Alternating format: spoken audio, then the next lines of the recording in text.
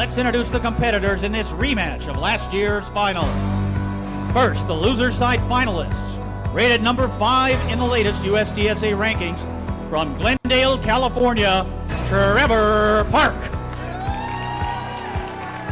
His partner, the 1996 World Open Singles Champion from Las Vegas, Nevada, the 6th-ranked foosball player in the world, Lewis Cartwright.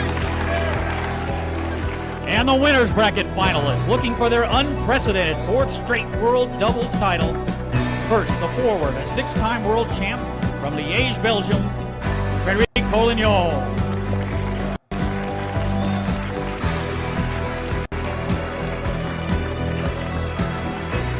And his partner, looking for his record 16th world championship, hailing from Columbus, Ohio, ladies and gentlemen, Todd Lafredo. Again, your referees for the match, Dennis Ori and... Wow, what a match we have going here. A rematch of last year's final.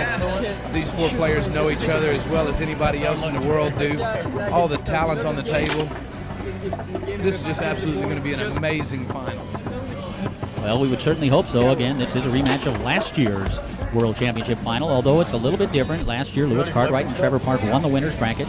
Collignon and Lafredo came all the way back to defeat them in 2 matches. The first one went 5, the second one went 3. This time it's Lewis Cartwright and Trevor Park coming from that loser's side. Again, looking for a 4th straight World Championship. That is truly amazing. For a team to win 1 is amazing enough, but to win 2 and then 3 and possibly 4, that is really, really something. Jim Stevens, along with Scott King, Tom York, Christina Fuchs, Brad Loreen, Jim McKinney, and a whole bunch of other people, including Brad Anderson and Joy Stewart. Happy to be on hand to bring you all the exciting action. There you see them, the 3-time defending world champs, Collignon and Lafredo. As you were saying, though, Jim, looking for a 4th unprecedented.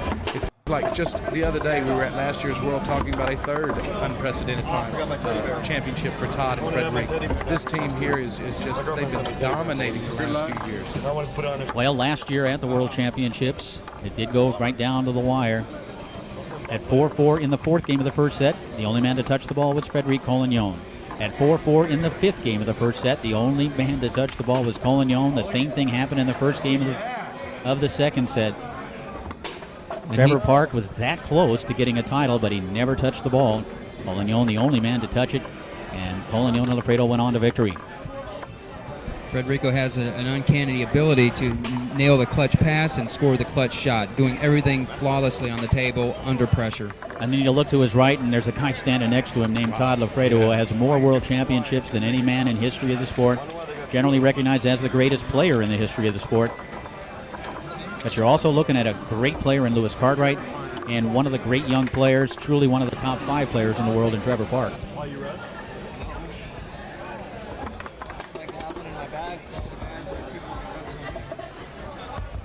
Okay, just about to get underway. Trevor Park, Lewis Cartwright will be on the right. Collignon and Lafredo on the left. Referees for the match again, Adrian Zamora and Dennis Ori, the World Championship Open Doubles Final.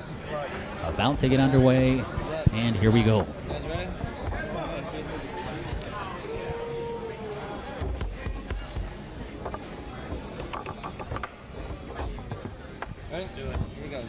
Jim Stevens, Scott King, Tom York looking forward to a great one. And Trevor Park serves the ball down to his 5.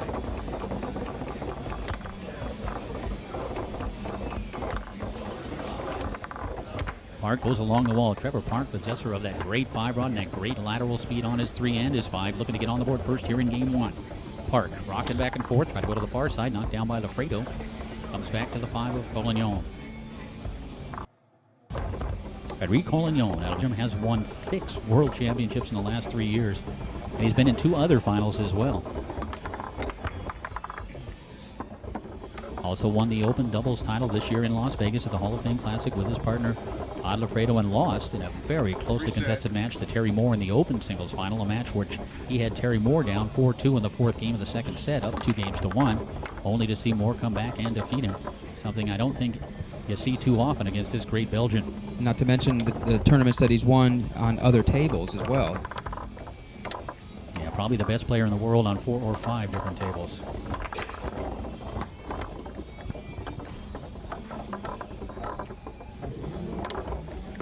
And Collignon steals it away from Cartwright.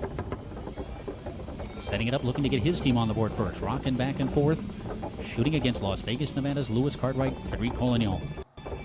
Taking his time, trying to come to the near side. There's Cartwright making the block and the takeaway. It's a good recovery by Lewis right there after the turnover to get the ball and perhaps have an opportunity to score this ball. Cartwright sweeps that long pull shot across the mouth of the goal. Blocked and grabbed by Collignon. Frederic sets it up, trying to go to the far side. Blocked by Cartwright, but it trickles in. It's 1-0. So 2 turnovers right away cost the team of Cartwright and Park 1 point. Park goes into that tic-tac. He's so solid through the lane, also loves to go along that wall. He's just so quick on that 5. Collignon has seen it before, though. He has defended against Trevor Park on several occasions. I expect this match to be somewhat like that open singles final in that it's truly going to be a battle, one punch at a time, one step at a time, no one really gaining a big advantage all along the way. Absolutely. You know, Frederic's got not only a good 5 that we spoke about and a dynamite shot, he possesses a really good 5-bar defense. I mean, his hand speed is so quick. He's so quick to the ball.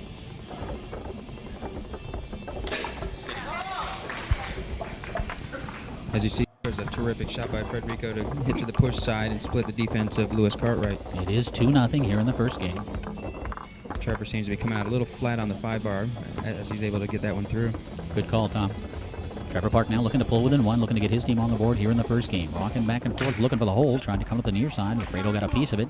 Bounced up into the air and off the table.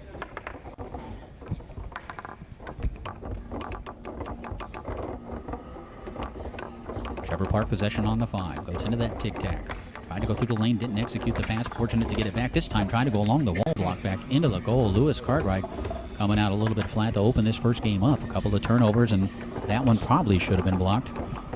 But it is 3-0 now in favor of Collignon and Lafredo. Remembering last year's World Championships, Lewis Cartwright came out, played the whole match like dynamite. I mean, he was the man out there. Trevor Park, though, able to pass it through. Sets it up. And strokes it home deep to that far side. It's 3-1. Trevor Park wearing the visor. Trevor Park with a scowl on his face. That may be just what it takes. Sometimes you got to be mean. Sometimes you got to be tough. Trevor's a good momentum player, but he's going to have to really come out hot and fast to take the momentum away from this match. Blocks that Collignon pass. Rebound caroms back to Lafredo. Lafredo sets it up, strokes it home. It's 4-1. The 3-time defending champs have come out on fire here in game number 1. They're up by 3. Trevor Park, look at that ball handling.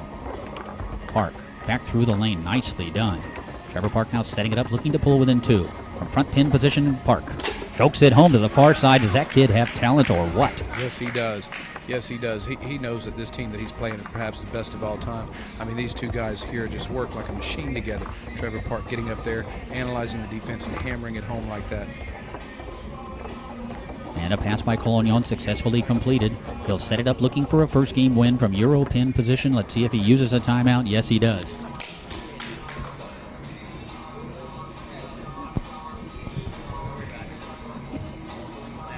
Interesting to see what's going to happen here. Is Lewis going to stay back there and block it? Yes, he is. I don't think you really want to have Trevor back there trying to block this, not at this early point of the match. Well, Frederic's come out on fire like that, and I mean, he's hitting the ball well, but you still have to know that Lewis Cartwright is one of the best goalies in the world. You have to depend on him. 4-2 lead for Collignon and Lafredo here in the first game.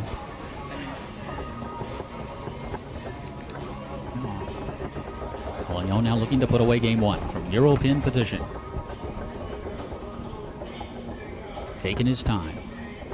Try to come to the near side, blocked by Cartwright. Rebound rolls to the 5 of Collignon.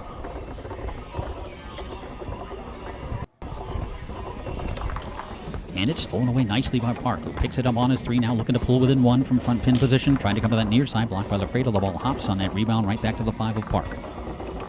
4-2 lead for Collignon and Lafredo. Park doesn't execute that effort. Lafredo there to grab it. He's already scored once from this position right here. Try to go down the middle, stolen away by Glendale, California's Trevor Park. Resets it, looks over the defense. Tried to go to that far side, got it out there fairly deep. Perhaps Lafredo got a piece of it. Trevor with the rebound. Again, looking to pull within 1. To the near side this time, again the block, but the rebound again lands on his 3. Park finally able to penetrate the D. It's 4-3. that pull side was open the first time he hit it, but he hit the wall instead of the goal. So he went right back to it because Todd was using the same defense. Now leading 4-3, Collignon tried to go through the lane, couldn't connect on that pass effort. There's Cartwright to grab the rebound. He now sets it up 6 inches off the wall in pull position. It's awfully tough to play from behind against Collignon and Lafredo. Oh, absolutely. This team is one of the greatest closers of all time. Lafredo hammers that ball down the middle. Rebound comes back to him. But you give Trevor 4 shots at it, 3 or 4 shots right back to back to back like that, he's going to end up putting one in the box. Todd looking to put this game away out of the back. Brings it across, hammers that pull kick on goal again, and hops up into the air and off the table. Very unsportsmanlike toss of the ball there for Lewis. There might be a little frustration there. Again, Might be just trying to distract. Lafredo trying to hammer that one down the middle. Doing a good job defensively is Trevor Park, but again, Lafredo with the rebound. Back and forth, pull kick on goal, blocked and retrieved by Lewis Cartwright. Cartwright strokes that long pull, so Trevor Park and Lewis Cartwright, playing mean, have come back from a 4-1 deficit. It's 4-4. Boy, if you remember last time these two met in the finals like this, Lewis kept coming up time and time again with the big shot, the big hammer, right when Trevor needed it. They just couldn't quite pull it out. Well, here he is again coming through with the big shot. So it's 4-4 here in the first game. Really showing a lot of heart, Trevor Park and Lewis Cartwright, but they have been doing that all along as they've worked their way back through the loser's bracket. Lewis has certainly made up for the 3 or 4 turnovers that he had early on in this game, and he's come back and got them in a position now to steal this game away. And it is a big game, especially for Park and Cartwright. 4-4 in the first. Jim Stevens, Scott King, Tom Yore, along with Brad Lorene, Christina Fuchs, Jim McKinney, and all the rest of these guys. Watching as Collignon serves the ball down to his 5. Bounces off the wall, circles the and calls timeout. Frederic has always had a knack for that. He knows when to use his timeouts to not only slow momentum, but to gather himself in for a big point. This is a huge pass here. Well, Tom, they had him 4-2 in this game. Once again, another comeback. As I look at Federico sitting over on the side, you can't see him in the picture right now. He's a little red in the face. He looks just a little bit nervous, and I haven't seen him look like this in quite a while, or ever. I don't know that there's so much nervousness, maybe a little anger for a couple of mistakes that he made early, letting a dog roll in, turning the ball over a couple of times. Like you say, he's made up for it. He's got some more work to do, though. Still 4-4 here in the first game of the Open Doubles Final, a rematch of the 2000 final. Collignon puts the ball back into play, looking to advance it to his 3. Trevor Park and Lewis Cartwright have the momentum right now, and Park steals the ball away. Can he hold on to it? Yes. Trevor Park now looking to advance it to his 3. Goes into that tic-tac. Waiting for that lane to open up. And he finds it. Waited just long enough, passes it through, and now Trevor Park with a chance to win game 1. From front pin position, Trevor Park. Sitting dead still, flips the man over and calls timeout. This is indeed a little bit of a different Trevor Park that we're seeing. Of course, he's been in several finals. He's been double-dipped several times, and perhaps he's getting a little tired of it. I know I would be, if I could ever get that far. Well, Jim, I've been in every final so far this weekend. Seems that you're in most of the finals. No need for us to start getting nervous now. Good point. Good point. On that last set that Trevor was looking at, he threw a couple fakes, and it looks like Todd started pulling off that the push side. Perhaps Trevor will come back and nail that push side right here. The difference is that you've reached these finals through the loser's bracket. As Trevor Park puts the ball back into play, setting it up in front pin position. Looking for a first game win. Trevor Park. Taking his time, rocking back and forth. Try to go to that far side, blocked, but it trickles into the goal. A gutsy first game effort from Trevor Park and Lewis Cartwright. You know, knowing this is just the start of this match here and possibly going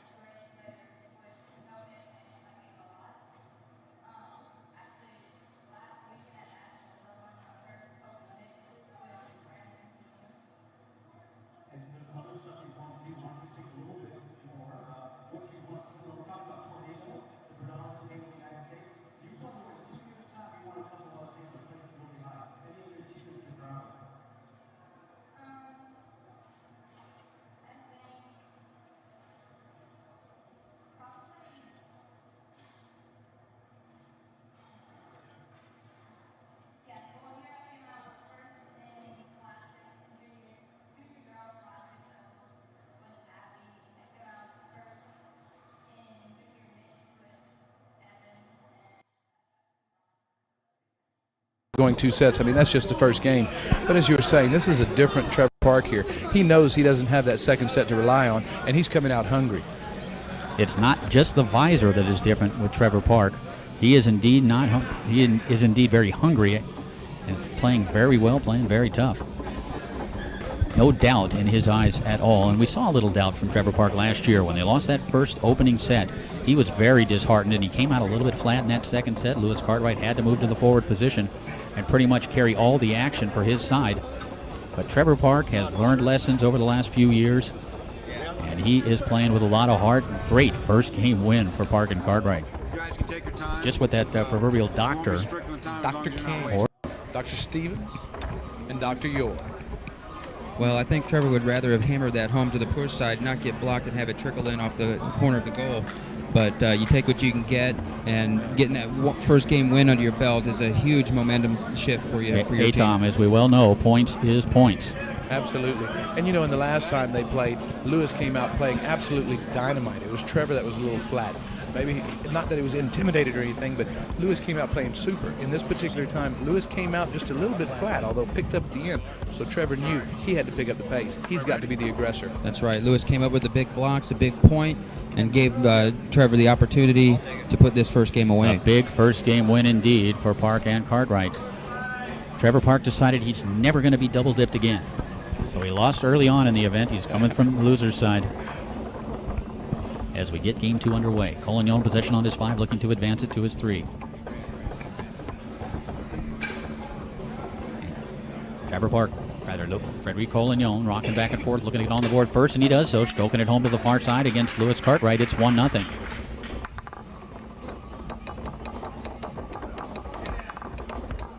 Reset. Park looking to advance it to his 3, and he does so this time along the wall. He'll look to even it at 1 here in game 2. Park from Glendale, California, shooting against Todd Lafredo. Tried to go to the far side. Lafredo raced him out there, blocked it up into the air and off the table. Trevor Park, one of the more popular players on tour, as you can hear each and every time he scores the ball. Truly one of the nicest guys you're ever going to want to meet. Again, Trevor Park. And again, Lafredo with the block and the rebound. Todd is using such a smart defense on Trevor. Points are going to be really hard to come by. Well, in a match like this, I think every point is going to be hard earned. Nothing's going to come easy for anybody. Lafredo tried to go down the middle, blocked by the 5 with Park, comes back to Todd Lafredo. Todd Lafredo with 15 world titles. More than any man in the history of the sport. In fact, far more than any man. And there's Lewis Cartwright to make the block against Collignon. Cartwright, who had a big shot in that last game. Fires that one down the middle. It's stabbed at by Collignon and rebounded by Collignon.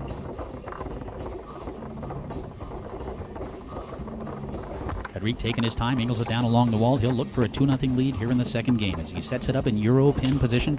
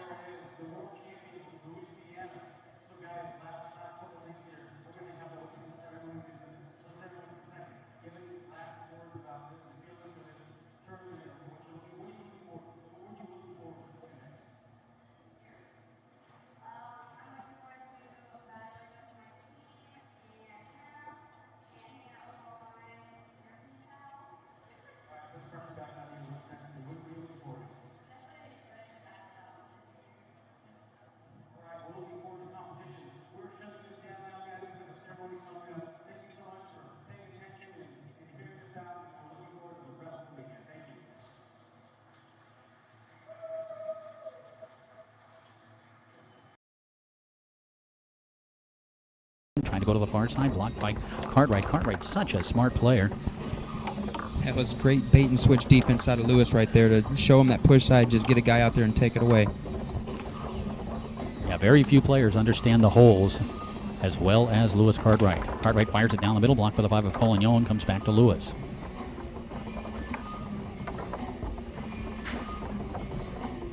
Cartwright goes to the short side, again the block, again the rebound.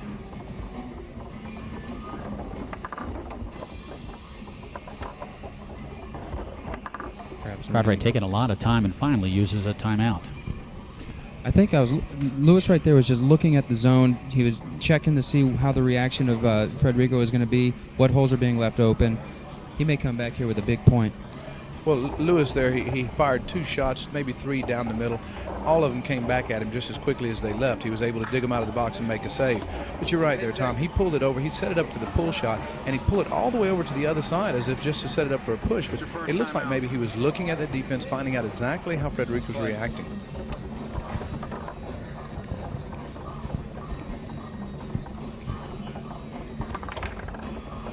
Here's Todd Lafredo, possession of the ball, lower part of your screen of the goalie area, comes back with a push kick down the middle. Park almost able to grab it on his 3, does grab it on his 5.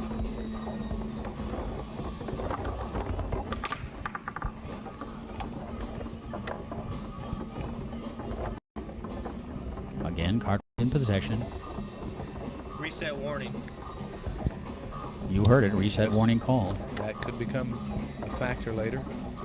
Lewis continues to milk the clock and then milks the goal, stroking it home. That square pull shot to the short side. It's 1-1. That is 2 points now for Lewis. 1 to bring it back to 4-4.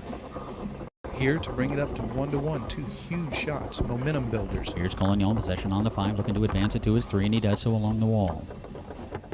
Collignon looking for the lead from Euro pin position.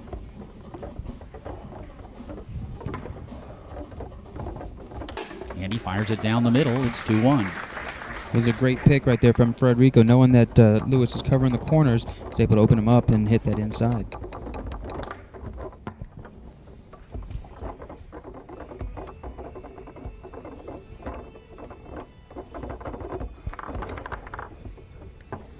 Collignon again able to haul it in on his 3, looking for a 2-goal lead, and he finds it.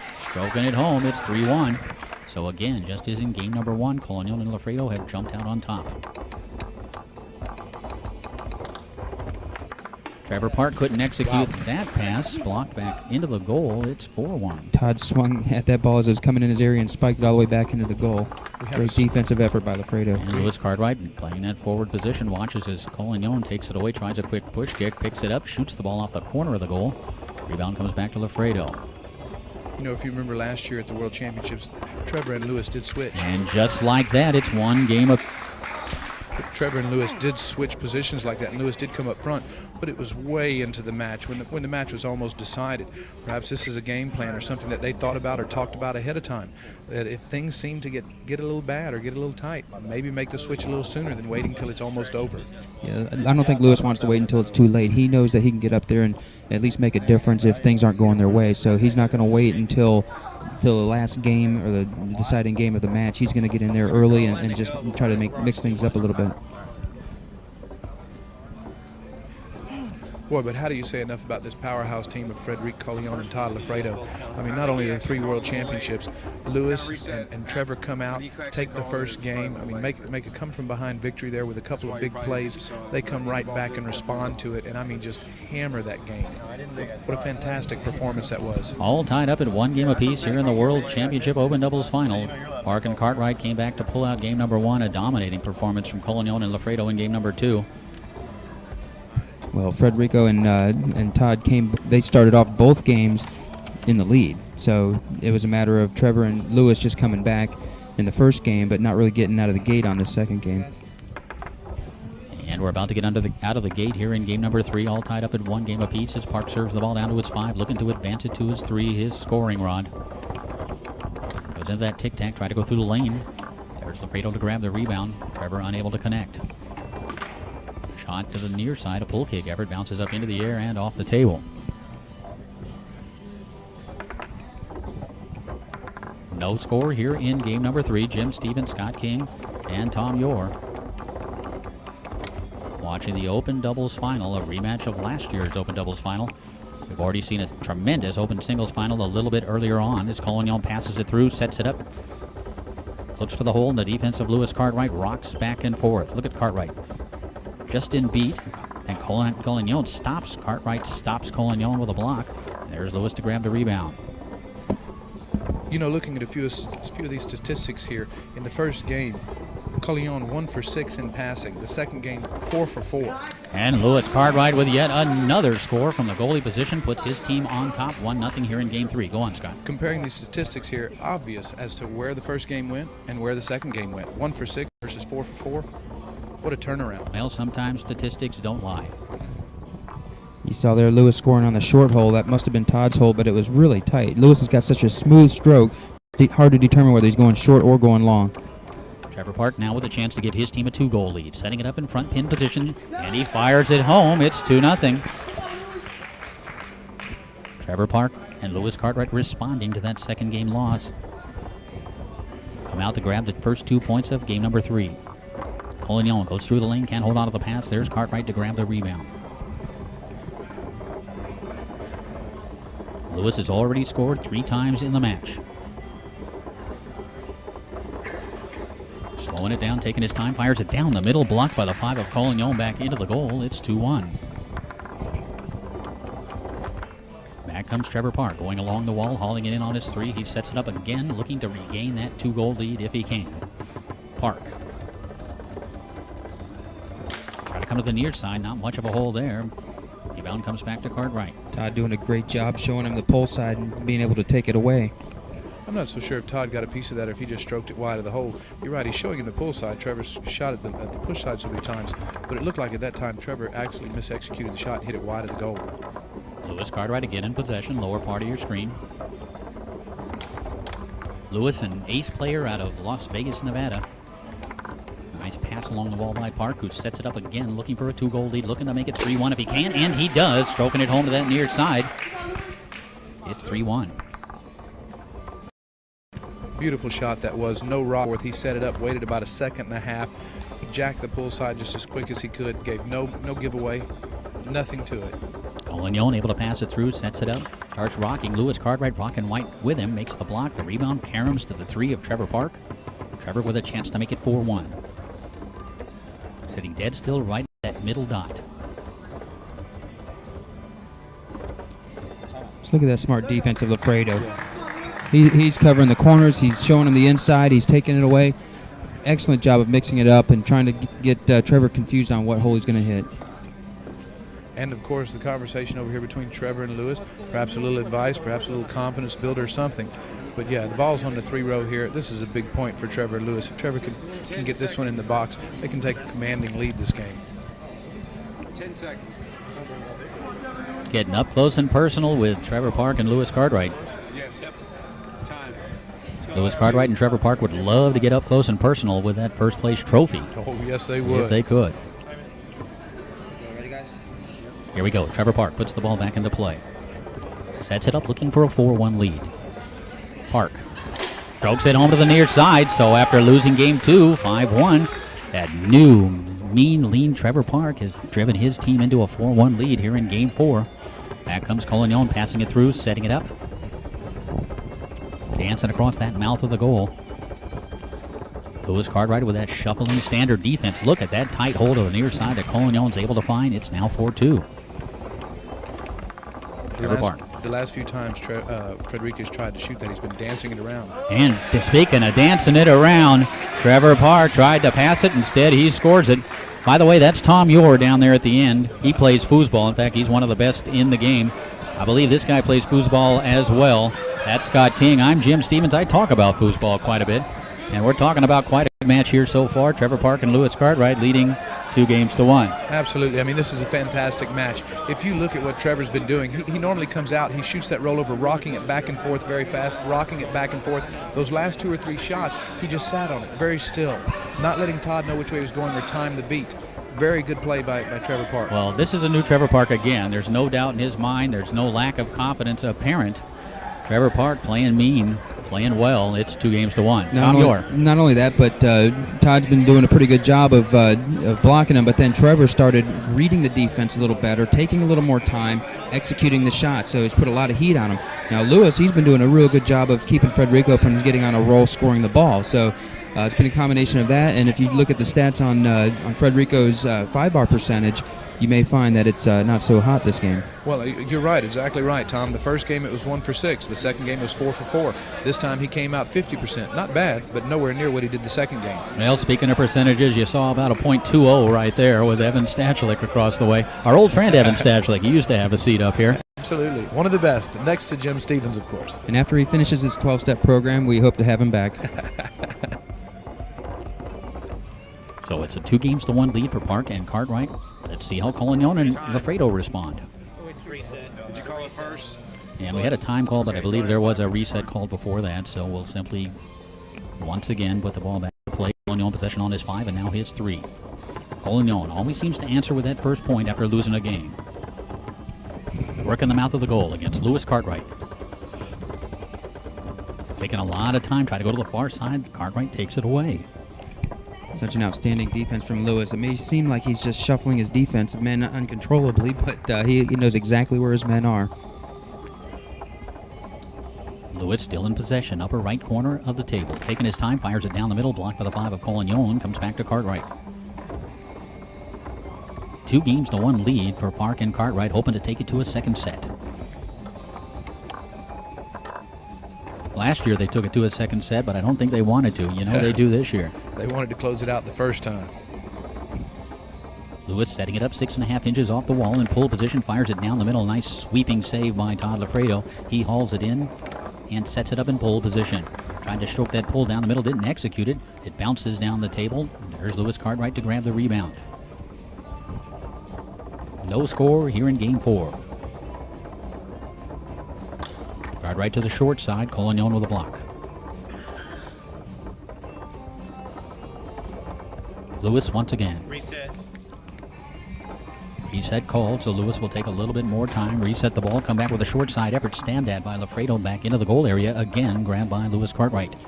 Lewis doesn't typically set the ball up this far off the wall. But you can see why as he strokes that long pull shot home. Lewis Cartwright's been very effective offensively. What a cool customer Lewis Cartwright is. Oh, absolutely. There, Frederic had blocked 2 or 3 of his pull shots, and as Tom mentioned, he got out there a little deeper. What a fantastic play that was. Great adjustment by Lewis Cartwright. Collignon looking to come back. From Euro pin position, trying to come to the near side. Nice adjustment once again by Cartwright. He takes it away. That's at least 4 that Lewis has scored. Again, down the middle, just off the corner of the goal, rebounded by Lafredo. Lafredo setting it up right at that middle dot and then calls timeout. And I would bet that Todd wants to talk about the zone defense now. Is figuring out where their men are going to be to figure out exactly how they're going to stop the shooting of Lewis Cartwright. I believe you're absolutely correct. Very perceptive, Tom, you are, but that's why you get the big bucks. That's why you're one of the top players in the world. Even though you were retired for, 2 years, you're still rated at number 28 in the world on the men's list. And that's probably a little low. 28. Well, actually, I had a good tournament this weekend, so I think it'll come up a little bit. I was actually in 98 when I left the game. I was sitting at 10th. So there. Number 28 in the world, number 56 in the hearts of his friends. That does it. We're going to pull out the book and see exactly where Jim Stevens lies. 170. 800, 900? What? Not talking about IQs, talking about ratings. Oh, no, that's exactly right. Lafredo possession of the ball. Comes back with that pull shot effort. I'm at 170, Tom. For 170, he's quick to tell you. You don't have to look it up. Tom, you are whipping out the statistics there. Lafredo taking a lot of time, stabs the ball down the table and ends up on the 5 of his partner, Collignon. It's 1-0 here in the 4th game. Favor of Park and Cartwright. They lead 2-1. And look at that bank shot off the outside wall. Old school coming from Todd Lafredo. It's 1-1. Wow, you had to know you were going to be hearing from him soon. Lafredo is just a genius at figuring out just creating holes and making things happen. Reset. Trevor Park, possession on the 5, reset call. Comes into that tic-tac. Try to go through the lane. Collignon looking for it. Stamps that defensive effort towards the goal. It's 1-1 here in the 4th. The open doubles final here at the World Championships. Cartwright in possession of the ball again, setting it up on that line. And outside goal line, fires it on goal. Backspin carries it back to Lafredo. Lafredo goes into a tic-tac of his own. Pass to the near side, nicely executed, nicely grabbed by Collignon.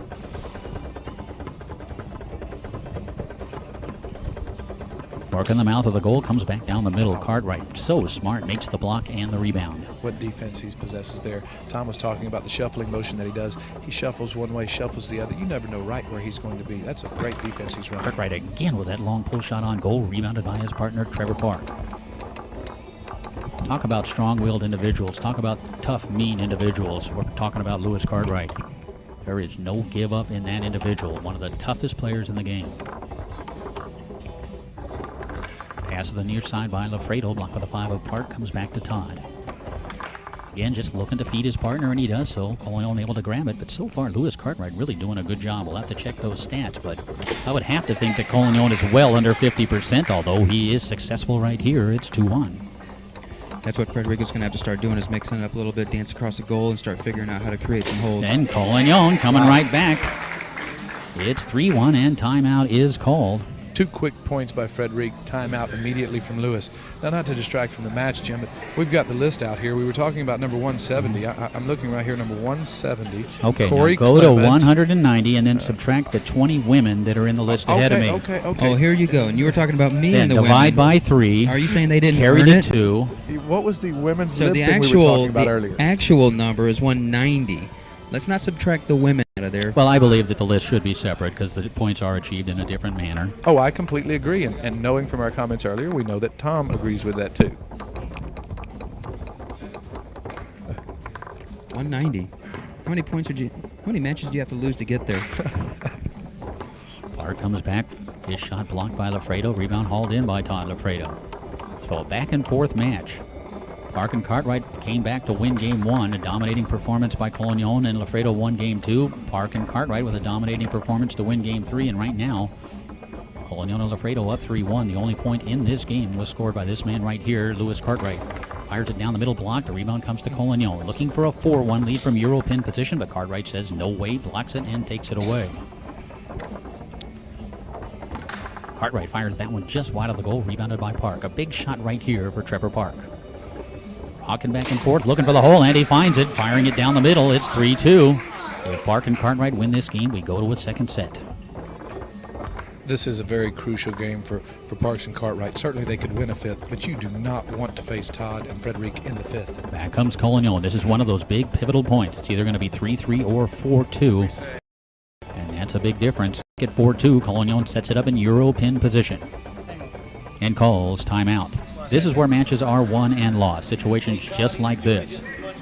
If you notice, Lewis started off this match with a shuffling, switching defense, and now he's just gone into the standard shaking and baking defense that at first was stalling the efforts of Federico Collignon, but now he seems to be able to pick the corners quite well with that defense. 10 seconds. Well, I never argue with anything Lewis Cartwright does. What a brilliant player he truly is. Oh, absolutely. Now, Frederic has hit 2 pull sides and then tried to go a little shorter to split the defense of Lewis, and that didn't come through for him. The 2 pull sides he hit very fast. Let's see if he's looking at that same side again. One of the keys to the game, anticipation, as Collignon puts the ball back into play. Looking for that 4-2 lead from Euro pin position. Frederic Collignon, the 2001 Player of the Year on the Pro Tour. Taking a lot of time trying to come to the near side. It bounces up somehow. Cartwright kept that one out of the goal. Remains 3-2. Well, Lewis just swept that right out of the goal because that thing was heading right into it. Fires that one on goal. Lewis Cartwright continuing to play well. Looks up, glancing at Todd Lafredo after that.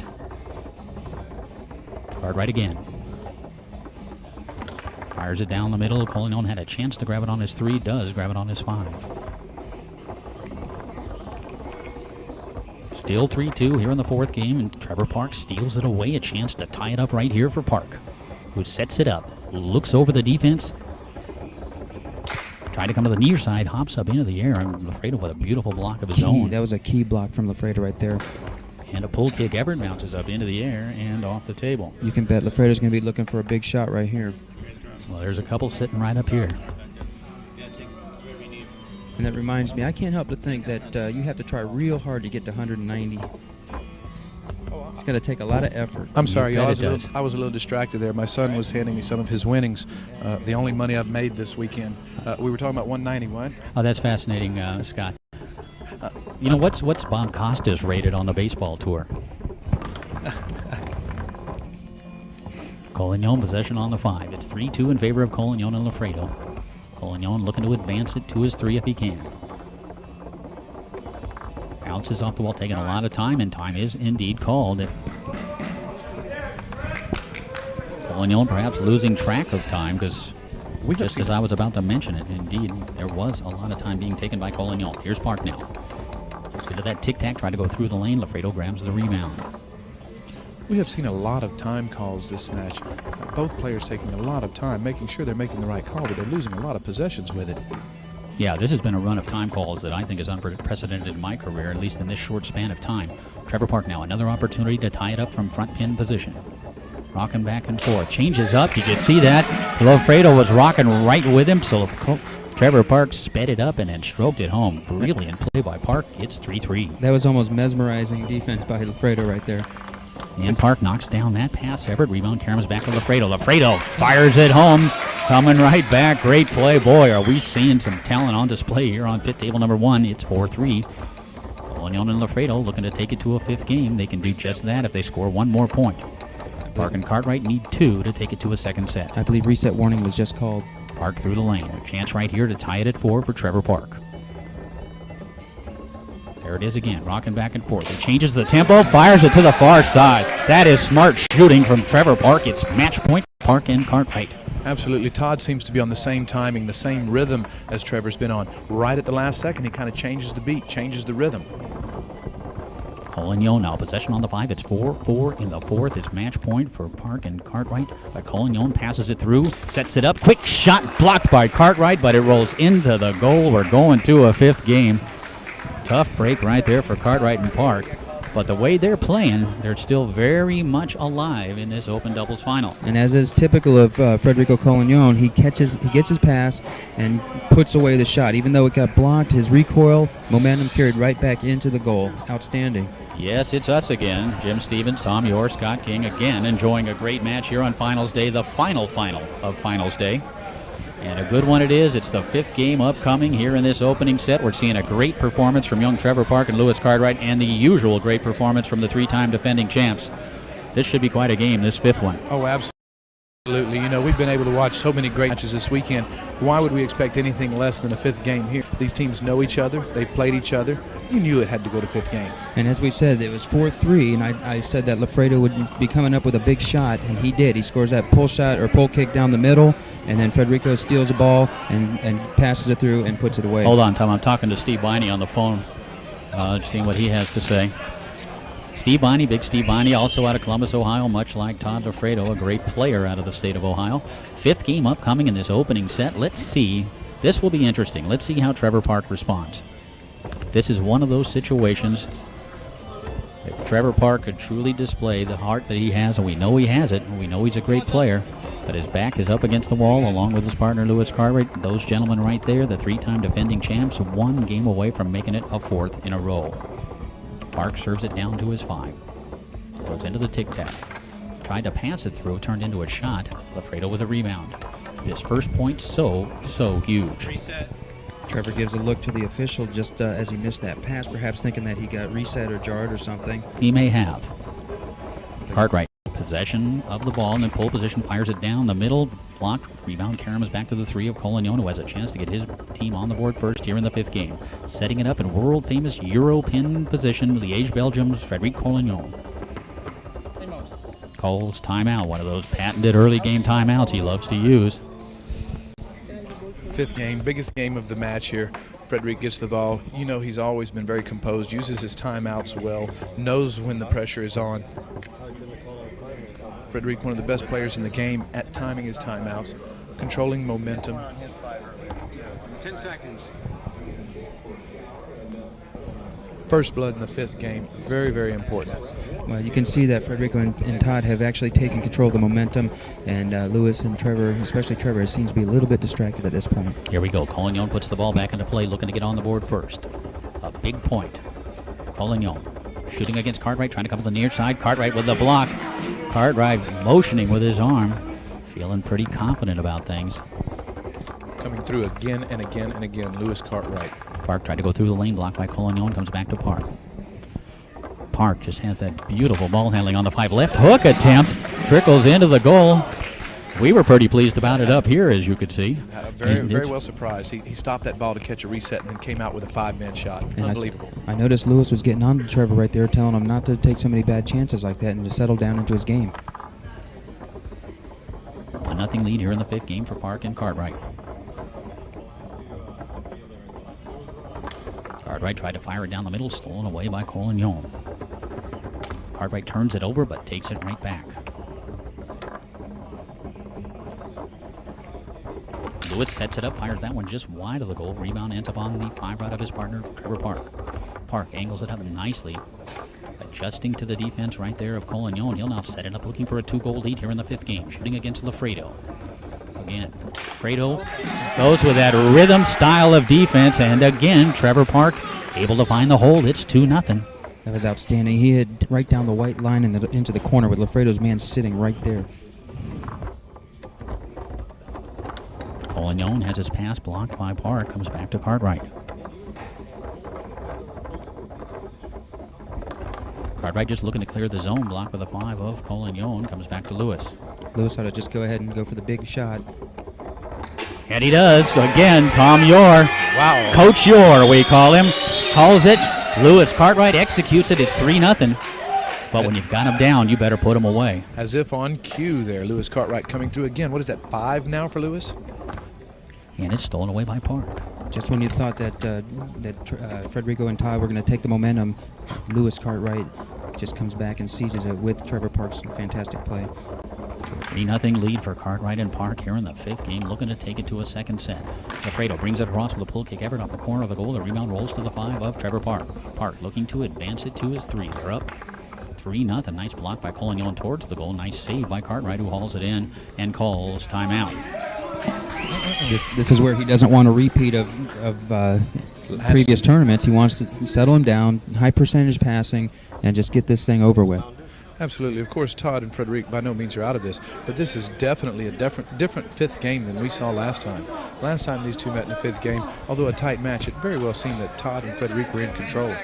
This has been a match of streaks. We saw a 4-1 lead in the first game to have Trevor and Lewis come back and win it with a streak of 4 or 5 points in a row. And then the second game was a runaway, 5-1 or something like that. Yes, yeah. And it's just been a situation where there's just been streaks, 4 points at a time, it seems. Cartwright with possession of the ball, has that one blocked, gets it back. Sets it up on that line, goes to the short side this time. It's retrieved by Collignon. Wow. Collignon with a clearing effort, blocked back into the goal. It's match point for Park, and Cartwright looking to take it to a 2nd set. We wondered how they would respond here in Game 5. We're getting an answer. Fredo passes it through, brings it across, sets it up and strokes it home. That patented long, powerful pull shot of Todd Lafredo. It's now 4-1. Todd and Frederic making the switch there. Obviously, Frederic struggling a little bit on the shot. Man, could this be too little too late? I mean, these guys might should have done this a little earlier. It's never too little too late with Lafredo involved. Shot down the middle by Collignon, playing that goalie position. Comes back to Frederic. Short side effort, blocked and retrieved by Cartwright. 1 point away from taking it to a 2nd set.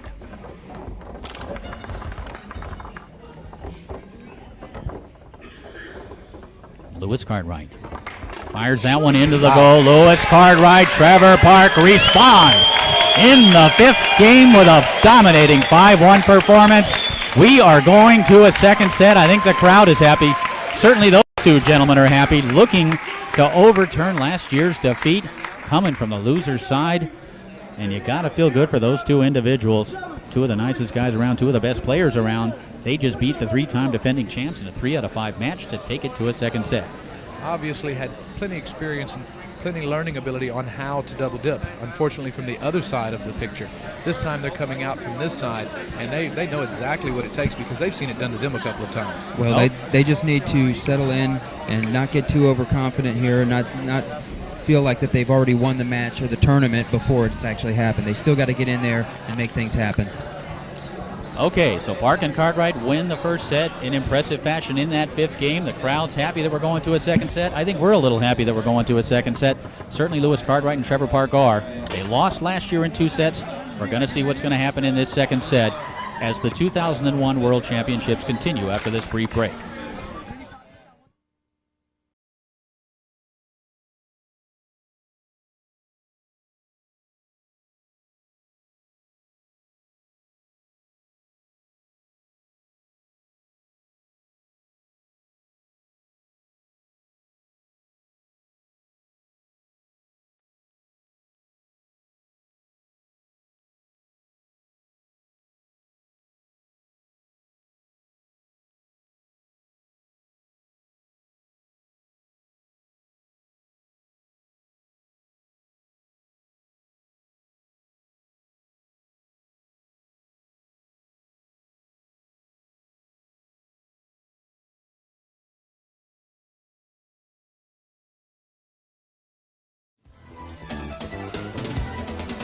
And hi once again, everybody, and welcome back to the 2001 World Championships of Foosball. The crowd is in a tizzy about this second set of the Open Doubles Final about to get underway. On the left, out of Glendale, California, that's Trevor Park. His partner out of Las Vegas, Nevada, Lewis Cartwright. On the right, out of Liège, Belgium, that's Frédéric Collignon. His partner out of Columbus, Ohio, Todd Lafredo. And right off the bat, you see that Trevor drops a pass, perhaps feeling the little nerves of this first game of the second set of the Open Doubles Finals.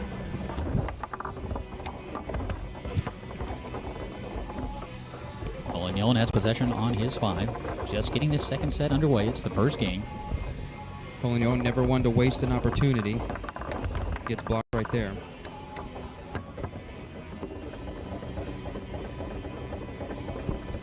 Trevor Park now looking to get on the board first, and he does, stroking it home. It's 1-0. Tempo early here. Trailing 1-0 here in the first game. Frédéric Collignon serves the ball down to his 5. Great snag right there. The ball that pass that almost got away from him. Collignon looking to even it at 1 here in the first game. From Euro pin position, Frédéric Collignon. Got to go to the far side, blocked by Cartwright. Comes back to Frédéric. That was outstanding from Lewis right there. The push side was open, and Federico didn't even throw a fake. And look at Lewis just jump out there and snag that shot. Lewis Cartwright, who scored several times from that goalie position, helping his team to victory in that opening set. Clears the zone. It's grabbed by Lafredo, also capable of scoring the ball. Pull kick effort blocked by the 5 of Park. Comes back to Lafredo. And again, let us remind you about that intensity level. It's going to pick up a couple of notches. You can pretty much count on that. Looks like Todd's coming out with a different strategy now to try to feed the ball up to Federico and pass him the ball, let him get an opportunity to continue scoring. Shot down the middle by Lafredo. Good call, Tom. Blocked and retrieved by Lewis Cartwright. And Cartwright sprayed that one wide of the goal. It bounced back into the goal. It's 1-1. Both of these goalies hitting the ball hard and fast. They're trying to get on the board, trying to help their forward. And Collignon helps himself to that pass, blocking it away. Trevor Park steals it right back. Park, a beautiful ball handler, back and forth, using that tic-tac series, tried to go along the wall, didn't execute it. There's Collignon grabbing the rebound on his 5. 1-1 here in the first game, the second set of the Open Doubles Final. A World Championship at stake. Collignon and Todd Lafredo looking for their 4th in a row. Collignon passes it through, sets it, shooting against Lewis Cartwright, working that near side of the goal. Takes it towards the middle, back towards the near, and calls timeout. You can see all the players have come out rather aggressive. Trevor's aggressive on the 5 bar. Rodrigo's aggressive on the 5 bar, and Lewis is rather aggressive on the defense right there. All of these players have picked up the intensity level. They know what's up here. There is no tomorrow. This is it right here for all the marbles, the World Championships. You get marbles? And a pizza. Not to mention a few dollars in cash. You can hear Todd telling Federico to wear him down, to sit on the ball and let Lewis's arms just keep shuffling and shuffling until he gets tired, and later in the match that will be a factor. Yeah, that's good advice. Collignon now putting the ball back into play. Setting it up again in Euro pin position, shooting against Lewis Cartwright. Frédéric Collignon trying to come back to that near side after a fake to the far. Rebounded by Cartwright. He didn't do exactly what Todd said. He should have just taken his time, use about 5 to 10 seconds or even 10 to 15 seconds, and let Lewis get a little bit tired shaking them rods. Nice pickup by Park, who's looking for the lead from front position, shooting against Lafredo. Rocking back and forth. Trying to come to that near side, blocked up into the air and off the table. Really an intriguing matchup, Lafredo against Park. Watching Lafredo try to time the shot, time that rock, and then watching Park alter his timing. He used it successfully earlier on. That time, Lafredo was there to make the block. It seems to be a very rhythm thing with Todd's defense there. He gets on that same rock with Trevor. But as we saw the last match, Trevor would change that up right at the last minute. So here's Trevor Park rocking and rolling to the near side this time. It's still 1-1 as that ball flies up into the air and off the table. And you'll see if Todd makes any adjustments, they'll be very subtle, and it'll be barely perceivable or perceptible from Trevor. Warning. Reset warning. Trevor Park still in control on that 5, able to squirt a pass through. Another opportunity to take the lead here in the first game for Glendale, California's Trevor Park. Park. Try to come to the near side, ball blocked up into the air, in fact, right into Trevor Park.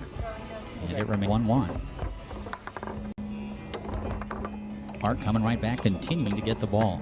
That was a great pass by Trevor right there. Middleman off the wall, catching it in the lane. Again, Lafredo timing the rock. Trevor Park alters just a little bit. There's Lafredo to make the block again. Trevor Park possession on the 5 and on the 3. Wow, what opportunities this guy's having, man. He's had 5, 6, 20 shots so far? That's what he does right here. Again, goes to the rock. And Lafredo altering it, going off beat.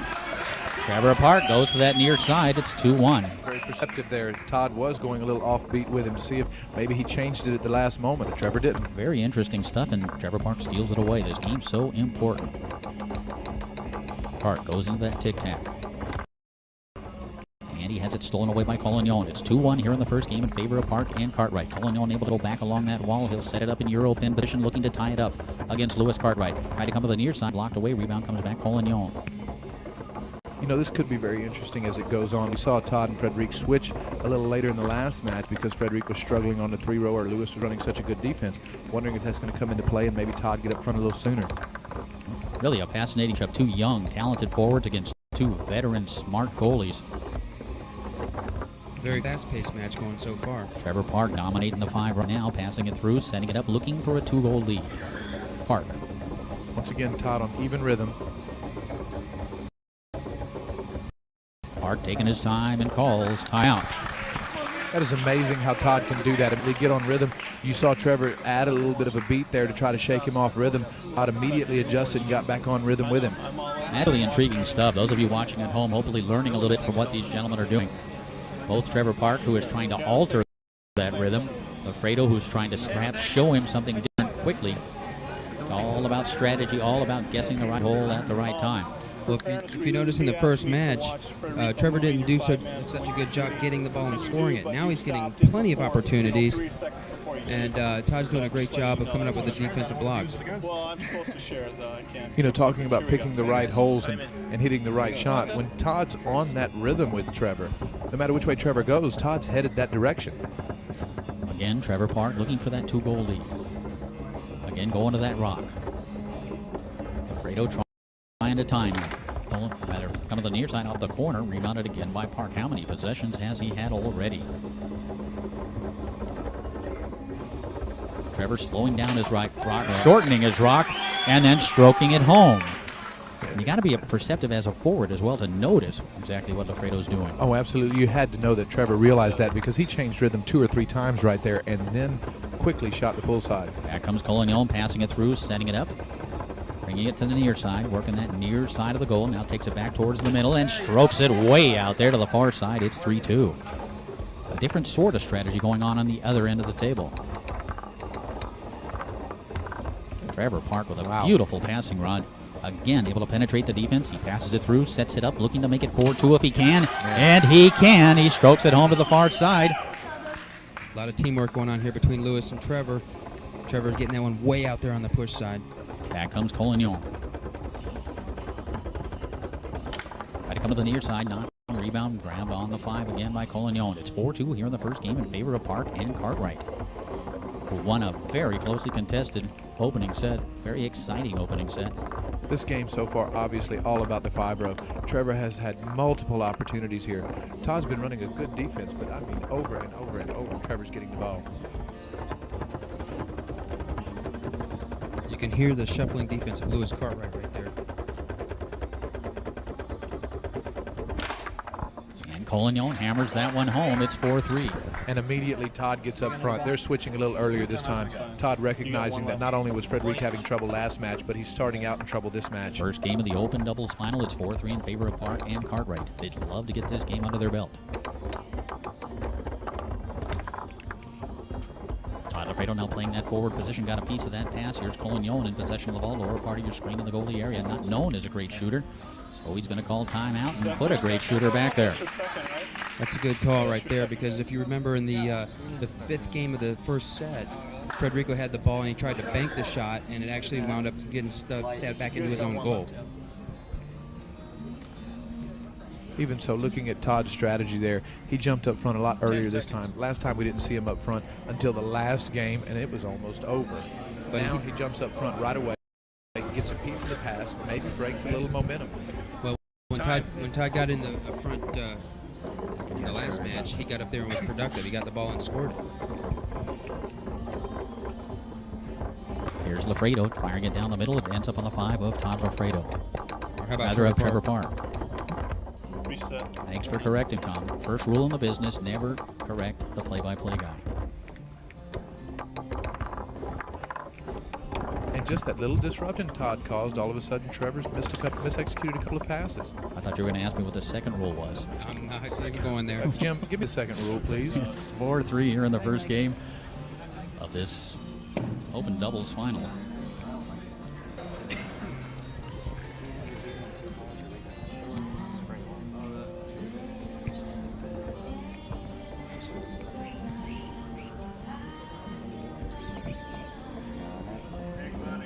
So far here, it's been a rather fast and furious beginning to this match. Everybody's out of timeouts. Still 4-3 here in this opening game. Everybody is out of timeouts. Steve O's the referee declaring. Lewis Cartwright now puts the ball back into place, setting it up in pull position about 6.5 inches off the wall and fires it home. Game one. Trevor Park, Lewis Cartwright come out total command in that game. Absolutely. This is certainly another side of the coin for Trevor Park. You could see there Todd. Adrian, give him a little Well, I extra don't know if you time. could see there, but Todd and Trevor. You're giving him a minute and a half. Todd and Federico were actually trying to discuss what kind of zone they were going to be using here, because Lewis is setting the ball up a little differently than he normally does. Not there. Jim Stevens, Scott King, Tom York still here. Seems like we've been here forever. It's been awfully exciting. Trevor Park and Lewis Cartwright have won the first game of the second set. This match going down a little bit differently than it did last year. Oh, absolutely, absolutely. We've been talking all along that there's a little different look in Trevor's eyes. He knows that this needs to be the time that he does this. He's been in the finals on the other side many times. Yes, he has. As we mentioned before, if you're coming from the loser's side, there's no way you're going to get double dipped. I think that Lewis is doing a great job of motivating Trevor, keeping it when he needs it. Big crowd on hand here at Big Table number 1 in World Championship Arena. It's 1-0 in favor of Trevor Park and Lewis Cartwright. Some first game statistics. Trevor Park, 5 of 14. Sure seemed like he completed more than that. 4 for 9 shooting the ball. 6 of 13 passing the ball for Collignon. 2 of 8 shooting the ball. Remember when he said about this? Look at this. Time. Yes, but. Give me a second. So the 3-time defending world champions finding themselves down by a game. Look for them to really come out hot here in game number 2. Not here anyway. Not in front of you. They don't want that. Still here in the second game of the open doubles final. I'm not worried about it, I said. And you have the crowd yelling and cheering Trevor on. And here we go to get game number 2 underway. Here we go. Collignon indeed is staying in that forward position as we start game number 2. It's 1-0 in favor of Park and Cartwright. Collignon tried to pass it. Bounced off that inside wall into the goal. It's 1-0.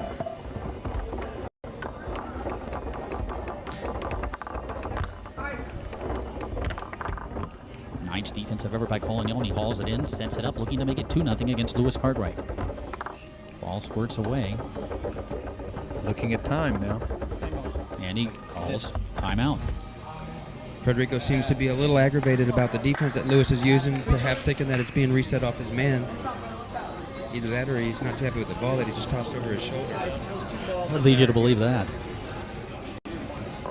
That's what I do with that ball. Eliminate it. Just as quick as you think everything's going Trevor and Lewis's way after that first game, comes out, passes, score, or misses a pass into the box, immediately steals another one, gets an opportunity to go up 2-0. It is 1-0 here in the second game in favor of Collignon and Lafredo. Just take your hands off. 1-0 in games in favor of Park and Cartwright. Here we go.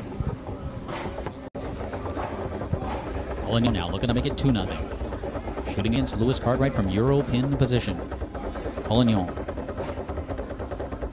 Take a lot of time. And fires at home impressively to that far side. It's 2-0, so Collignon and Lafredo responding to that first game loss. Jumped on top by 2 to open things up here in game 2. Trevor Park goes along the wall, hauls it in, and sets it up. Park strokes it home deep to that far side. It's 2-1. Trevor Park coming right back at him like that, letting him know I am still here. Collignon possession on his 5, trying to go through the lane. Park got a piece of it. Collignon didn't get a whole lot behind that pass. Cartwright with a rebound. Cartwright and Trevor Park are playing really solid right now, and they've got Lafredo and Collignon right on their heels. And unfortunate effort right there from Lafredo and Collignon. Just like that, it's 3-1. Lewis has been coming up big, point after point after point, and Look at here Todd. Todd is. Todd jumps up in the front, going for a momentum switch here. Trevor Park possession on his 5, can't hold the pass. And Todd Lafredo now playing that forward position, sets it up in pole position, strokes it home. It's 4-1. Looks as though this match will shortly be tied up at 1 game apiece.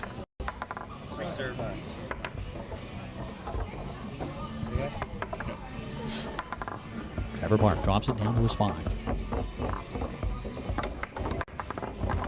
Collignon stabs it towards the goal, and rather Lafredo stabbed it towards the goal and grabs the rebound. Look at the quick hands of Lafredo to catch that ball. What a grab. Lafredo brings it across, sets it up, hits it off the corner of the goal. It bounces back to him on the 5. He tried to go through the lane, can't hold on to it. Lewis Cartwright able to grab it. Lewis now setting it up in pole position. He's been deadly from here throughout the match.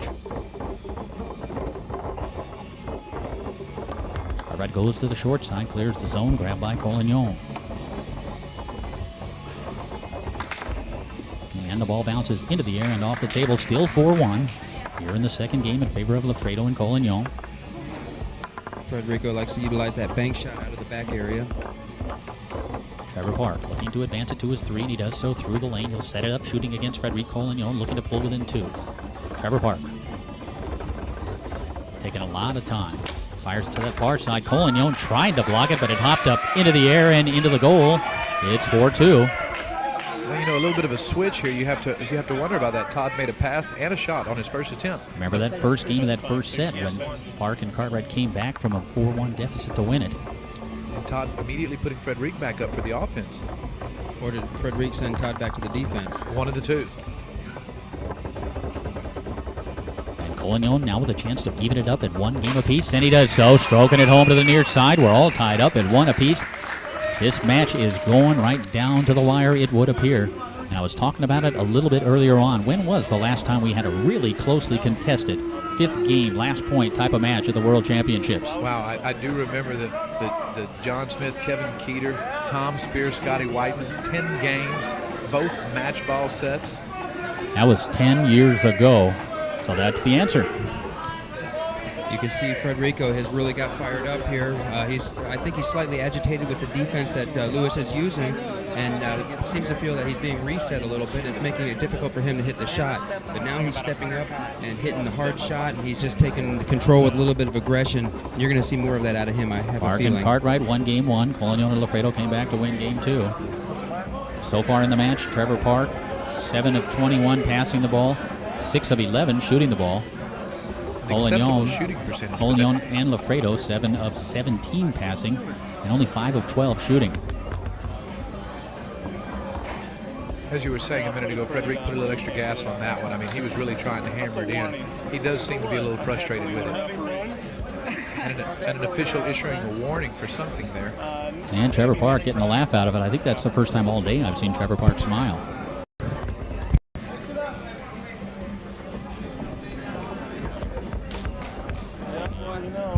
So it's one game apiece here in the open doubles final at the World Championships.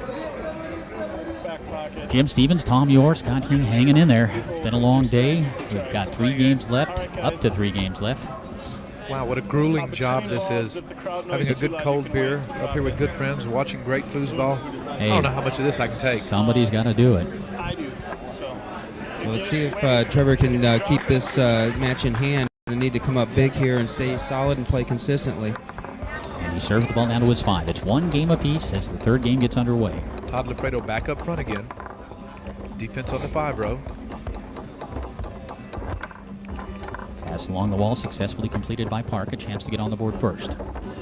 Trevor Park rocks back and forth. Wow. Hits it off the corner. It banks off that outside wall into the goal. Tough break right there for Park and Cartwright. It's 1-0. Now, Trevor was passing like lights out a little while ago. Todd has got up front, kind of disrupted his rhythm a little bit. Back comes Park through the lane. Again, setting it up. Shooting against Collignon. Rocks back and forth, trying to go to the far side. Collignon switching at just the right moment. Blocked that one up into the air and off the table. Well, you really can't say that the team of Lafredo and Collignon got weaker with Todd getting up front. I can say come that. on. I mean, what kind of weapon is that to come out of the pits? Speaking of weapons, Trevor Park has it on his 3. Trevor Park puts it in the hole. It's 1-1 in games. It's 1-1 in points. And that's a shot we haven't seen out of Trevor in the past couple matches here. He hasn't hit that quick shot like he does. He just gets his wrist set on the rod and just lets it fly. Collignon able to pass it through. Shooting against Trevor Park for Reed Collignon. Working the middle of the goal. Trying to go to that far side. Able to back into the defense of Trevor Park. He grabs the ball on his 5 row off the rebound. Collignon tried to go through the lane, knocked down by Cartwright. Again, Frederic. Nice grab on the 3 by Collignon. At this juncture, every point so important. Frederic Collignon from Euro pin position, shooting against Trevor Park. Calls timeout. Now giving the opportunity for Lewis to get back in the back. I think Lewis got up front for a little 5-bar work, maybe some defense. Trevor in the back blocking Frederic. You know you need Lewis back there. He's been running a great defense on Frederic. You need Lewis in the pits. So while Frederic's up there with the ball on the 3 row, taking a timeout, of course, gives him a chance to think about the shot, but it also gives the opportunity for Lewis Cartwright to get in the back again. I agree. And Lewis is going to be happy to be back there because he's having such a high percentage of blocking on Frederico's shot. So here we go. I couldn't said it better myself. Frederic putting the ball back in play, looking at the defense of Lewis. Home. Looking for the lead against Cartwright. And he finds it, stroking it home. Following through. Collignon really fired up, and why not? It's the Open Doubles World Championship match. Did you see that little bit of attitude with that recoil there after that shot? Frederic really fired up right now. Collignon moves back to the goalie position and fires that one home. He certainly is fired up. It's 3-1 suddenly. Lafredo and Collignon in control here in Game 3. Let's see how Park responds. Tried to pass it on the outside, rather the inside wall, stolen away by Lafredo. Lafredo hammers it home. It's 4-1. Lafredo and Collignon steamrolling them here in Game 3. Wow. Well, they steamrolled him in Game 2 also, so a lot of momentum here in the favor of Collignon and Lafredo. Back comes Park, passing it through, setting it up. We're going to pull within 2, and he does so against Collignon. It's 4-2. Cartwright moves back to forward. Collignon moves back to forward. You know, if you remember at the end of the last set, Todd Lafredo went up front right at the very end, and we made a comment that it might be too little too late. Now they started doing it a lot sooner. It seemed to really have disrupted things for Trevor and Lewis. These last 2 games have certainly disrupted things for Trevor and Lewis. Well, Collignon now with a chance to give his team a 2-1 lead. He sets it up shooting against Park. Frederic Collignon flips the man over and calls timeout. At Todd Lafredo, you're looking at a man who can find a way to win. And if that Absolutely. means switching and get up front and getting either a defensive steal or a point. You saw him shoot a straight there. He shot a long pull shot earlier.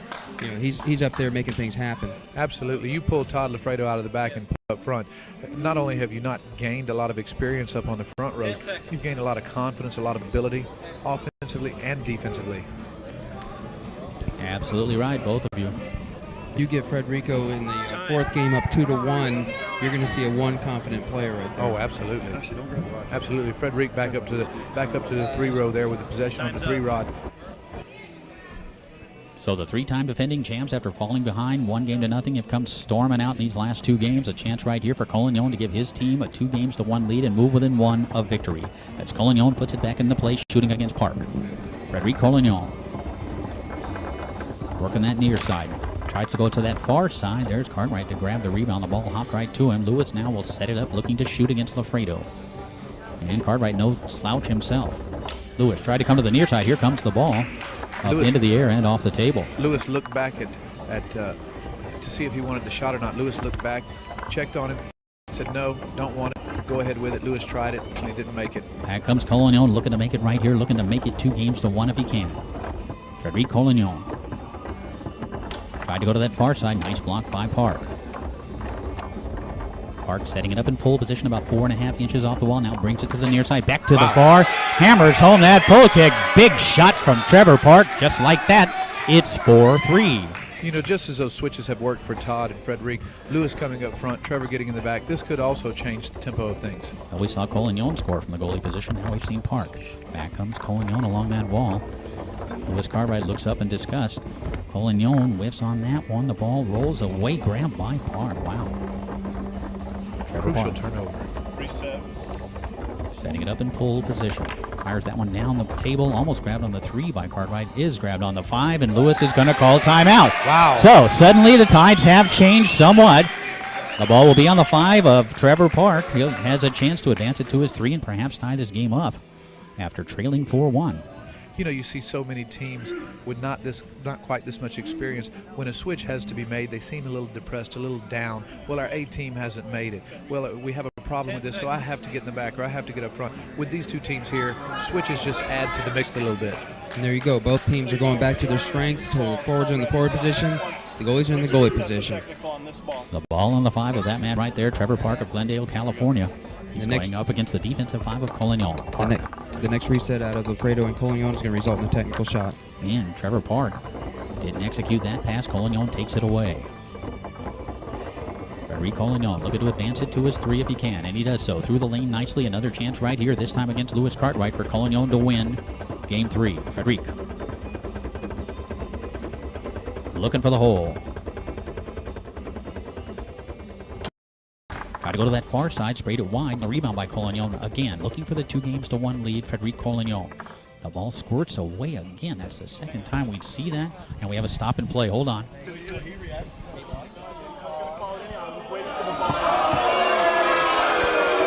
And the crowd very displeased with that call, thinking that Frederic didn't lose the ball, that Lewis shook it off his 3 row. Well, the thing is that Lewis didn't do anything different. He was just shaking, and then Lewis, Wow. Frederico tried to throw a fake and lost possession. Absolutely, and Adrian Zamora looking right on. Everybody looking right on. Nothing has changed. Now, who made that call? Steve Mose? Steve Mose made that call. Adrian Zamora sitting right there. Looking right on, never batted an eye. Boy, so Collignon now will put the ball into play. Again, looking to make it 2-1. Tough call right there. See if Collignon takes advantage. Frederic trying to come to the near side, blocked by Cartwright. It comes back to the 5 of Collignon. And the crowd really getting into this now. And a nice defensive series right there from Trevor Park as well. Lewis Cartwright now in possession of the ball, top of your screen. Setting it up in pole position, trailing 4-3. Here in the 3rd game, all tied up at 1 game apiece. The 2nd set of the Open Doubles final. Cartwright taking his time, fires it down the middle, block, rebound comes back to him. You know, Lewis is looking to come up with a big point right here. He is. Goes to the side again, blocked, and again retrieved by Cartwright. Lewis setting it a little closer to the wall. Goes to that short side on goal, rebounded by Lafredo. Lafredo brings it across, goes into that tic-tac. Bounces off the inside wall and ends up on the 3 of his partner, Frederic Collignon. I believe it's his 5th opportunity to give his team a 2-1 lead. Frederic Collignon shooting against Lewis Cartwright. Tried to come to the near side. Nice block by Lafredo. That rebound came right back to him. Collignon had numerous shots to win this game. Lafredo tried to clear the zone. Nice save by Lafredo. Otherwise, that ball was on the 3 of Park. By Park, defensively just looking to clear it. Park had a chance to grab it on the 5 again. It squirts to Collignon, who sets it up. Trying to come to the near side. Cartwright makes one block and then two, and the ball again goes back. This might be 8 shots now for Collignon. Make it 9. That one comes back on goal. Quick clearing effort by Lafredo. Poked at by Lafredo. What Fast and unbelievable furious. play by Lewis there. Cartwright in possession. Had it cleared along the outside wall. Lucky to hold on to it. Cartwright Foos. discussing whether they have a timeout. They're not sure if they have a timeout remaining. And he calls one. So they do have a timeout remaining. Wow. Wow, what a great series that was. How do you handle adversity there? I mean, Frederic seemingly loses the ball. The referee makes the call, puts it back on his 3-row to win the game. Lewis comes up with not only that block, but another and another. And a couple of them within about 1 second's time. I believe Collignon's had at least 8 shots to win this game. You just got to feel if Trevor gets the ball in a 3-bar, he will score this ball. You He's know, got to he's feel got to that be momentum. He's got to be pumped up with that play of Lewis. Hey, don't be surprised if Louis scores it right Oh, here. absolutely. You guys are still on reset warning right now, so next one's a team. Wow, with tension on that table right now. Lewis Cartwright coming in huge on the defensive end. Tension throughout the ballroom here at the World Championships. What a match we're witnessing. This is foosball at the highest level as Cartwright put back into play, fires it on goal. Backspin carries it to Lafredo. Lafredo setting it up in full position, brings it across, comes back with a kick. And we have a stoppage of play, a jar call. Come on, it's on the 3-bar. And we are again having call from Steve Mose. He's giving it to Collignon on the 3 after the jar call. Collignon with another opportunity to win the game. Shuffling defense put forth by Cartwright, and Collignon strokes it home. It's 2-1. A couple of tough calls against Park and Cartwright. Collignon had numerous opportunities to put that game away. Finally was able to do so after the jar call. Crowd not happy about it. Cartwright not happy about it. They now trail 2-1. And it sounded like Scott King wasn't too happy about it either. What was I was too happy about it? It's just disappointing for Lewis. He thinks he made a great defensive play there, and the ball was pulled away from him twice. He made about 15 good defensive plays in that series. Okay, so it's 2-1 in favor of Collignon and Lafredo. Lewis Cartwright really working hard. Oh, yes, he really is. He's playing superb. You know, in all that time, with all of those shots that Frederic had, Trevor Park didn't have any. Never had the opportunity to bring it to 4-4. I think in this situation you're going to see Frederico with taking a few more chances, maybe open up a few different shots that you haven't seen thus far. Now he's going to play with a little more intensity, a little more confidence, and perhaps a little more aggression. Perhaps that last jar call was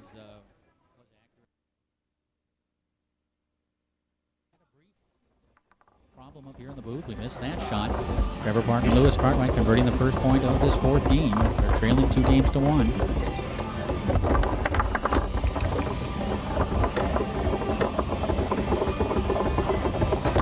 Cartwright in possession of the ball, sweeps that effort down the table. Lafredo there to retrieve it.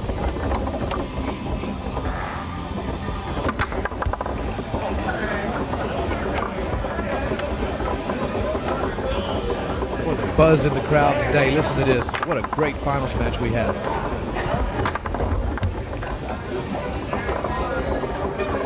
Really aggressive foosball action going on right now. All players are really just taking it hard and fast and furious. Look at Lafredo there. 1-0 lead for Park and Cartwright here in game number 4. The pace and the tempo have definitely picked up quite a bit. And a shot by Cartwright, blocked back into the goal by Collignon. It's 1-1. Great defensive stand there. Collignon taking charge there. He does not want to switch. He wants to stay up there and take control of this match. 1-1 here in the 4th. If Collignon and Lafredo win this game, they're the champs for the 4th year in a row. And Collignon takes the ball away from Park. Frederic looking to advance it to his 3. Bounces off the wall, taking a lot of time. Doesn't connect on that effort. Nice save by Cartwright. Collignon seemed to have rushed that last pass attempt a little bit. As I said, the tempo has picked up quite a bit here. All players rushing, fighting hard. Beautiful block right there from Cartwright on that 5-row effort from Collignon. Reset. And Cartwright turning it over. Lewis Cartwright perhaps a little bit fatigued. Been working really hard. Collignon trying to go to that far side, blocked by Cartwright. Collignon gets it back. Another chance to take the lead here in game 4 for Frederic Collignon of Liège, Belgium. Circles the ball and calls timeout. Not to forget now, we're talking about, as Tom mentioned earlier, Todd telling Frederic to work him, to make him work hard. He's played 5 games in the first set. Now we're in the 4th game of the second set. Lewis has really been digging hard on the defense. Been doing a great job. He's been digging really hard. What's the game score? It's 2-1. That's right. They started over here, right? It's 2 games to 1. 5 seconds. Wow, what a phenomenal match. Everybody agrees the game score is 2 games to 1, right?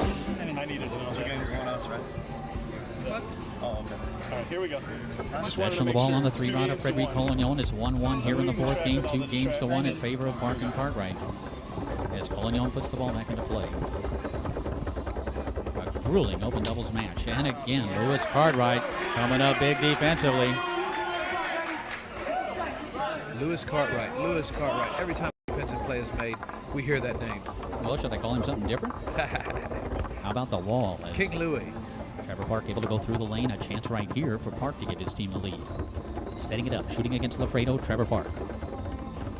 Got to go to that far side. Lafredo might have got a piece of it. Hit off the corner, rebounded by Lafredo. Lafredo goes into that tic-tac, passes it beautifully. An off-speed pass along the outside wall, grabbed by Collignon. Nobody does it better than Lafredo. Collignon. No, really. Tried to come to that near side after a hesitation. Nice try by Collignon. Nice block Trying to work a few Fine. options there. by King Louis. Louis setting it up in full position, trying to go to that short side. The ball squirts forward. It's up on the 3 of Trevor Park. A big shot right here for Park. Todd going back into that defense where he's following the ball. Trevor taking a lot of time, rocking back and forth, looking for the hole, and calls timeout. Big point right here. Real big point. Trying to set the momentum for this game, bring it to a 5th game, or end it here. Which side is going to prevail? That's 1 each right. Just when you think that Frederico's going to come up with some big shots, Lewis comes up with an even bigger defense. Great play by Lewis. You'd think he'd be tired right now, but he's just going strong. Lewis Cartwright has been spectacular. All weekend long, we've been talking about the shooting percentage of Frederic, how high of a shooting percentage he shoots on everybody he shoots on. Well, we've seen a little different Frederic here with the defense of Lewis Cartwright. And Collignon now moving its defensive posture in the goalie position to protect the goal against Trevor Park. Trevor Park and Lewis Cartwright with a chance right here to go up by 1. The ball blocked and taken away by Collignon. Coglignon's been scoring pretty good out of the back. Fires that one down the table, blocked and rebounded by Cartwright. Lewis Cartwright, is he due? Nice block, he's due for a block right there, but he loses the ball, turning it over to Lafredo, who comes back with that rolling pull shot, taken right back by King Louis.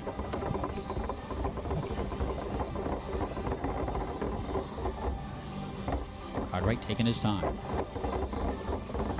Go to that short side, caught beautifully on the 3 by Park. Shooting against Collignon.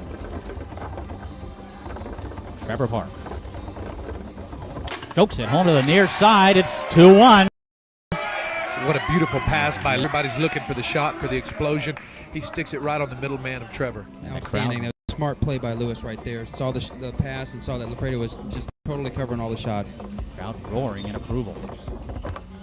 And Collignon has his pass stolen away by Park. Trevor Park now goes through the lane, a chance to take a 2-goal lead. Park. Stops dead still, then resumes his rock. Again stops. Again resumes, trying to go to that far side, blocked and taken away by Lafredo. Lafredo setting it up towards the middle. Comes back, whiffs on that effort, gets it back, takes it across, sets it up, fires it down the table, blocked and rebounded by Cartwright. 2-1 lead for Park and Cartwright. It is grueling down there on pit table number 1. Cartwright goes to the short side, blocked and grabbed on the 3 by Collignon. A chance to tie it up here for the great Belgian. Frederic Collignon shooting against Lewis Cartwright. Try to go to that far side. Cartwright blocks it and takes it away. Amazing. Did you see how Frederic there started rocking the ball a little faster, trying to get off tempo with Lewis, trying to time the hole properly? Lewis fires that one on goal. Beautiful long pull shot by Cartwright, blocked. Lafredo now in possession. You know, just when I thought Lewis was getting tired, he actually stepped up his defense on that last possession. Shot on goal by Lafredo. Nice save by Cartwright. Lewis is leaving it all on the table right here. Cartwright goes to that short side, almost caught by Park on the 3. Lafredo grabs it. Lafredo taking his time past that near wall. Collignon couldn't hold on to it. Grabbed on Trevor Park. Almost expected a call right there. Trevor able to rattle one through. A chance again to take that 2-goal lead for Trevor Park, who sets it up shooting against Todd Lafredo. Takes it to the far side of the dot. Setting it up a little farther on. Tried to come back to the near side. You saw right there, he set it up on that next dot out past the big dot. Brought it to the near side, but Lafredo was looking for it. Blocked it and took it away, or actually blocked it up into the air and off the table, and did take it away because it's his partner's serve. Nice block by Trevor Park. Nice save by Lafredo. Todd tried to go down the middle, blocked by Park on the 3. Looks like Todd's just trying to feed the ball down to Federico right now. It's almost a matter of just who's going to survive. Both forwards trying to make adjustments, try new things, throw a little wrinkle in things. Such a defensive struggle here. After all this action, it's hard to believe it's only 2-1. Cartwright tried to clear it along the outside wall. Backspin carries it to the 5 of Trevor Park. Park tried to go through the lane once. Second attempt, he poked at it, partially blocked. Wow! And stroked home by Lafredo. Coming back with that tic-tac push kick. It's 2-2. Outstanding shot by Lafredo, the master. Wow. Boy, Coming every through big again. point so hard to come by right now. Lafredo moving back to that forward position, putting his defensive 5 up against this man's offensive 5, but to no avail as Trevor Park goes through the lane. He's now shooting against Collignon. Looking for the lead from front pin position, Trevor Park. Reset warning called by Steve Mose. Trevor Park looking for the hole. Try to go to the far side. Collignon got a piece of it. Rebound carries towards the goal. It's grabbed by Federico. Federico saw Lafredo successful with it. He thought he'd give it a shot too. Good for the gander. Collignon circles the ball, almost lost it. Gets it back, calls timeout. Todd Lafredo leaned back over when he almost lost that ball and said timeout, timeout. You guys are out. That's your What a huge point by Todd Lafredo. These points are so hard to come by right now. Todd Lafredo probably saved Frederic 7 or 8 tries at it when the rate was going just by scoring 1 point. That was outstanding. Lafredo, like I said before, nobody does it better. He comes back with the push kick, the pole push kick down the pipe to bring it to 2-2, and it could have been 3-1 and getting ready to go into a 5th and final game. 5 seconds. This is why they say the great Todd Lafredo. Pretty much say the great everybody in this match. It's a great Scott King, Jim Steve. You have one left. Todd, Rico, you guys are out. We are out. Possession of the ball, top of your screen of the goalie area, in possession of Todd Everybody's ready, it Lafredo. looks like. It's 2-2 here in the 4th. It's 2-1 in favor of Collignon and Lafredo. Lafredo always dangerous offensively. Here's Park, also a very dangerous offensive player. This is a big shot right here for Trevor Park. Rocking back and forth, Park. Try to come to the near side, blocked, but it rolls into the goal. A break right there for Park and Cartwright. Nothing easy at all for either of these teams. What a matchup.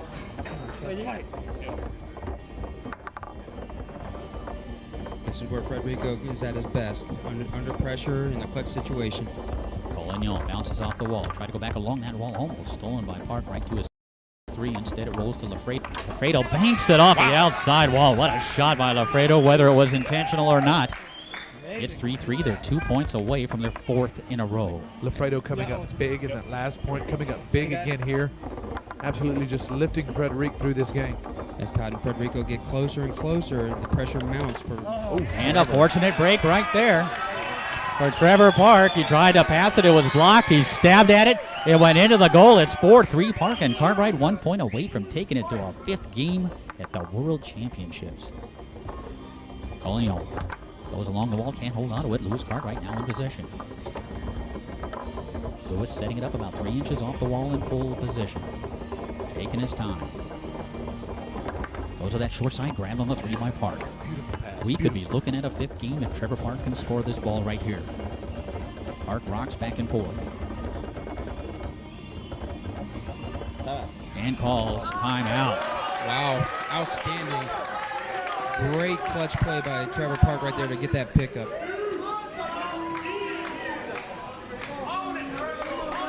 Wow. Everybody take a deep breath. Everybody's out. It's 4-3 in favor of Park and Cartwright in the 4th game. Call a reset on this game at all. Opportunity to send it to the 5th. Collignon and Lafredo leading 2-1, but if Park scores right here, it's 2-2, and it will all come down to 1 game You couldn't ask for more at the World Championships than that. Wow, what a match we've been watching here. Both matches, I mean, just fantastic matches. Great play from both players. Time's up, guys. Everybody's out of timeouts. Change the ball. New ball. Go ahead. Let's see if Lafredo can come up with a big block here. Come on, Todd. Well, I tell you what, he is needing one right here. And Trevor Park needing a big shot.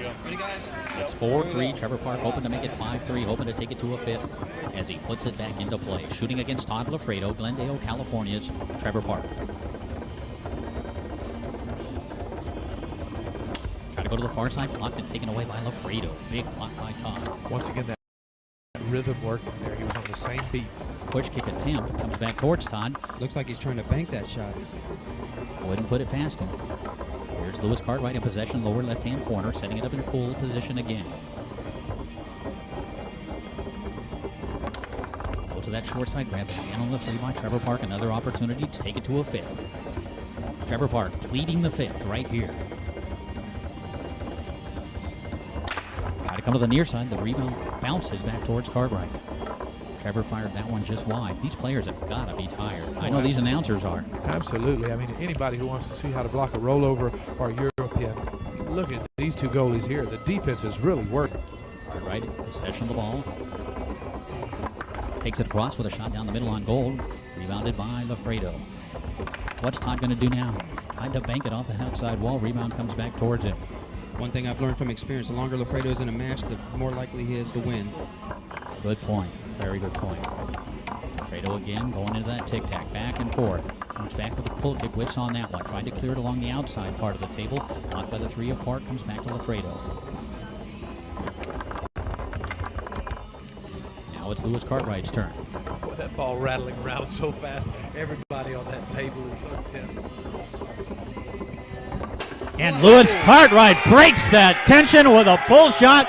It's all coming down to one game, just what you'd hope for at the World Championship. One game for the world title. This is awesome. King Louis coming through in the clutch there. He's been so big so many times during this match, during the first set also. I mean, just coming up big, point after point. Great defense, and he comes through with this one. Well, I said that nobody does it better, but right now, Louis seems to be doing it much better. Louis truly is the king. We'll find out how much of a king he is about one game from now. Who will be the king of the world? A 5-point game to determine the world champ. In my broadcast career, I don't think I've ever seen it. I don't believe I've ever seen a fifth game, second set match in the finals of the World Championships in doubles or singles. Some interesting statistics just came in. Who needs statistics when you got a match like this? Hey, this is the Gatorade over here. Jim Stevens, Tom Yore, and Scott King. Scott, what do you feel about this game? Well, Scott taking a brief break. Well, We know what I the think crowd- it's a great job they're doing here, and I'm really proud of my son.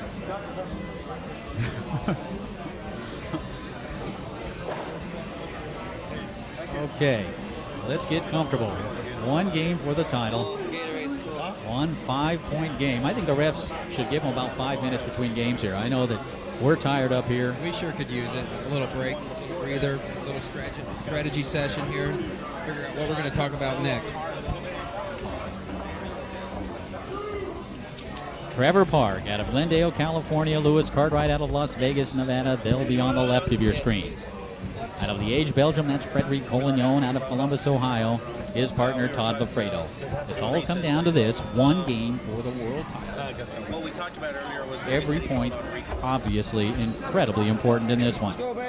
Crowd loving it, the announcers loving it. The players have got to be loving it. This is what it's all about. Foosball at its best, and we are seeing truly a tremendous match. This is going to be really interesting to see who steps up and takes control of this match. Will it be Lafredo and Collignon or Trevor Park and Lewis Cartwright?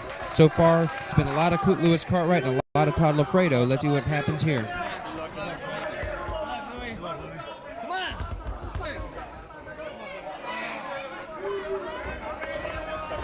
Just let him calm down a little. Collignon will have the serve. Okay, now let's play. Everybody ready? Collignon and Lafredo win this game. They win the world title for the fourth year in a row. If Trevor Park and Lewis Cartwright win, they win their first world doubles title ever. And here we go. Collignon drops it down to his 5. Collignon looking to advance it to his 3, try to go along the wall, stolen away by Trevor Park. Excellent break point opportunity right here, right off the bat. A chance to get his team on the board first here in game number 5. Try to go that near side, blocked by Lafredo. The rebound carries right to the 3 of Collignon. Now it's his turn. Collignon hammers it home to the near side. What a turnaround right there. Trevor Park had a chance to make it 1-0 in their favor. Instead, the rebound went right back to Collignon, who quickly converted. It's 1-0 Collignon and Lafredo. Let's see how Park responds. Again, Todd wanting to switch, and Collignon waving him off, saying, no, I'm going to stay up here. Park didn't get much behind that pass. Collignon able to grab it on his 5. Tough break for Trevor. Frederic goes back nicely along that wall after a fake. See if Cartwright can hold him off. Frederic Collignon.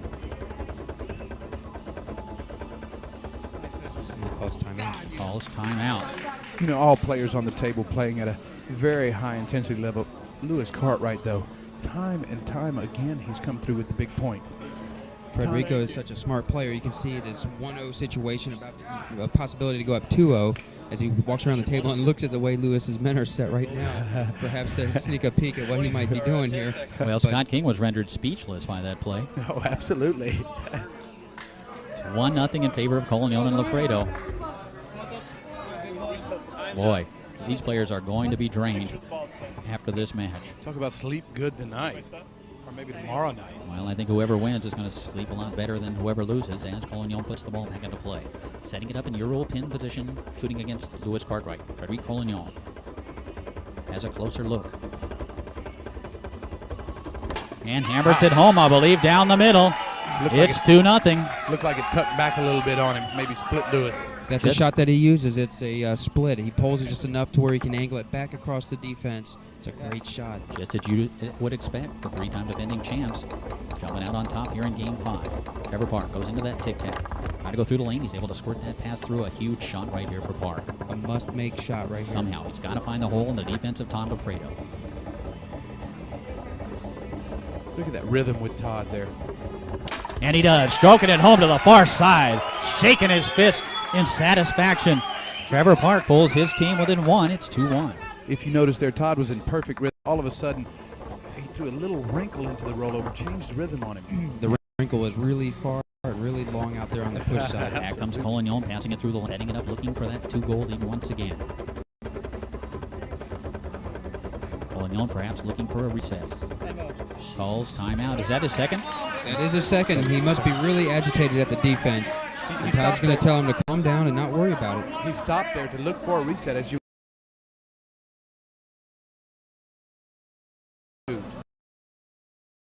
Mikes, you could hear the shakeage of the men, but not of the ball. If it gets really close later on, if it gets to a 3-3 or a 4-3 situation, the fact that they're out of timeout, it's going to be a big factor in this match. Well, this is a huge situation right here. If Cartwright can make the block, if somehow they can turn it around and score it, we're looking at a 2-2 game. If not, it could be 3-1, and it could be a runaway from there for Collignon and Lafredo. So Lewis Cartwright again in a situation where he's got to come up big. Let's see what happens. As Collignon reaches 2, putting the ball back into play. Frederic Collignon. Taking his time, looking for that hole. Try to go to that far side, knocked down by Cartwright. Rebound comes back to Collignon. Again, Frederic. Strokes it home to the near side. It's 3-1. Tough break right there for Cartwright. He made the block but couldn't hold it in his area. Collignon picked it up and scored it. Wasting no time once he picked it up. See if Trevor Park can answer. Trevor goes through the lane, can't hold on to it. Quick clearing effort by Lafredo. Poke tap by Collignon. Ground by Cartwright. Cartwright sets it up in pole position. Brings it across, banking it off that inside wall where it's retrieved by his partner, Trevor Park. Again, Trevor looking to go from his 5 to his 3. Try to go through that lane. There's Collignon spiking that pass back to Cartwright. 3-1 lead for Collignon and Lafredo here in game number 5. The final game of the World Championships. Cartwright goes to that short side, blocked by the 5 of Collignon, comes back to Cartwright. Again, Lewis. Fires that ball down the table and ends up on the 5 of Collignon. So right now, Collignon and Lafredo in control because Collignon has been very effective offensively on the 5. Reset call Here's Steve Mose. Collignon angling it down, catch 3. Setting it up in Euro pin position is Frederic Collignon over the age of Belgium, and he strokes it home. It's World Championship point for Collignon and Lafredo, looking for their 4th in a row. They've come out huge here in this 5th game, and we harken back to that opening point where Trevor Park had a shot. Instead, he was blocked. The rebound went right to Collignon, who immediately converted. Instead of the 1-0 lead for Park and Cartwright, it went to 1-0 in favor of Collignon and Lafredo. Park couldn't hold on to the first one. Does hold on to this one. Looking to pull within 2, Trevor Park.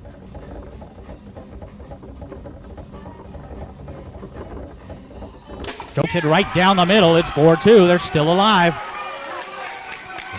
You got the feeling that Lewis Cartwright's going to have to come up big, probably more than once if they're going to stay alive. He's done it throughout this whole entire 2-set match. He's bound to do it again. But it's World Championship point for Collignon and Lafredo. They've won 3 in a row. They were looking for 4 in a row. Trevor Park on the defensive. Collignon bounces off the wall. Goes back along that wall, stabbed at. Nice block by Trevor Park, grabbed by Lafredo. Todd setting it up about 3.5 inches off the wall. Brings it across, turned it over to the 3 of Trevor Park. This could be big here. Park setting it up. Looking to pull within 1 here in the 5th. Try to go to that far side, and does. It appeared that Lafredo might have got just the littlest of pieces. It hit off the corner of the goal and into the goal. Set 3. We talk about that comeback process. Once it gets to 3-4 from a big deficit like that, the pressure mounts on the team leading. They need a block, either on the 5 or on the 3. Collignon looking to advance it to his 3. Hovers over the ball. Frederic Collignon. Trevor Park on the defensive, but to no avail. Frederic Collignon now with a chance to win the World Championship. Setting it up in Euro pin position is Frederic Collignon. Trying to go to that near side, blocked by Lewis Cartwright. There's Lewis once again. Lewis knows that that's what his new favorite shot is, hitting that little short pull side, and Lewis was able to get it, the man down there, and knock it down. Cartwright from pull position goes to the short side, pulled forward right to the 3 of Trevor Park, who's got a chance to tie it at 4. Trevor Park from front pin position.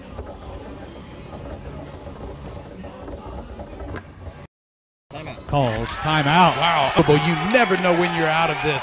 I mean, they were down hard in the 5th game, 2nd set, right back in the hunt of things. Unbelievable. 2 huge plays right there out of the team of Frederic. Let me start over from Lewis and Trevor. Outstanding play defensively. I'm a believer that defense wins these matches. Oh, absolutely. Defense wins championships. That's obvious here. Todd and Lewis have been putting up some fantastic defense here. Lewis giving his partner an opportunity to tie this up and send it to, what do we call it? Meat nut. Here we come. Well, defense certainly wins championships, but a little offense hurt. Absolutely. Trevor Park hoping for a little bit of that right here. Boy, I got shivers down my spine. I'm telling you. Unbelievable. Just a moment ago, Okay. Trevor and Lewis were out. And Collignon now has moved back into defensive posture. Trevor Park needs to take his time, needs to execute with authority. Boy, the crowd would love to see a meat nut situation, a 4-4 situation. How many people out in those stands and how many of us announcers up here were thinking just a minute ago at 4-1, this is over. We should know better in this match. Here we go, shooting against Collignon, Trevor Park.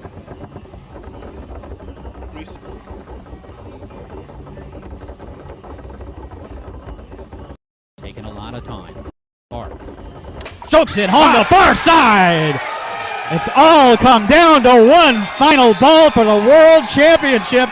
It's 4-4 in the 5th game of the 2nd set.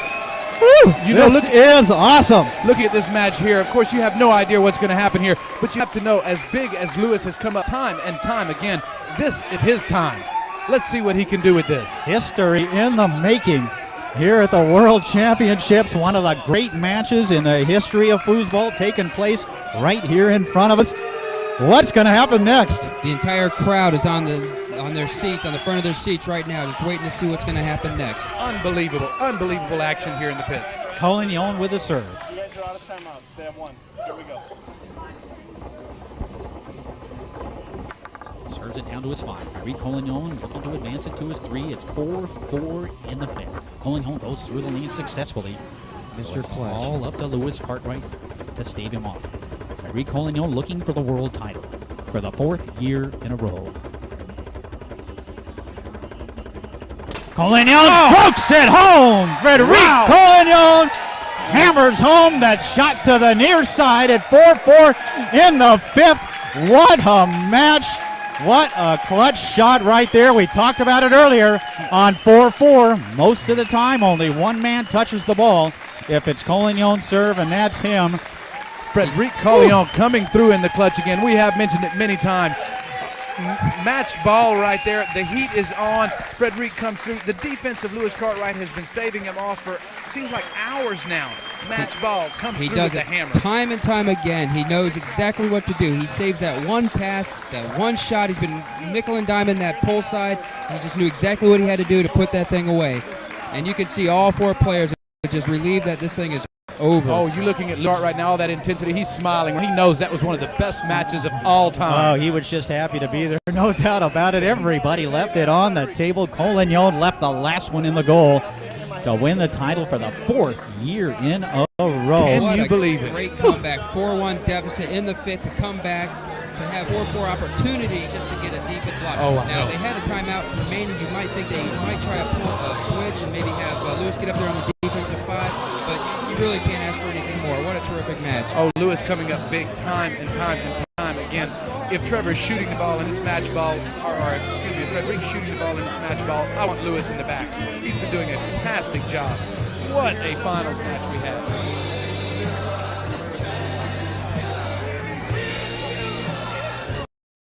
Wow, what better describes it?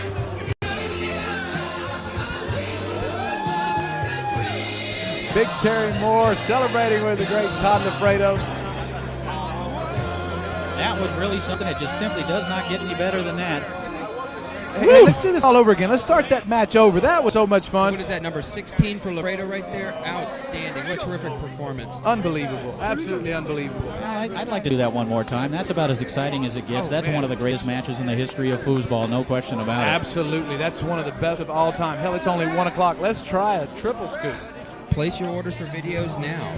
Absolutely. Any of you foosers out there wanting to learn how to block that Euro pin or block the rollover, you need to buy a tape here. You need to study this tape. You need to see these two goalies play.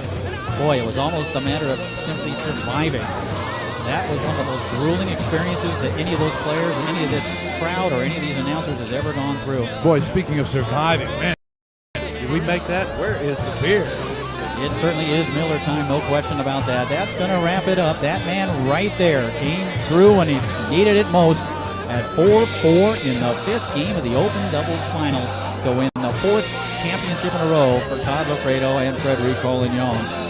Outstanding accomplishment. Wow. I'd like to thank everybody involved. Christina Duke, Brad Lorraine doing their usual great job. Brad Anderson supplying the statistics. The great Tom Yore, stellar as always. Lightning, Scott King. Our great friend, Scott King. For everyone involved, I'm Jim Stevens, and we will see you foozing. Wow, here comes the champagne.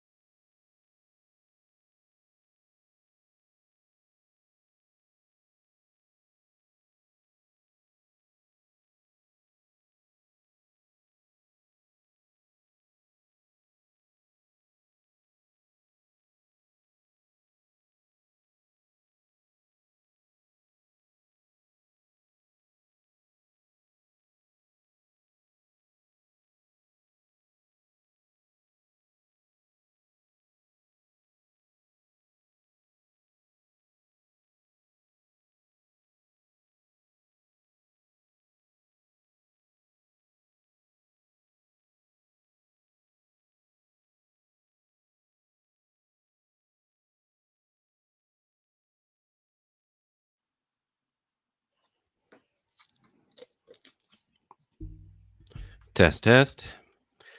Testing, testing. Testing. Can you hear me? I see some levels. All righty. Good morning, afternoon, or evening, folks, wherever you may be. This is Adam Gilson coming And to I'm you. Noah Rosenstein. And I got Noah Rosenstein here with me. Noah, how you doing, buddy? I'm good. I'm excited for some World Cup action. Yeah, me too. And looks like what we have here is the U19 doubles final. I'm checking it out on the Fast uh, website right now. Yes, this is the girls under 19 doubles final. Two German teams going against each other. Yeah, I got to give it to Germany. They developed their youth players as well as anyone. Oh, yeah. We're going to get the names up there in a moment for you. But tell me, Noah, have you been watching any of this? I have not as much as I'd like. I just finished a job, so today is the first day I'm totally free. So that means I'll be watching World Cup foosball all day. All day, all weekend. Yep, it's going to be good. I've seen a couple matches, great women's doubles matches, women's singles matches. Not as much as I'd like to have been either. I've been fighting off a case of bronchitis, but today's the first day I've been doing better. Well, So, drink your tea. yeah. And so, just for anybody who wants to know, we are not there. I am currently in my parents' office up in Oregon, visiting them. Noah, where are you at? I'm in my personal office in Los Angeles. In Los Angeles. And if we were there at this tournament, we would do our due diligence and go and meet these folks and know how to pronounce all their names. But unfortunately, we're just going to do the best we can. And if anybody has any concerns, questions, comments about that, please forward them to Mark Torres. That's Mark at Torres.com. Yeah, let him know. Yeah, let him know. But no, seriously though, send a message either one of us if you want. Let us know the proper pronunciation, unless you don't know and you're just messing with us. Now I don't know who is who yet, but I'm going to stab a guess here. And and if you're watching this on the Inside Foos stream, I put in the comments the brackets, the link to the brackets. And this is table 5 there at the World Cup in Nantes, France, 2022.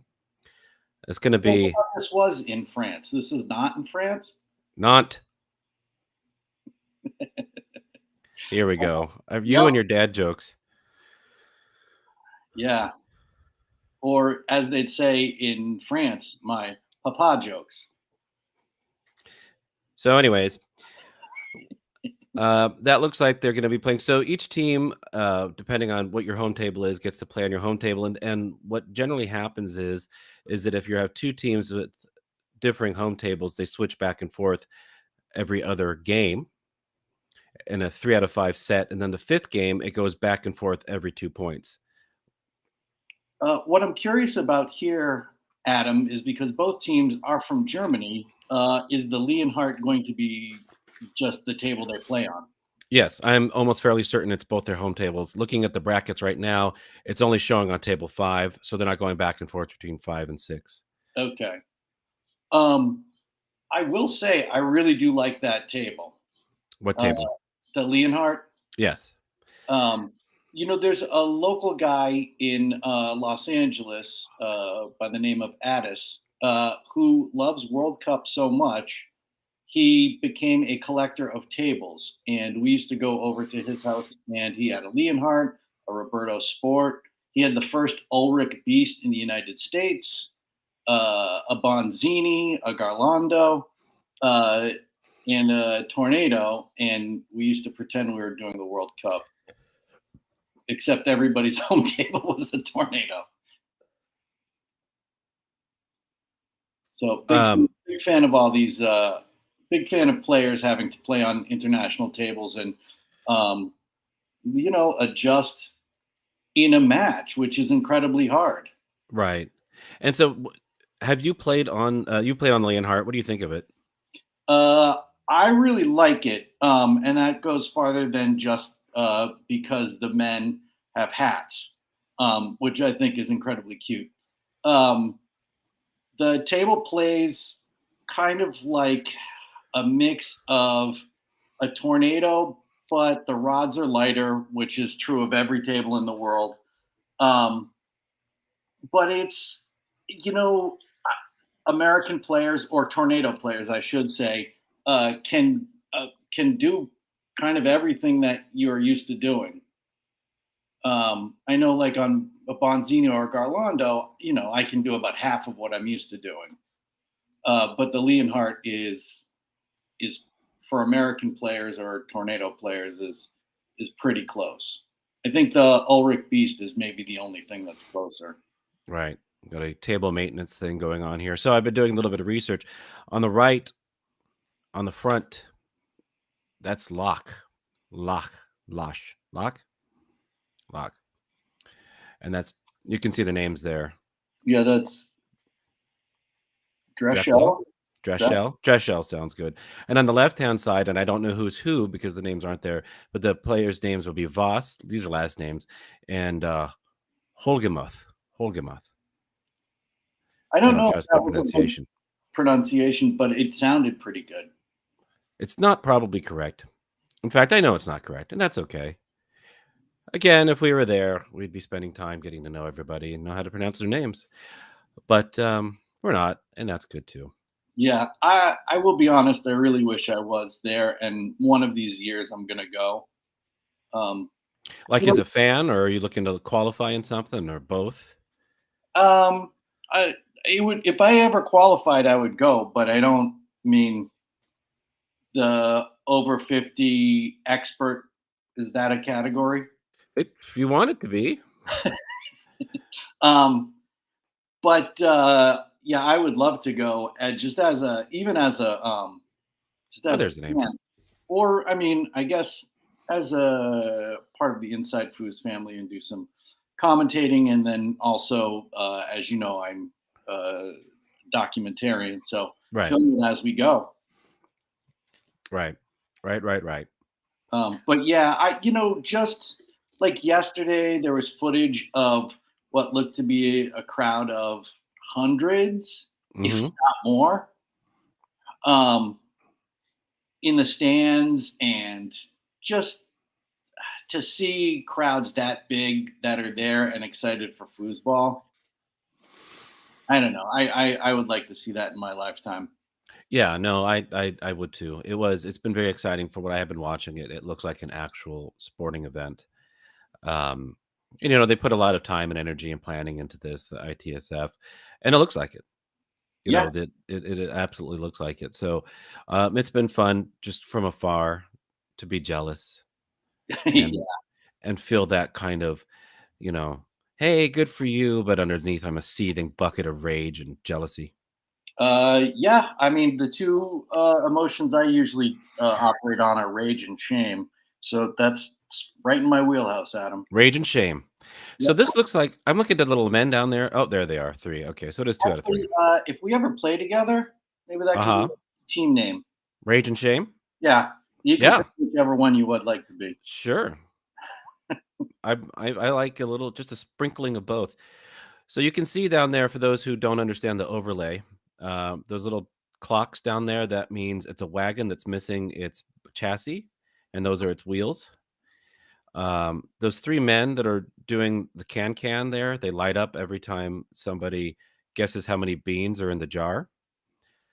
Um, and I think that's about all you need to know. I believe you have a different understanding of what the icons mean, but okay. Hmm, The other thing is I love that they have pledge, and they just that's spray not pledge. There's no way that cannot be pledge. furniture polish. No, they're not putting pledge on the. I'm flashing back to 1975, and I was never even there. I don't know, but I do see everybody in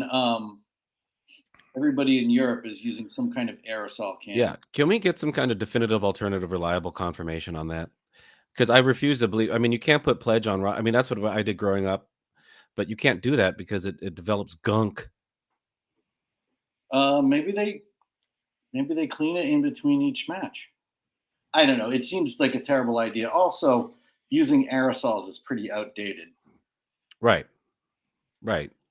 Why don't you just throw big chunks of I don't know. Wait, what? Throw knives up at the ozone.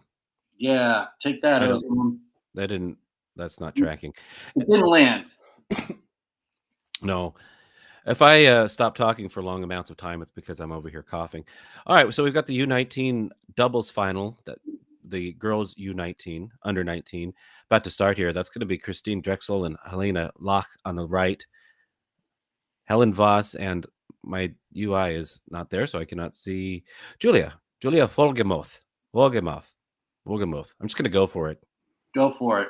Yeah. Now, I don't know who is who on the left-hand side yet. Maybe somebody can let us know. I'm going to be saying just the forward and the goalie until I know. Or maybe somebody down there who is there can let us know. I'm asking our producers. Yeah. What time is it currently in? It's getting close to 8 p.m. over there. Okay. In Nantes, France.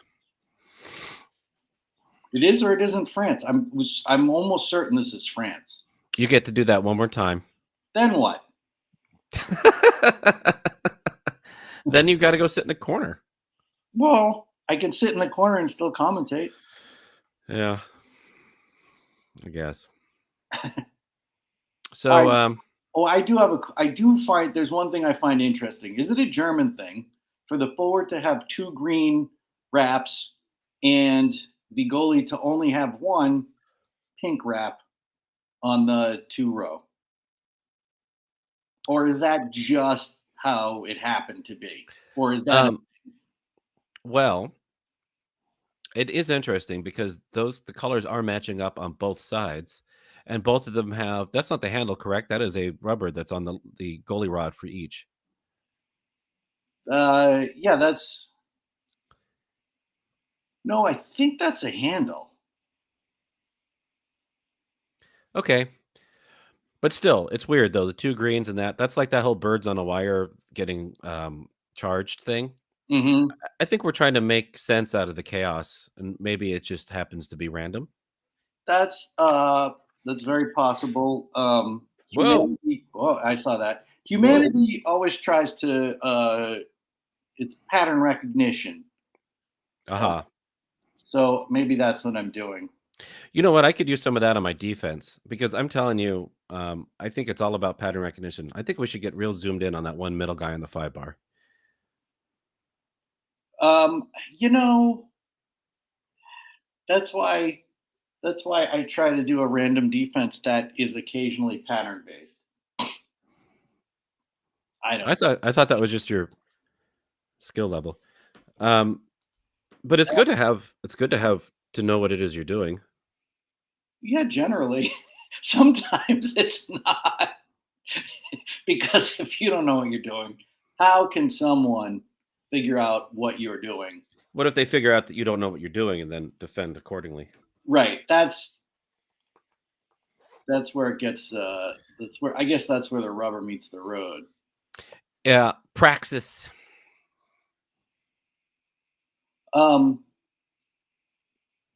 So I have not looked at these brackets yet, but Uh-huh.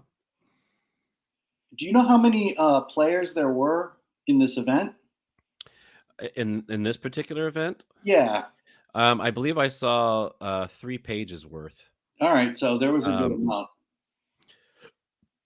But ideally, even if there's only 32 players or 32 teams, probably a little less than that. 1, 2, 3, 4, 5. So I probably 20 something ish, plus or minus 20. These are still each country's best. Shout out to Isabel Stelly. Speaking of our country, the United States. Yeah. And Isabel Stelly and Abby Newton got 3rd in this event. Yeah, I saw Isabel play at Texas State, I don't know, 2 years ago in a rookies event. She was playing someone I knew. And when I saw her playing at World Cup versus then, her skill level just went through the roof. Oh, yeah. I guess that's true of, when you are 17 or 18. When you start, when you're in your teens,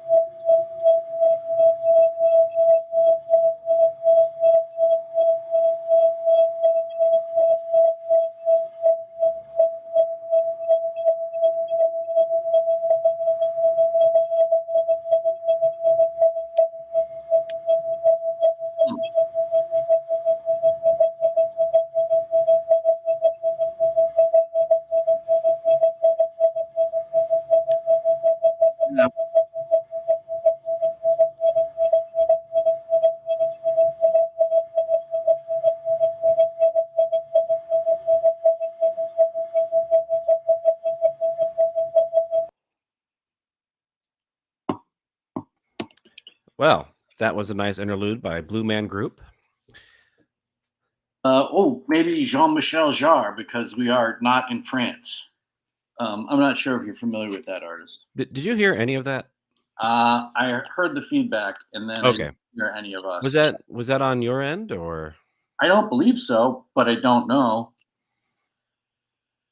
But yeah, as I was saying, watching youth develop is pretty amazing. Like another American player, Ethan Wing.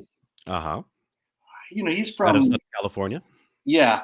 I saw when he started, and that was like 3 years ago, and I was like, yeah, it took him about a year to to get to where it takes me 10 years to advance. I mean, just the learning curve is ridiculous, which is why I wish I started when I was a kid, like you. It's interesting. I didn't really start until I was 20, 19 or 20. I started playing as a kid, but I didn't really get playing like the quote unquote right way. Yeah. And I wish I had because I spent years trying to just break bad habits. I think we're getting closer and closer to this. Mike Green messaged me. Mike Green, of course, out of Florida. He said that these tables are pretty much like tournament soccer tables, but with hollow rods.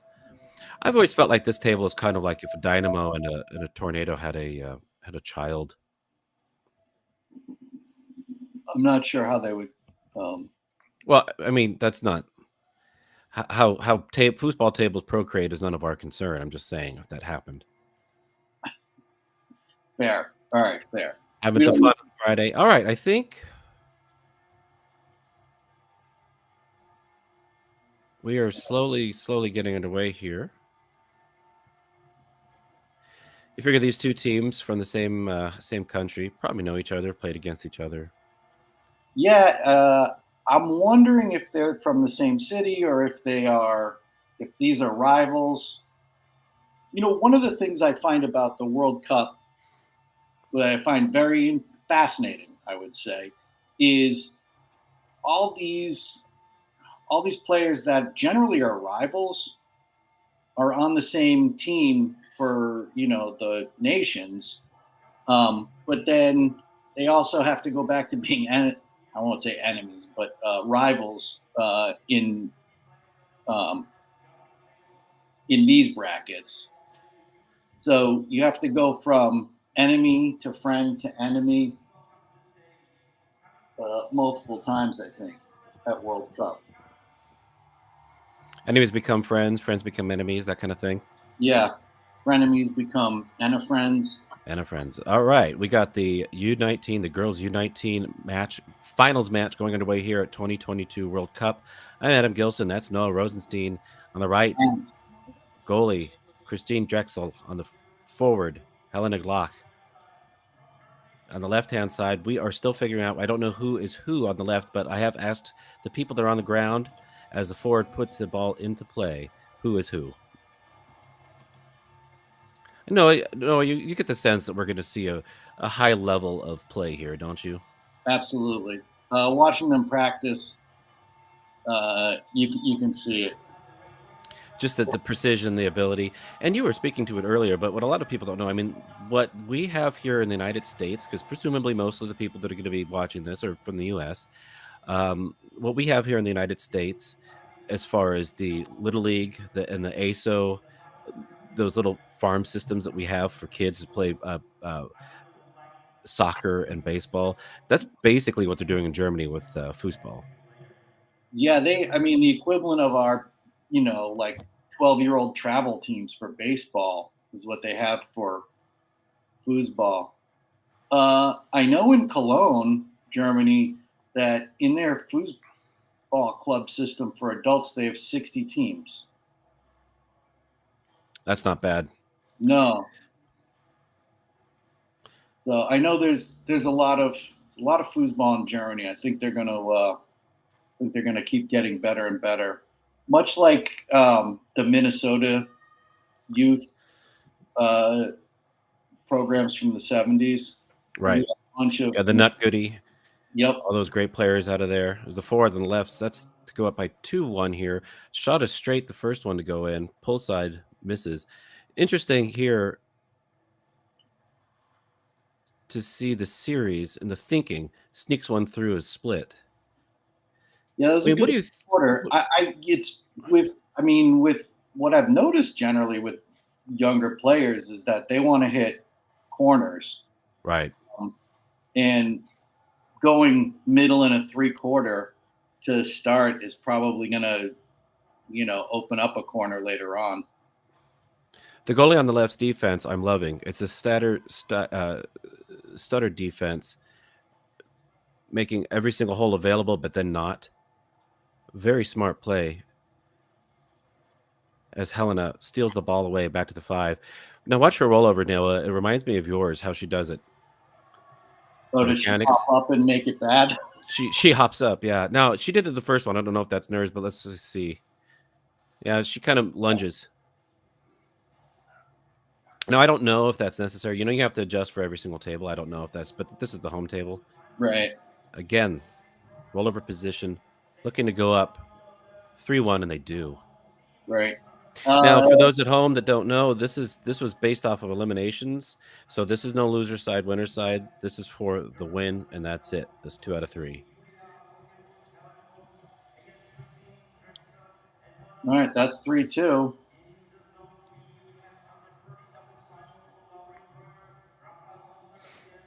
Nice drag. Ball. Yep. Drag 5-bar pass.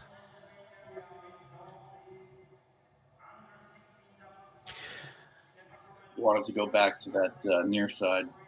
No, would you agree that defense is one of the last things you really learn in foosball? Do you mean good defense? Right.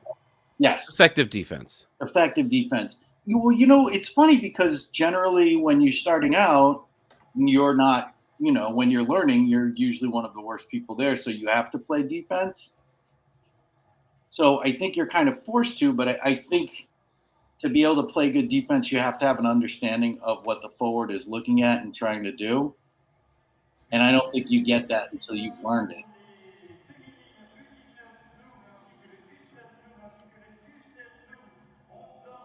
Okay. We got confirmation from our people there on the ground.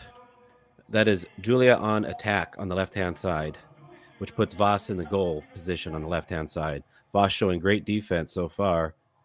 Their team up by 1.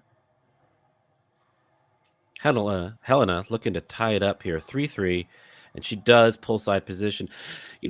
That defense is smart up into a certain degree, but you can get stuck in these little pockets, and that's exactly what happened. She was painting on pull side. I noticed a German player using that defense, which to me was strange, where you keep your 2-bar in the middle, don't really move it, and just move your goalie back and forth between the two places. I mean, that's what that one was right there, correct? Right. Yeah, and what happened is that the pull side just got frozen. I mean, it was just there. Mm-hmm. It was just too much timing, and she's going to be timing that out. You don't know. These young ladies. I don't know how long they've been playing. I don't know the history about them, unfortunately. But that's one of the first things you start learning when you have an effective shot. Is not just so much the mechanics behind it, but the timing and looking at what it is that you can actually see. Yep. And the other thing that we don't know is, they're from the same country, so there may be history between them. There may be, they might do some West Side Story snapping dances beforehand as they come back to play. Now, that was a quick. Julia got the ball, scored, called timeout, done. That all happened with the span of like 7/10 of a second. Yeah. I'm going to say Voss and Wolgamuth would be the Jets, and Dreschel and Locke would be the Sharks. Fair. Pass along the wall, not connected. Back to Voss it goes. Now there's a lot of matches going on right now. So this is finals, the women's doubles finals. I believe they're in the semis right now. And I do know that the ball's stolen away here. Looking to tie it up 3-3, but you have Chris Fuchs and Ball rattles in, tied up 4-4. Chris Fuchs and Liz Hillmore are playing in the semis right now, and I believe on the other side of that is Hannah Smith and Sullivan Rue, and I have to pull up the brackets to see who they're playing, but you kind of expect those teams to be where they're at right now. Yeah. On one side, you got a lot of experience and a lot of championships in America, and the other side, you have the best young players in America, or younger. Yep. Maybe, you know. Yep. Julia puts that away. Goes up 1-0 here in this championship U19 girls match. You see that up there, 1 minute and 30 seconds counting down. I love that. Yeah. 90 seconds between each match. I'm wondering if there's going to be adjustments. Voss was trying to pass a lot towards the end of that game, and it was not working. So I don't know if she's going to continue or if she's hoping that's going to open up some shots. Well, I like that. It was 2-5, correct? Yeah, one was 2-5. I thought there was a couple that were 2-3.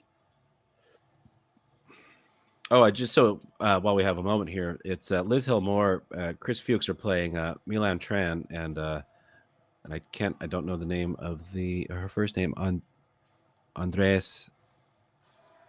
Oh, wait a minute. Was that for that's for the semi? Okay, so they lost. Well, so it looks like Rue and that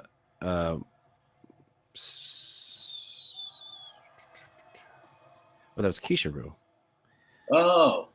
Okay, I'm having troubles navigating this. I'll get back to you, folks. As the ball is going back into play. It was a tight game, that first one, Noah. Yeah. He likes that brush down. Yeah, what it's looking to me, though, is a midfield battle. And Helena is not winning it right now.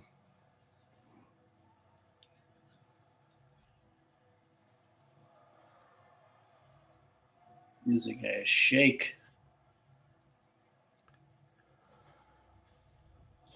Reels it in.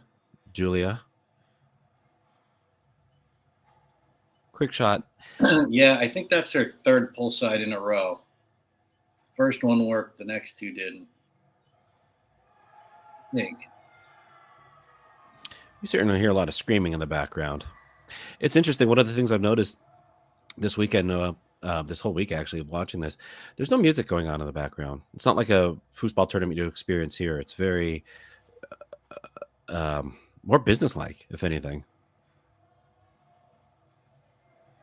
Yeah, it is interesting. There's usually some kind of classic rock going on in an American. Yeah, you would hope for classic rock. You never know. Helena puts their team on the board first, up 1-0 in the second game. World Championships, Nantes, France.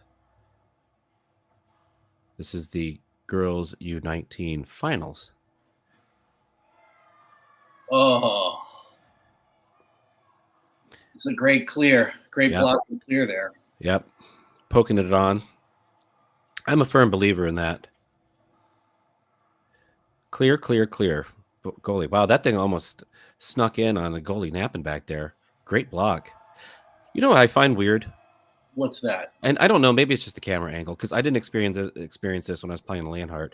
But that black man against that black goalie hole looks like there's nothing there. I mean, it's a weird contrast, but it might be just our angle and the feed. I'm not sure. I'm guessing that's what it is. Wogemuth is favoring the near side right now, unsuccessfully, or shooting on that side. Right. And this is, it's interesting watching statistics, especially from some of the earlier matches that we were seeing in the women's singles matches. But they were showing the spread for the rollover for pull side middle push. Uh-huh. And it was both players, and I can't remember who it was, were favoring straights. almost by 45 to 50%, and then the rest is split between the two. Pull and push. Really? Yeah, and I'm not surprised. I mean, it's really important to shoot those straights. You got to shoot your straights to set up your longs. Speaking of which, ball sneaks away. Momentum back on the right-hand side as Helena looks to go up 3-0 here in the second game. Yeah, I believe she's 2 for 2 on scoring. Defense, bait and switch, great one. Pick back up by Voss.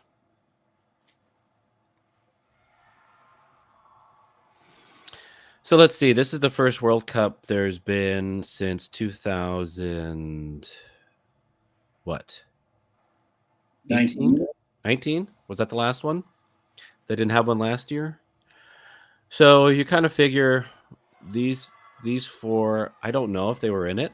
They were. I don't. They were. Maybe if they were, they would have been playing in the U13 stuff. But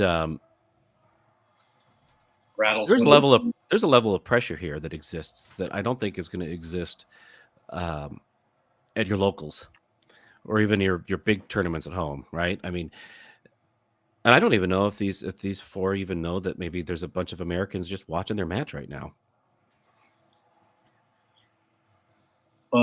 Just enough to block it, but not enough to reel it in.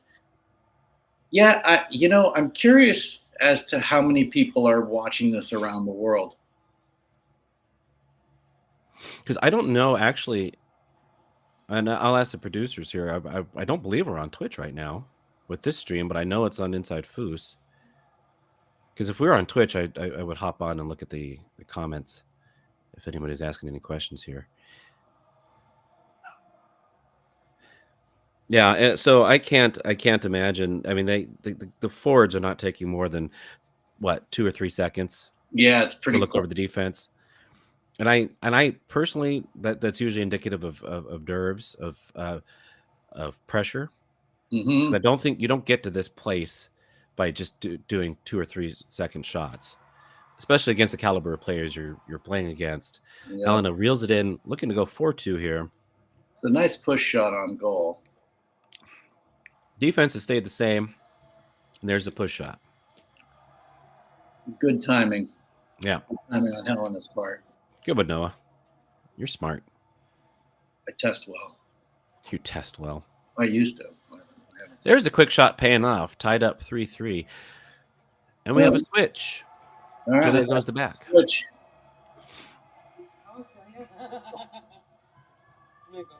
I'm a firm believer in that switch when a goalie is getting blocked, give him another look just for a second. Yeah. For a possession, see what happens. Oh, I agree. So Helena has picked up her 5-bar game. Battle at mid. She's doing much better. Great shot on goal. Blocked. Yeah, she's got a really good push. Another attempt. Goes right back to her. Oh, right back down the middle. Blocked, though. Julia's not moving off that middle. No, I tell you what, though, if the ball gets back to Christine again, she's going to shoot that push in the corner short because it's there. I feel like they're zoning it a little bit, though, aren't they? Where they're. Let me see. No, he's going to. She switches. That dead bar. That dead bar defense is. I mean, it's there. That's not zoned out. He's bobbing off that. It's just a simple matter of timing. That's not a good defense for a push shot. As the ball. Oh, great switch here. Timeout called. Oh, they're going to take the whole time. You got a minute and 30 seconds. Yeah, you might as well talk it over. Make sure you are on the same page. This is pivotal. This is game 2. They won the first. They were down in the second here. They've come back to tie it. They had the opportunity to go up by 1 point. You got to take your whole time out. Yeah, I teach violin, and I teach kids when they first start playing. One of the things they don't do is they don't use all of the bow because they're just not used to it. And I always tell them, you paid for it. You should be using it. But the parallel there between that and foosball is that there's an amount of awareness of the materials you have at your disposal that you need to be using. Absolutely. I use more timeouts in pickup games than anybody I know, and I do it just because I want to practice that for when I'm playing in tournaments. So I want to practice like I play. Oh, that was a nice pass. Julia quickly puts that away. Well, that's how you use your timeouts. If it's a warm-up, a World Cup, or pickup games, if you're Noah. So again, the 5-bar situation, just falling off the rails. You have to hold timeout called, last timeout on the team on the left, but you have to hold on the 5. The midfield battle, you have to. If you're down, and it sounds so obvious, doesn't it, Noah? But I mean, look you can see the momentum just shifting every time she gets the ball on the 5, and she drops it. And now they're up 4-3. Yeah, and it was 3-1. Yeah. Yeah, and that comes from not holding. And defensively 5-bar, and I believe personally, I think it's I think that 5-bar defense is one of the last things you quote unquote learn in foosball or perfect or really get a good handle on. And and it comes in moments like this. This is critical. This is critical play here, and the defensive part of it is going to be the key, I think. Right. It is. They're past the time allotment. Don't know if Helena needs another moment. Is it a medical timeout? Nope. So there's Voss. Voss could put this away. I'm assuming she's going to try to pass, though. Give it to your hot hand. She touched 2. There she goes. Yep, that was a pass attempt to the 3. Blocked back to Voss. Voss. Shot attempt. Reeled in by Christine. There's that hole that is huge. A dink in the corner, a slider in the corner from that position would go in on that zone. I love a good push shot from goalie. Yeah, you've got a good one too. See that where that 5 is? I mean, there's just a lane there. They switched. Nope. Julia puts it away, up 2-0 here in this under-19 girls championship match at the World Cup 2022. And where is it in, Noah? It's not France. So it's not in France? Not as far as I know. I really enjoyed these Friday mornings with you. Yeah, Friday mornings in the park. Hey, so you had a big job. Yep. So you work with you work with Inside Foos a lot with the videography and whatnot. It's always exciting to see the stuff you produce. Hey, what are you going to any tournaments anytime soon? I'm actually really not psyched about the tournament schedule because it's just wonky. My job, and I don't start my next job until July 25th, and there's not a tournament anywhere in the United States. Yeah, there's the Beatdown, the Beachtown Beatdown, and South Florida Foosball Club is going to be doing that. I'll be going to that. When is that? But then that's July 4th to 15th, 16th, and 17th. Well, I guess that's you should just go, man. That's going to be a hoot and a half. I like hoots. Do you like a half? A half a hoot is good, so I imagine a hoot plus a half. Yes, it's always better. Because if less is more, then imagine how much more is. Wow. Yeah. Is more less? No, that's not what I'm saying. But yeah, you should go to the Beatdown. It will be a lot of fun. I mean, I don't know if you can play in it because they have a limited amount of, but you never know. Right. No, that was kind of when I remember when I guess I can ask Tom Brewer. There's a lot of screaming going on. Yeah, something good must have happened. Well, I guess it depends on what side of Yeah. of Rudy. Good depends on the side of a boundary you're on. And then we're going right back into it. Helena's 5-bar. She did not stop and think about what's been going on. She's just quick passing. I don't recall the last time I saw more than 2 passes from her clean in a row on her 5. I believe it was the start of that last match. She had 3, and everything looked like it was going her way. Folks, it's not 5-3. The team on the left is up by 2. They just haven't wiped the score yet. They have, from what I understand, is that their ball rattles in, push shot. Wait a minute. Did they call a timeout? No, it's 2-0, right? No, I thought that was 1. There it is. It's Yeah. 1-0. All right, good.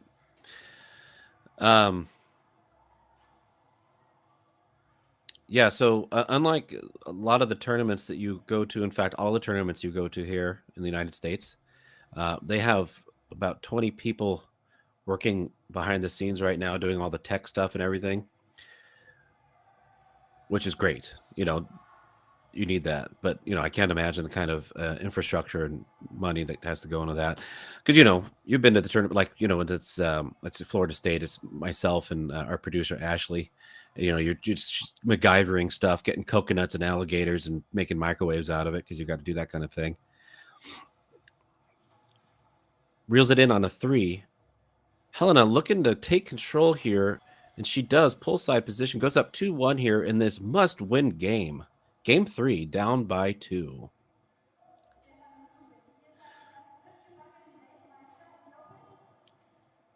Noah, did I confound you with the microwave I didn't alligators? understand coconuts and alligators. Okay, just we're all caught up here.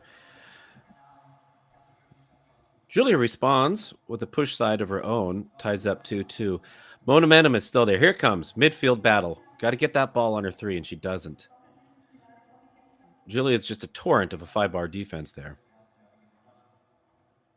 Voss pass attempt. Block rattles around. Back to Julia's 5 it goes.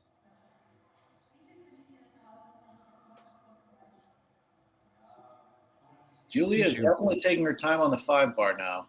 Yeah. She's baiting with that 3-bar and that defense. But a dink is there. You know what else is open? Is a like 1 dot in push if she squares it off. But maybe that's the other thing is maybe they do know each other's ability. Yeah. Maybe she is not a square. Yeah. Able to square off a push. Christine putting up some great defense right now against Julia. Got to do that in fits and just not getting the ball past the 5 until then. See, it really does come down to that. As well as Helen has been shooting, she is just not getting the ball. No. 5.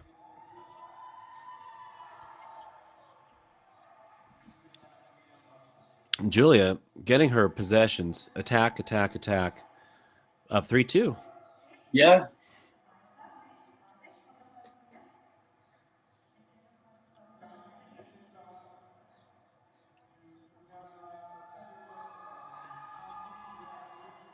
Yeah, there is a lot of yelling going on.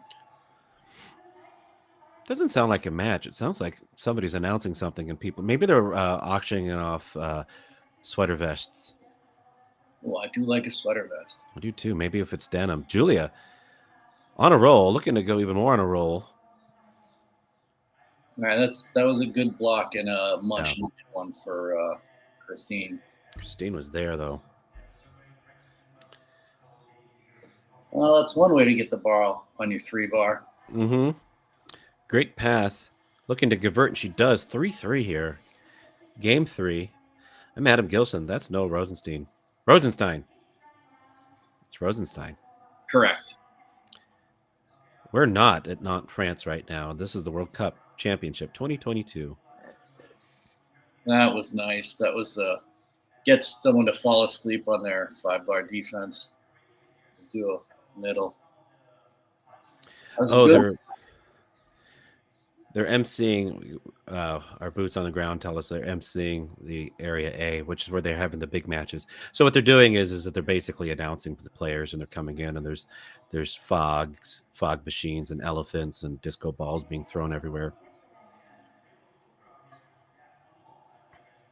Julia, back Ooh, to three still goes. pulling in the loose balls.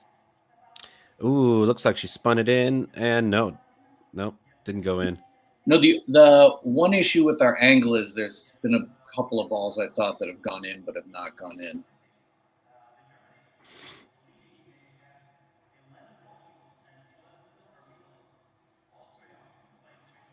All right, we'll see another push. This is going to be a shot or a pass.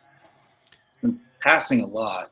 Yeah, that was another pass attempt. I mean, presumably because Julia jumped out with her three, she's trying to go down that lane, but Helena, to her credit, is all over that. Big shot for Helena, but she dropped it on the roll. Voss continues to do that pass without setting up any other kind of zone breaker. No push kick, nothing. There it is. There's your zone breaker. Beautiful pass. My goodness. Lazy pass.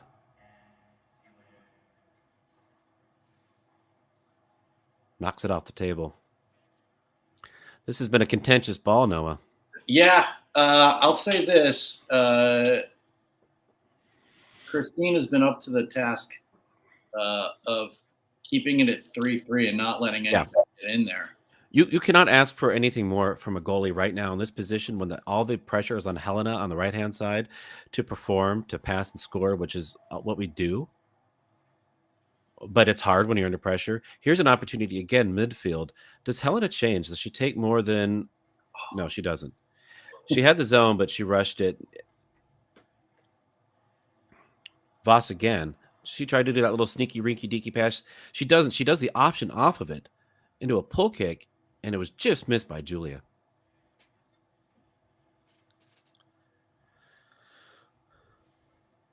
Well, she did try. She took her time there, but had the wrong read. Bump off the wall. Beautiful pickup by Julia. Again, another opportunity. Can Christine hold the line? She does.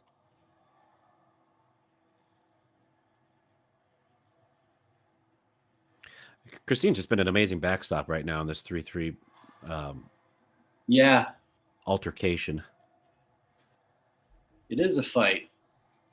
A kerfuffle. I would say it was a kerfuffle. A Donnybrook? Not yet. Voss. Back to the three it goes. Julia might as well just be hand-setting the ball on the three. Looks to break through. Taking her time, and she does. 4-3. It is championship point for Helen and Julia. I would take a time out here. Again, the ball not doing what Helena wants. Helena's on the right. Voss, championship point. Looking to score. Knocked back in, but cleared.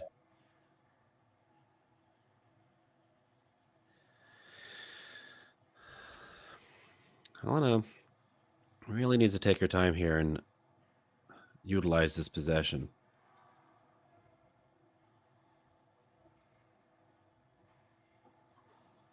Christine.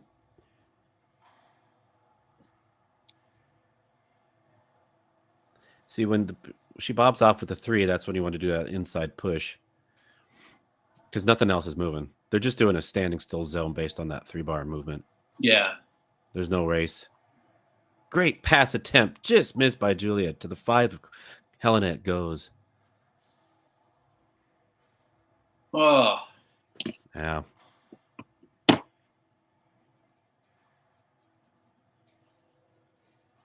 Tries that pass again.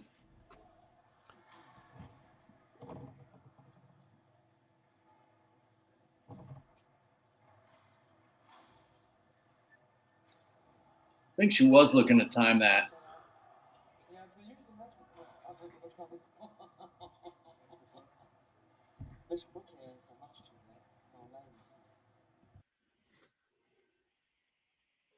Sets it up for that push again. Looking to pass to Julia's 3 it goes. Championship point for Helen and Julia.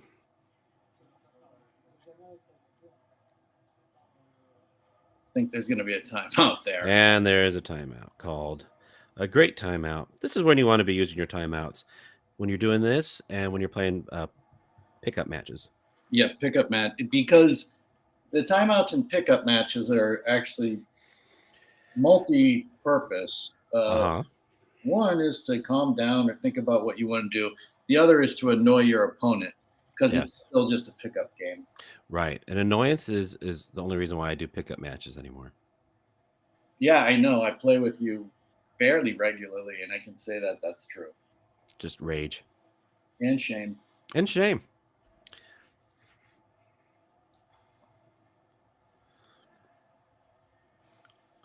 Still have women's doubles going on, men's doubles going on, women's over 50 doubles going on. Let me see what we have here. For third place from France, Nunziati and Trackwool versus, Carla Wolverton and Deanna Newton. All right. Back into play. Championship point here for Helene Voss, Julia Holgemuth. Julia.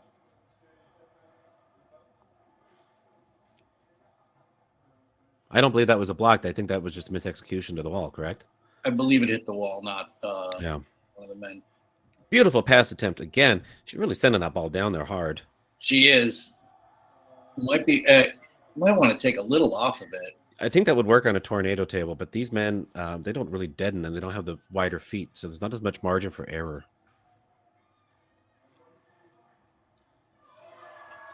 Oh, and she rattles it in. There's your championship point. Helene Voss, Julia Holgemuth, your U19 girls doubles champions, the 2022 ITSF World Championship, not France. Congratulations. They played a great match. Yeah, they did. 3 straight. You get the sense that they play each other, but really it came down to Helena kind of losing it on her 5-bar, not really executing as well as she should. But, I mean, still, they were in it. And Christine did a great job holding as long as she could back there during that onslaught of Julia, just getting possession after possession. Yeah, including just picking up loose ball after loose ball. Right. Yes. Yeah. She was really great at picking them up. Voss, of course, played solid back there. I love that passing series she was doing. I haven't seen that kind of passing series from the 2 to the 3. I've seen variants of it, but that into the pull kick pass from the push shot position, not to the wall, but to a man floating static in the midfield. That's fun. I like that. Wonder if I can incorporate that. I think you could. I think that would be fun. Well, let's see here. What else is going on? That started at 7:34 local time. So it must be almost 9 there. I believe they play till 11 local time, and then they're just done. Javier Castro just messaged me that he felt that was a dust-up, not a kerfuffle. A dust-up? Donnybrook, yeah. Okay. Dust-up's good. I like dust-up. No kerfuffle. And we're a cactus being swung around away from a Donnybrook. So I'm curious. There is a guy who is rapping, who took off the raps. Yeah. On Helene and Julia's side. Does the German team have an intern? Is right.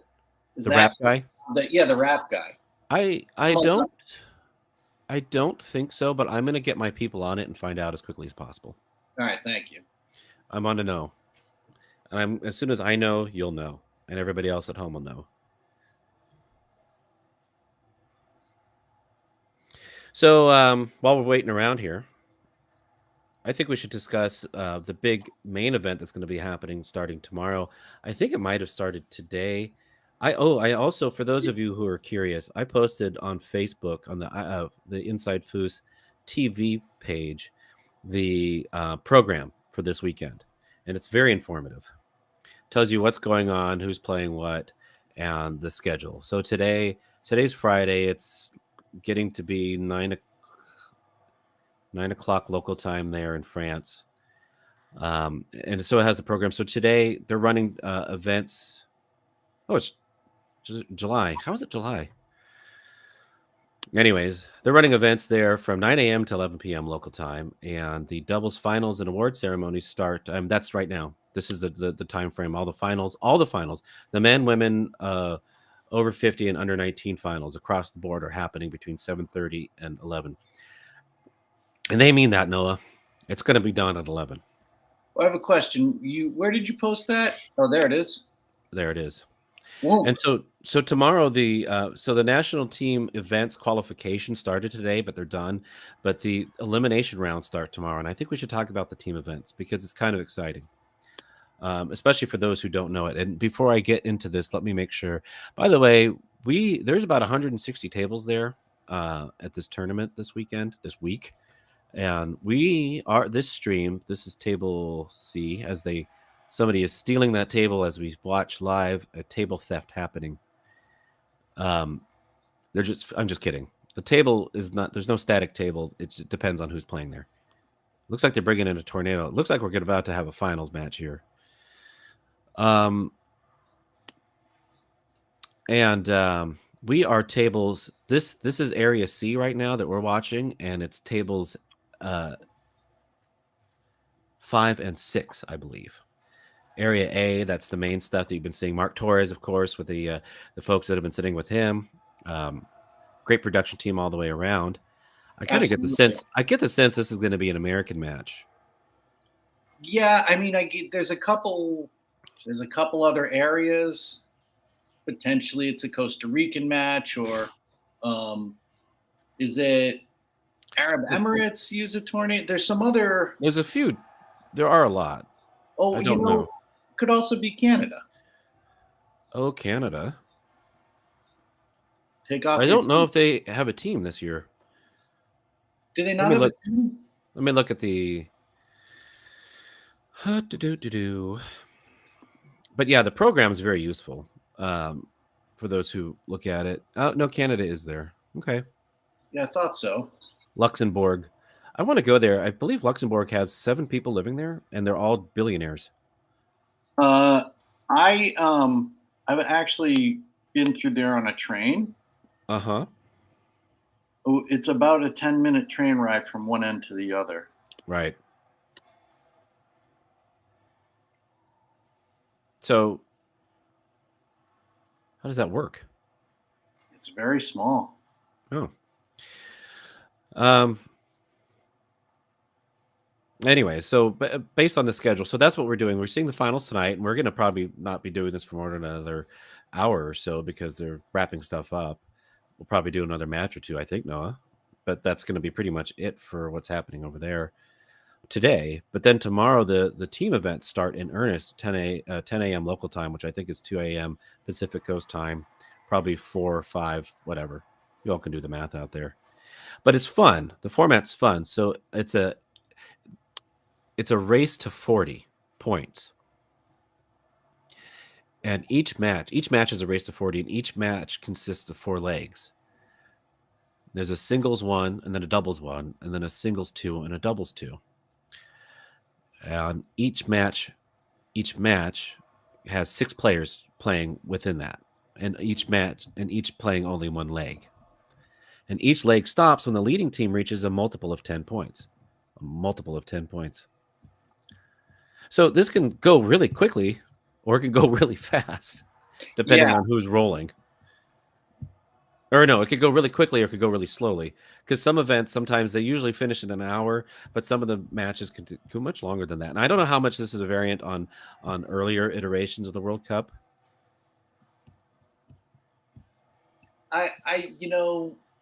That's one I watched in 2019. I believe it was 2019, unless it was 2018. And I was completely invested in it. I remember I was on vacation in a hammock with my laptop, and I watched for the whole finals. I believe that sounds right. I mean, it ended up being like 40-36 or something. Mm-hmm. So that was a multiple of 10. I don't know if any of the rules have changed. I think it's nice that you go on vacations with your laptop. Yeah, well, my laptop's very important to me. I need to keep my laptop happy.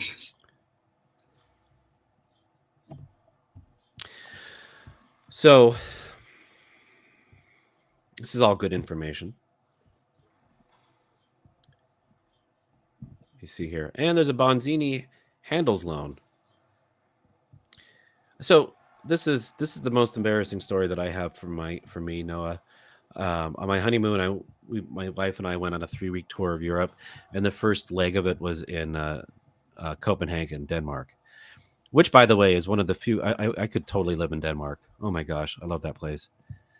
But anyways, the first night we were there, we get in at like 7 in the morning, and we wait for our Airbnb to open up, and we get in there, and my wife's not feeling very well, and so she went to bed early, and I went online, and I was like, oh hey, I found a place there was the foosball club that they had there in Copenhagen, so I got in like 2 different buses and was like had not gotten any sleep, after the 12-hour flight there. And I was just running on fumes, and I walk into the it's one of those things where you go downstairs from the outside, like into a basement entrance. And I walk in, and it opens up into this big old area that has probably about 20-30 players, and there's a bunch of presumably all Danish players there, probably about 25-30 of them. This was on a Friday night. And I took one look, and I saw all the tables that were there. None of them had handles. And I just turned around and left. Like, in my head, I didn't have the energy or ability to even figure out why there were no handles or to talk to people. I just realized I hit a wall, and I'm just like, I can't do this. So I turned around and just left. And I wish I had like, said hi or done something, but I just like, I'd been up for 48 hours at that point. I was like, I can't make this work right now. Just a lack of handles make it. What kind of tables were they? Everything. They had everything. That's what freaked me out. They had Bonzini, which I knew they'd have, but they also had Leonhardt, and they had Tornado. None of them had handles on it, and I was like, "What's going on here?" I noticed that there's like you can rent handles at the World Cup, right? Is it that there are handles that for, let's say you're a Leonhardt player? Yeah. There are a handle that you could use on a Tornado table or a Bonzini table that works better for you, so you just put your own handles on when you move around the tables? Yes.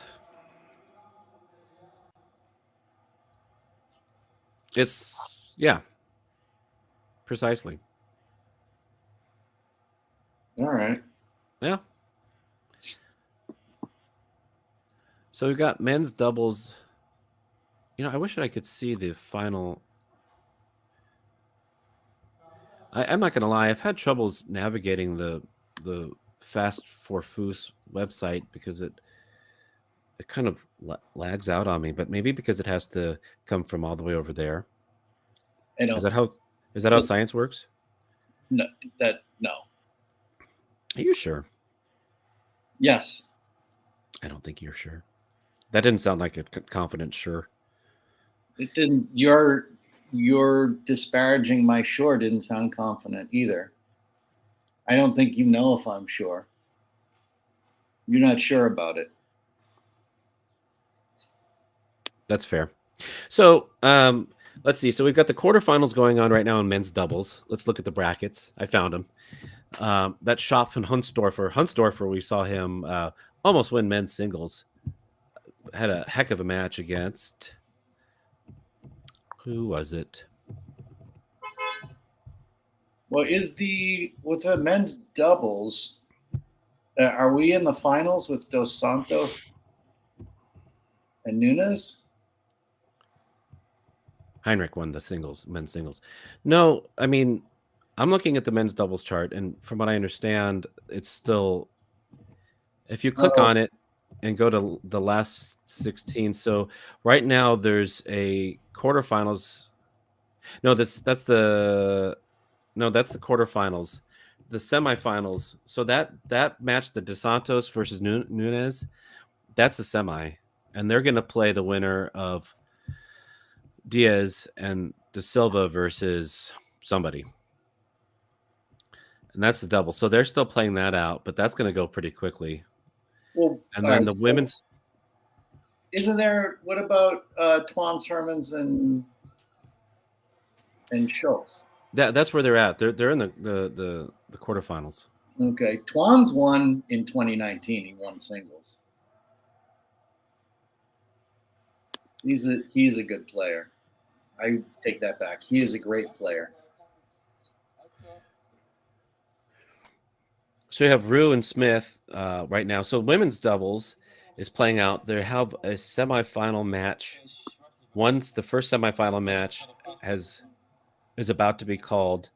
That's Sorbulescu and Bobe, and I'm pronouncing these incorrectly. Feel free to let me know. Versus Tran and Andres.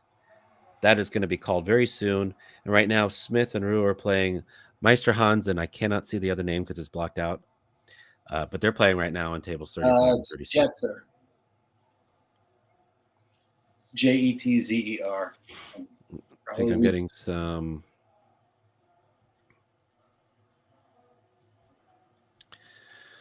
Yeah, so just to go back to it, so there's the beatdown that I know as far as American tournaments are concerned, and that's mid-July, and then after that, there's not another thing until Worlds, the Tornado Championships in late August. Does that sound right? I feel like that's there's nothing for a month and a half. Yeah, and the reason I kind of had written the Beatdown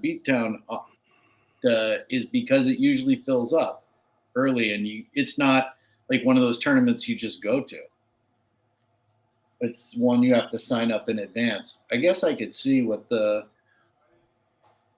if you'll be there, I mean, why wouldn't I want to go? Any excuse to spend time with you. Yeah, buddy. Wait, where? Beachtown. Oh yeah. Even if you can't play, it's still going to be a lot of fun. I mean, I'm not going to be playing, I don't think. I'm mostly going to hang out because the beatdown was the one tournament this year that I was going to go to, regardless of whether or not Inside Foos was going to be there. They are going to be there, but there's the same weekend as the beatdown. There's going to be Oklahoma Tommy Atkinson, Tony Owens, Kathy Atkinson. That's their brainchild, the Oklahoma Expert Nationals. That's exciting. That's the same weekend as the beatdown, unfortunately. But that's going to be. I just love those kind of events. They're so good for players, up and coming players, to really, up and come. I guess. Well, it's funny. The first big tournament I went to was Hall of Fame in 2013, I think, and I saw Trevor Park, the local master there, and I went up to him and I said, "I'm so excited to be here. This is my first big tournament." And he said, "That's awesome. What are you looking for?" I was like, "I'm going to play in like 10 events." I'm like, "How many events are you playing in?" And he said, 2. Yeah. And I said, "What? What do you mean?" He's like, "Well, as a master, I can only play in open events." He's like, "I can play in the DYP, but I don't think I will." And when I looked at that experts, I was like, "Well, I'm an expert. Is that how Trevor feels?" Because I looked, I was like, "Well, I could travel to Oklahoma to play in 2 events." I mean, I can play in DYPs and stuff, but as the highest level allowed in there, I thought, I don't know if I want to travel for not playing in a lot of things. Right. But maybe that's the wrong attitude. Yeah, I could probably get a good partner for expert mixed. Yeah, I'm sure you could. So those at home, I'm Adam Gilson. That's Noah Rosenstein. We're just waiting. I guess they put our live feed. They just stuck it in the closet, or the storage closet, and we're just looking at a storage closet now. So You know, but I'm just looking at the brackets. Yeah, so there's a bunch of there's semis and quarters. Okay, so folks at home, they're running all the open doubles or the doubles matches, the finals, and they've got a couple quarter and semifinals to do for women's doubles. I believe they're finishing up the men's doubles. I see somebody. We're on Twitch. I didn't realize we're on Twitch. If any of you have any questions, comments, concerns, please ask Noah. Noah's here. I'm here for you. We also talk about barbecue when we're waiting around for things to happen. Speaking of barbecue, I have an 8-pound dino rib plate in the freezer that I brought up with me that I'm going to thaw out and smoke on my dad's offset next week. That's exciting. How big are the individual? How many It's ribs? three ribs. 3 ribs, 8 pounds. 3 ribs, 8 pounds. Oh, that's nice. I plan on smoking a tri-tip and some pork ribs for July 4th. Oh, that's going to be good. Yeah. My girlfriend's mom has a pool. So I don't know if there's going to be a lot of people there, but I know there's going to be a lot of meat in the pool all day. A lot of meat. Meat. Oh, okay. 4x594x asks, I heard you guys have those. Oh, Buy Your Pro. Oh, the Buy Your Pro. You know, I don't actually, I've never been to a tournament that was just solely a Buy Your Pro, but that was an event. They had that at Texas State. Yeah, and you just, well, it's that basically. I don't remember how they formatted it though. You know, the way the way they have in the past is they take the first 16 players that sign up. It costs, I think, $150, and then they do a random draft. You don't get to pick. No, you do. You get it's a random draft to pick. Oh, I see. Gotcha. And my buddy Chris Acosta did it, and he was in the bar, and I think he had the second pick. He was in the bar. They called his name a bunch, and he didn't get there till it was like the 10th or 11th pick. So he missed all those picks. And he ended up picking Justin Shaw at the 11th position, and they came in second. Who won that? Do you know? It was, I can't remember who picked Tony. Oh, it's Tony. Yeah, Tony. Tony won that. I learned some valuable lessons in that. Yeah. Tommy Yor was a good pick because he's young and he cares.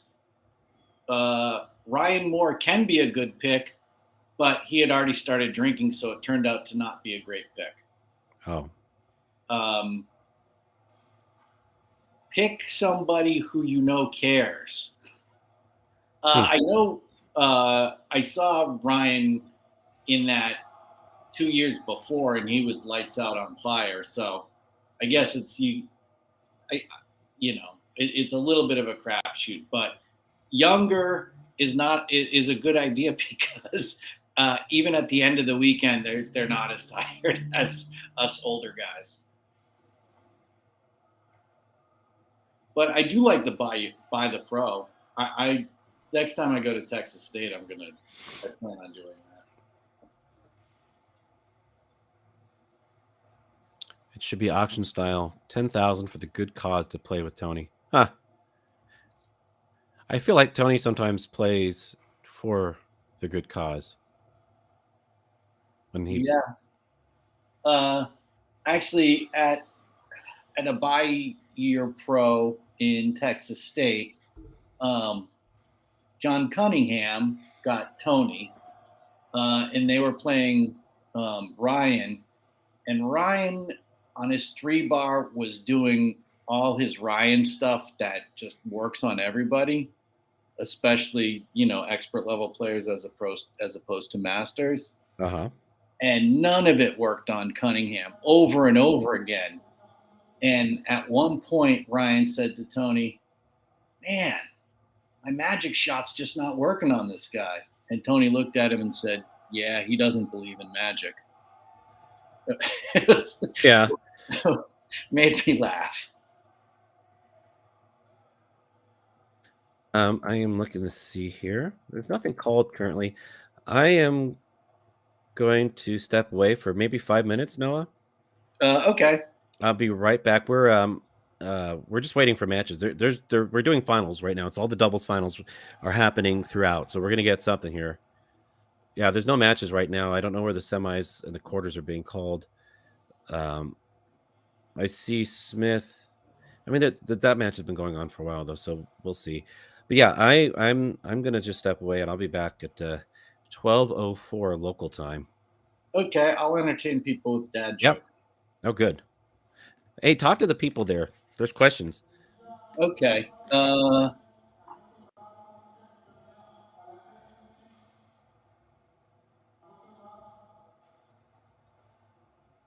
So while Adam leaves,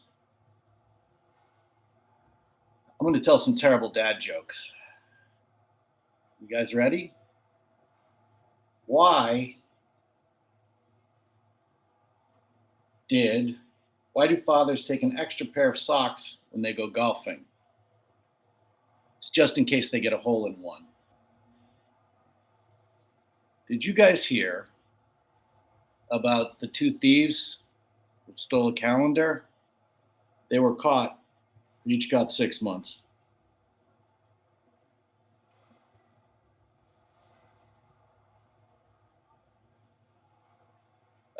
This is, let me see, I got a French one. What do a tick and the Eiffel Tower have in common? They're both Paris sites. All right. And with that, I'm also going to take a quick break to get some water. We'll be back, ask questions, and we'll see if we can answer them.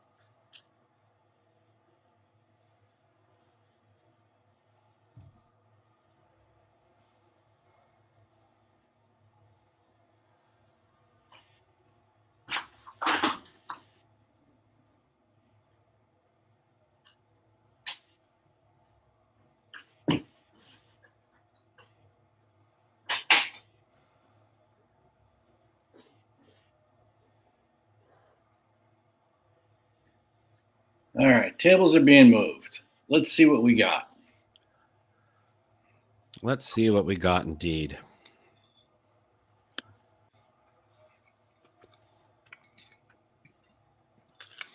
Looks like they just called a semifinals match on table 1. That's the other Inside Foos stream.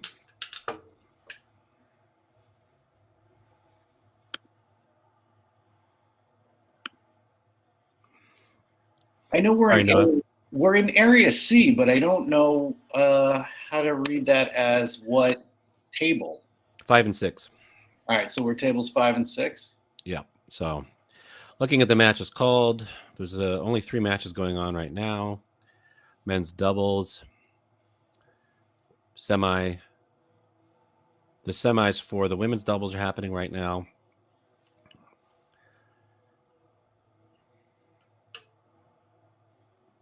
Boy, I wish we could see one of those. Yeah, those are all going to be good. I just got told that we have an echo currently.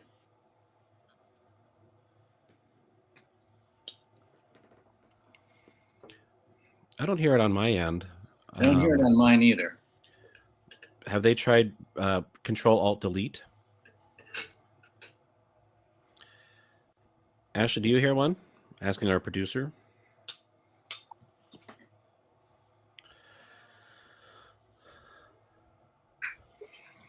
Man, I took some of this Zip Fizz stuff that you put in your water and shake up. Yeah. And I feel like I could actually take flight. I'm looking at it, and there's a lot of caffeine, but there's 41,000% of your recommended daily value of vitamin B12 in it. Oh, well, there's the zip. I think I'm glowing.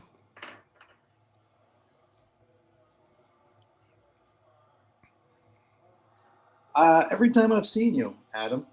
Well, I have that sheen. Yeah. Speaking of sheens, I'm looking forward to Florida in summertime. It's hot. Yeah.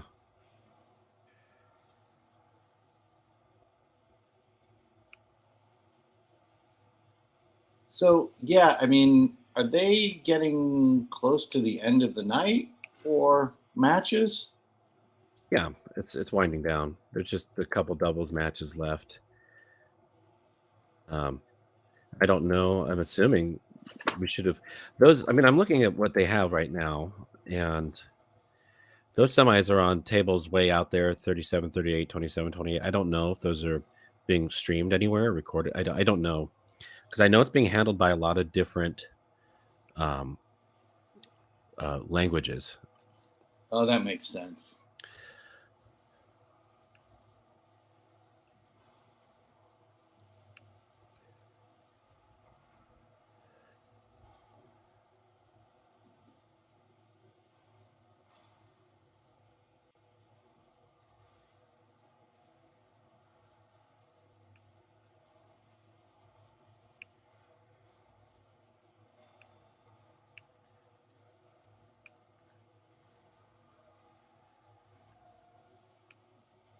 Yeah. I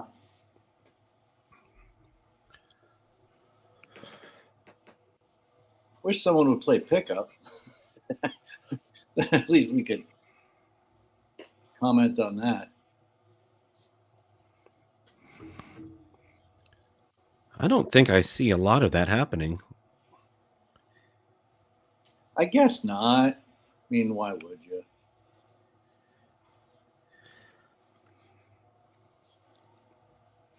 So what do you think they're going to do for the 4th of July over there? You mean the American team while they're there? Doesn't everybody celebrate the 4th of July? Not in the same way that we do. I saw that in Poland they cosplay the 4th of July. Really? So they dress up as Americans? Yes. They dress up as Americans, and I didn't feel like it was the most flattering, but I guess that's our image to the world. Oh, well, when things are flattering. When are things flattering? I oh, hold on one moment. My son is talking to me. I'll be right back. Okay. Well, I mean, I imagine that the American players, 4th of July, will stick it to the British team. Kind of get in their face about how we don't need a king.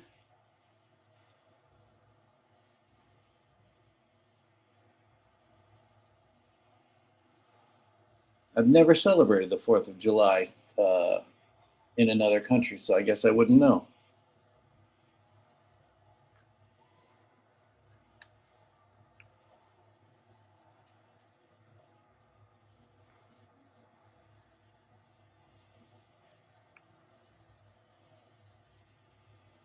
The question was, how do you dress up like an American? Well, the pictures I saw, there was American flag tank tops, and the tough thing is I actually own one, so I think they kind of nailed it with that. There were a lot of fake beards. I saw some do-rags. I think everyone was drinking Budweiser.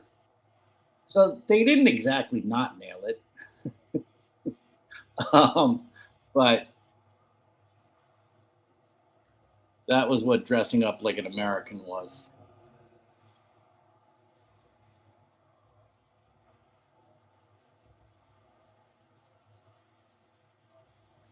Yeah, maybe during the 4th of July, the American team can go and take a bunch of tea and throw it in the water.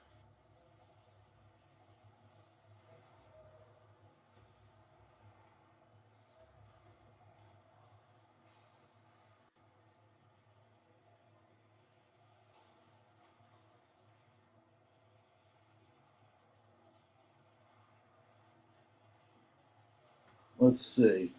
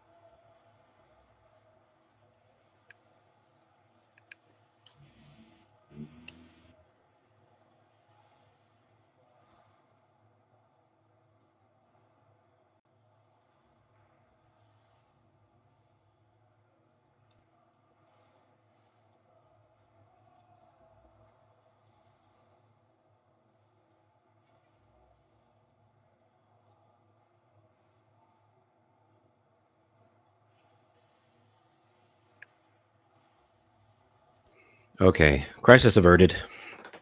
Great news. Yeah, can I post in the comments?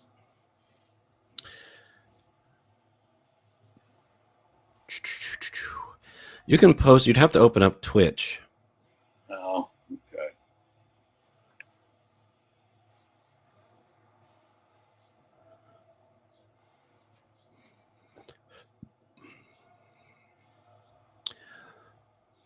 Looks like our. Did you see the finals match has been called here?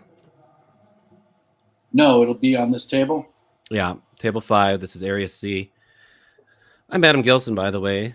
That's Noel Rosenstein. Hello. This is the 2022 World Cup. It's finals day, doubles finals day here. Not here. I'm not there. Neither is Noah. There is not France. The 2022 ITSF World Championship. So the finals that we're going to see here is the U19 doubles final. Looks like two German teams, Klafka and Brun versus Lorenz and Lorth. I am probably pronouncing that. No, German I am 100% pronouncing that wrong. Versus Lorenz and Lorth. Now I'm getting an echo. I am probably pronouncing that. No, I am 100% pronouncing that wrong. Versus Lawrence North. Now I'm getting an echo. Yeah, probably pronouncing that. No, I am 100% pronouncing that wrong. Versus Lawrence North. Now I'm getting an echo. Yeah, probably pronouncing that. No, I am 100% pronouncing that wrong. Versus Lawrence North. Now I'm getting an echo. Yeah, probably pronouncing that. No, 100% pronouncing that wrong. Versus Lawrence North.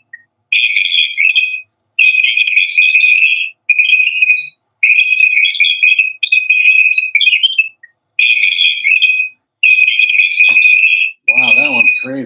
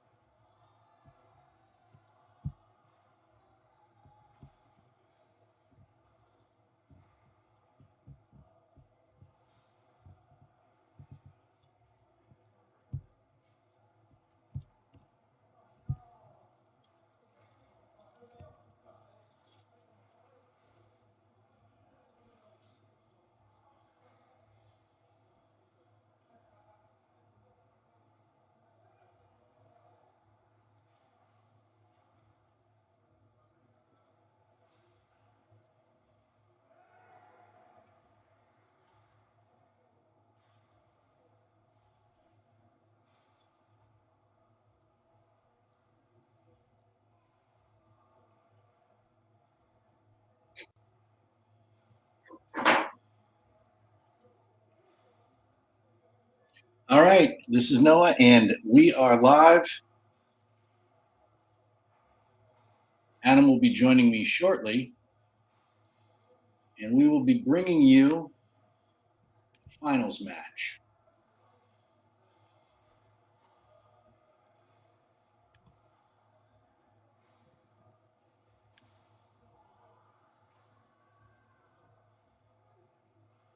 Having a good time watching all these matches today.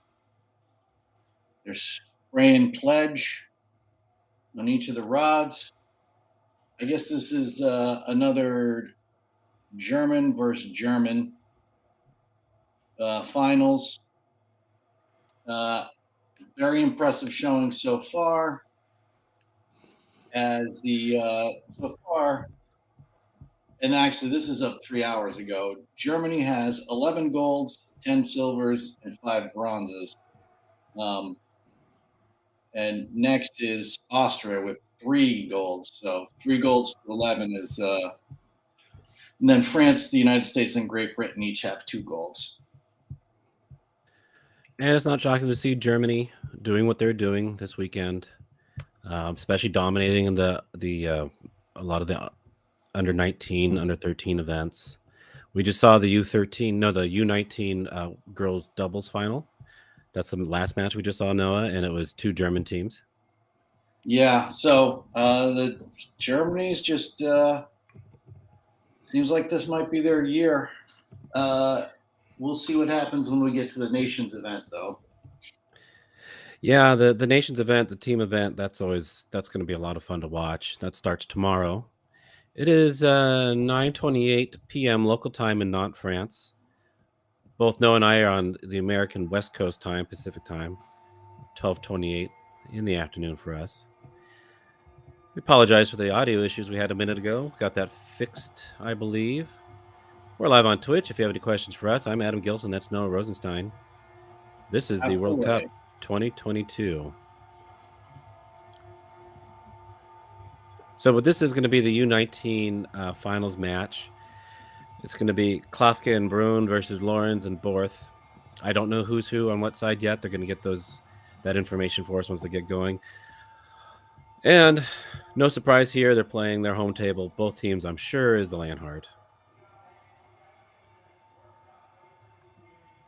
Yeah, that's the German table of choice. Ulrich is another German manufacturer, but I don't think they're recognized by the ITSF. I've never played on that before. Table.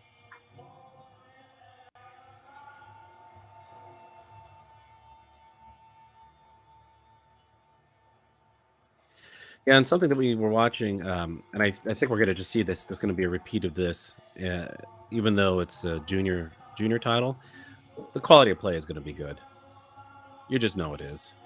Yeah, you just don't get to the finals at the World Cup. In any event. In any event, not being really good. Because you see, if you look at the brackets, this is a 32-team bracket, but these are the elims. And I don't know, I didn't see the actual qualifying rounds, how many actual teams there were. But this is, of course, this elimination bracket. So this is it. This is for other marbles, this one match, this 3 out of 5 match. Marbles? Do people play with marbles anymore, Noah? No, that was kind of on its way out when I was a kid. Well, and you were a kid before I was a kid. Yeah, I'm a lot older than you and wiser. There was 22 teams in under 19 doubles.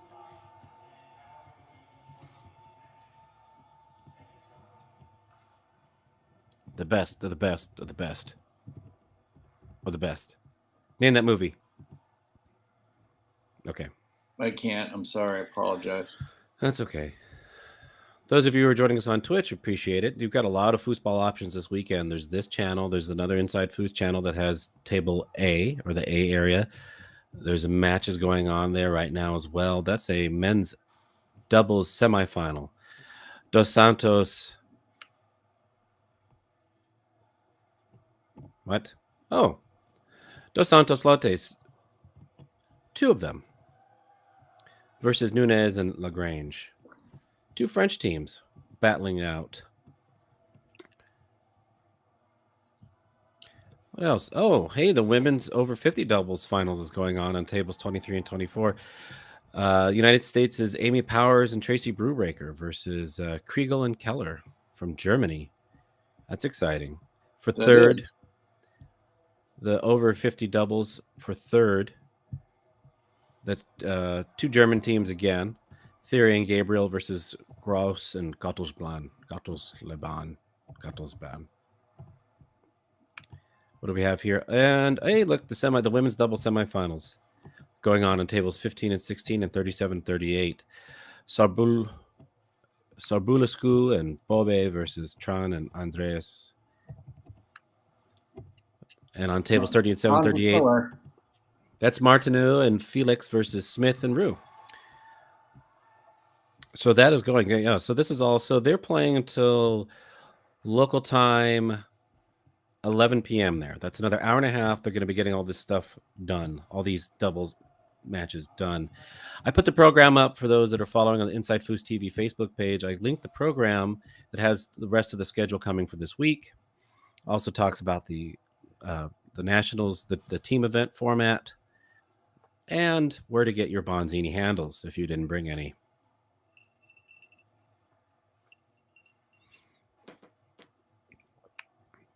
So have the nations started? It seems like it has. The qualifications. The qualifiers started, yeah. They were earlier today. Okay. And another team I'm seeing, another American team in the over 63 doubles finals, Bruce Nardocci and Arthur Mitchell versus a German team, Lowell and Cornelius. That just started about 20 minutes ago. All right. Well, not to be too jingoistic, but USA, USA, USA. Am I supposed to be neutral? Yes. Oh. We're reporting on the this. best team win. That's a good one. I'm wondering, as this is getting underway, I'm doing this remotely from my parents' office here in Woodburn, Oregon, just about a half an hour south of Portland. My son is here, and he's in the living room watching this right now, and wondering, why is Dad's voice on the TV? What are those people doing on that foosball table? I would say they're getting ready to play foosball. No, I'm saying that's what my son said. Anyways. I know. For those of you that are not familiar with the overlay, down there, those are two stopwatches to indicate how long each team can hold their breath the longest. Whoever can gets automatically 2 points, which is really cool. We saw the Can men dancing there. And that's all I know. This is set to start here in 2 minutes 35 seconds. That's their pre-call that they do. Throws the rod. So that's Lorenz and Borth on the right-hand side, Klafke and Brun on the left. I know. It says Mikkel. I bet you that's Mikkel. Mikkel? I don't know. It could Mikkel, Klafke. Again, Noah, if we were there, we would do our due diligence and get to know everybody and know how to pronounce everybody's names. But yeah, I would even I would ask them to phonetically, or I would phonetically spell it. Mm-hmm.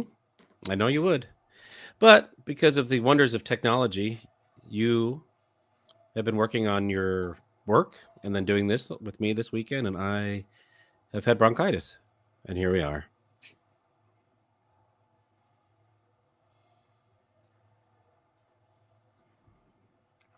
And if you are, I'm getting over my bout with COVID. Finally caught me.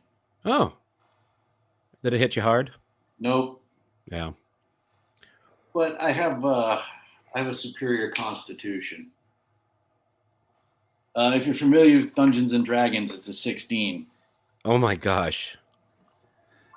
There's kids watching. Don't introduce them to the evils of Dungeons and Dragons.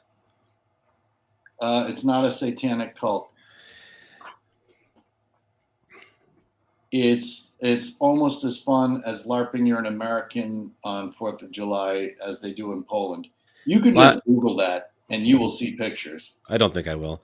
But LARPing, for those who don't know and who probably don't want to know, but I'm going to tell you, and I don't believe that's a can of Pledge. I cannot believe that they're using Pledge in the year 2022. LARPing is live action role playing, for those who are wondering. Yeah, I've been live action role playing a color commentator in foosball for about a year now. you're doing a great job. Well, thank you. You're welcome. And so are you. Thank you. I'm LARPing in an Whoa. encouraging friend. That was a massive push side rollover. I That think was. they're going to be. This is just going to. This is going to be a high quality level of play. And we were talking about this earlier. The system that they have in Germany, especially getting younger players out there playing, it's equivalent to ASO or Little League that we have here in the United States. Not maybe the stretch that it has, but I mean, look at the U19 quality play. All right, this is a 3 out of 5 for all the marbles. There's no loser side.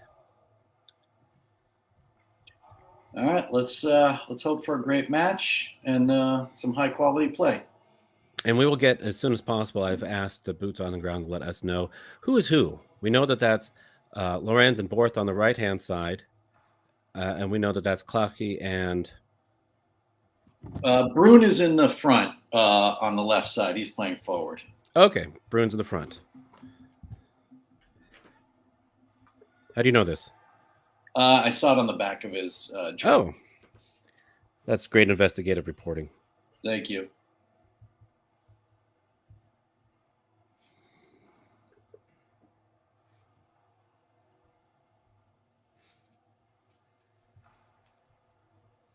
Nice off the wall pass. No rock at all. I love that. Straight down the middle to start things off. Brune.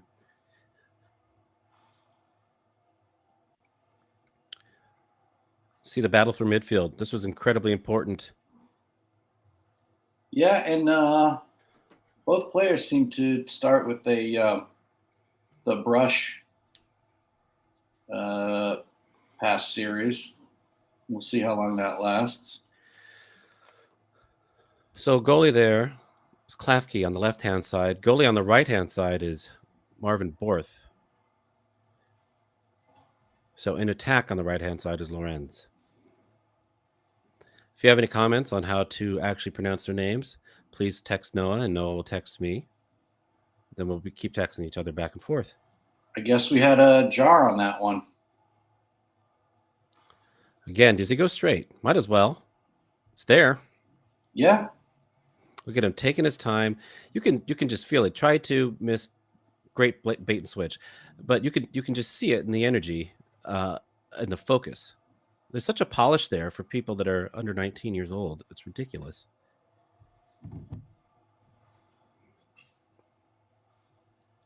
Now, I don't know if it's me, Noah, and we saw this in the zone defense in the previous match, but it looks like they're leaving such a gaping short for the pulls and push sides at goalie against the 2 bars. Yeah, I wonder if Germany came up with a different theory on that, and maybe it's to bob off of it and catch people trying to go this short. I've been corrected. It is Bort at goalie. Thank you for the pronunciation. Those of you on Twitch that are joining us, if you have any questions, comments, corrections, concerns, let me know. We can see your words. Thank you for spending your time with us too, by the way. Master Mouser, thanks for your work. Well, thank you. Thanks for joining us. Greetings from Germany. Greetings from my parents' office in Woodburn, Oregon.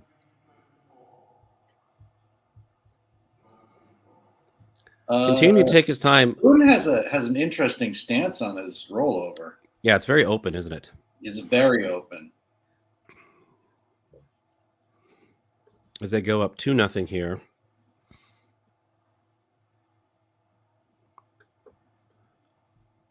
There's a lot more patience in this this match than the last under 19 that we saw.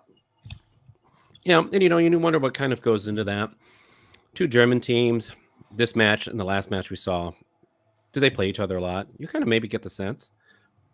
There's a level of containment going on here what's the word? No, composure. Composure. That is just impressive. I'm deeply impressed just watching this in the early goings, and he has to answer. So you're down 3-0 in a finals match like this, and on the biggest stage in the world. It really is going to come down to your midfield and what you're going to be doing with your 5-bar. Can you respond? You get your possessions. He's got an open stance too. You can't quite see it. No, I see it. I'm wondering if that's just a different style from because they're coming from a whole different country. Defense and switch. Bort goes up to block midfield. Taking his time. Weaving the ball. Ball control on this is not nearly the same as, say, a tornado. A lot of our viewers being more used to. This reminds me more of a tournament soccer table. Buries that to go up 4-1. Thought he would give him a different defensive look. No. Well, different goalie. Yep. Weird shadow. Lights from behind. That's not good. Yeah. Picks it up on the 3, though. Yeah, that. You got to claw your way out of the beast's gullet here. Take your time. Almost stacked defense. Back to Klofke it goes. Really Put a little bit of pepper behind that, huh? Yeah, he fired a deep push. I'm getting the sense as a lot of our viewers, we've got a timeout here, 4-1. A lot of our viewers are probably people that know these folks, fans of these folks. I'd love to see it, Noah. Absolutely. So it's the early goings. Game 1 here. But all the momentum's on the left-hand side. Absolutely. Sometimes in a match like this, when you're down 4-1, if you can get to 4-3, and then if you lose, at least going into the next game, you might feel like you got a little bit of momentum. Right, but you never want to play from behind. No.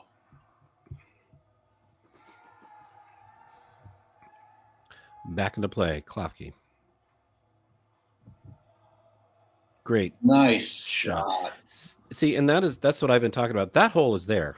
That inside push for all the zones that I've been seeing, it's there. Because they're not. I mean, this is a marked difference that I'm seeing from this kind of zone defense versus what I'm used to seeing in America. Is that they're not racing. Zone set, not move. I know a lot of there's like no movement from a 5-bar. It's all based around the 3. I don't know. It's just it's a small sample set we've seen, Noah. That's but true. It's interesting to consider. And these are the youths we're seeing, right? So they're kind of representative of the next movement, the next thing that is going to be done. All right. Well, as you can see on the left side, one of the can men has been lit. So Klofke and Brun are up 1-0. Hey, Noah, that's my joke. Don't take my material. You put it out there. It's not yours anymore. Listen to you. Yeah, listen to me. Listen to you. I can't help but hear it, and you're just wrapped around my head right now. It's going to be a midfield battle. I mean, it's always a midfield battle, but I mean, you really, now that you're down by 1 game, if you're not slowing down, feeling more confident in your 5-bar, and you give the possessions up to Brun, who's been shooting lights out like this. Yeah. It's a steep hill, to say the least. Absolutely. Got a word from the referee about something, but yeah, the referee has been more involved in this match than the other one for sure. It's very involved. Yeah, let's see if the zone changes at all after that. It did. We have here Clay says, "Hey to both y'all. Great to hear you. Great to hear from you, Clay. Clay Toomey, of course. One of my favorite people in foosball and in life that I've met." Row kick. David Brun already was up.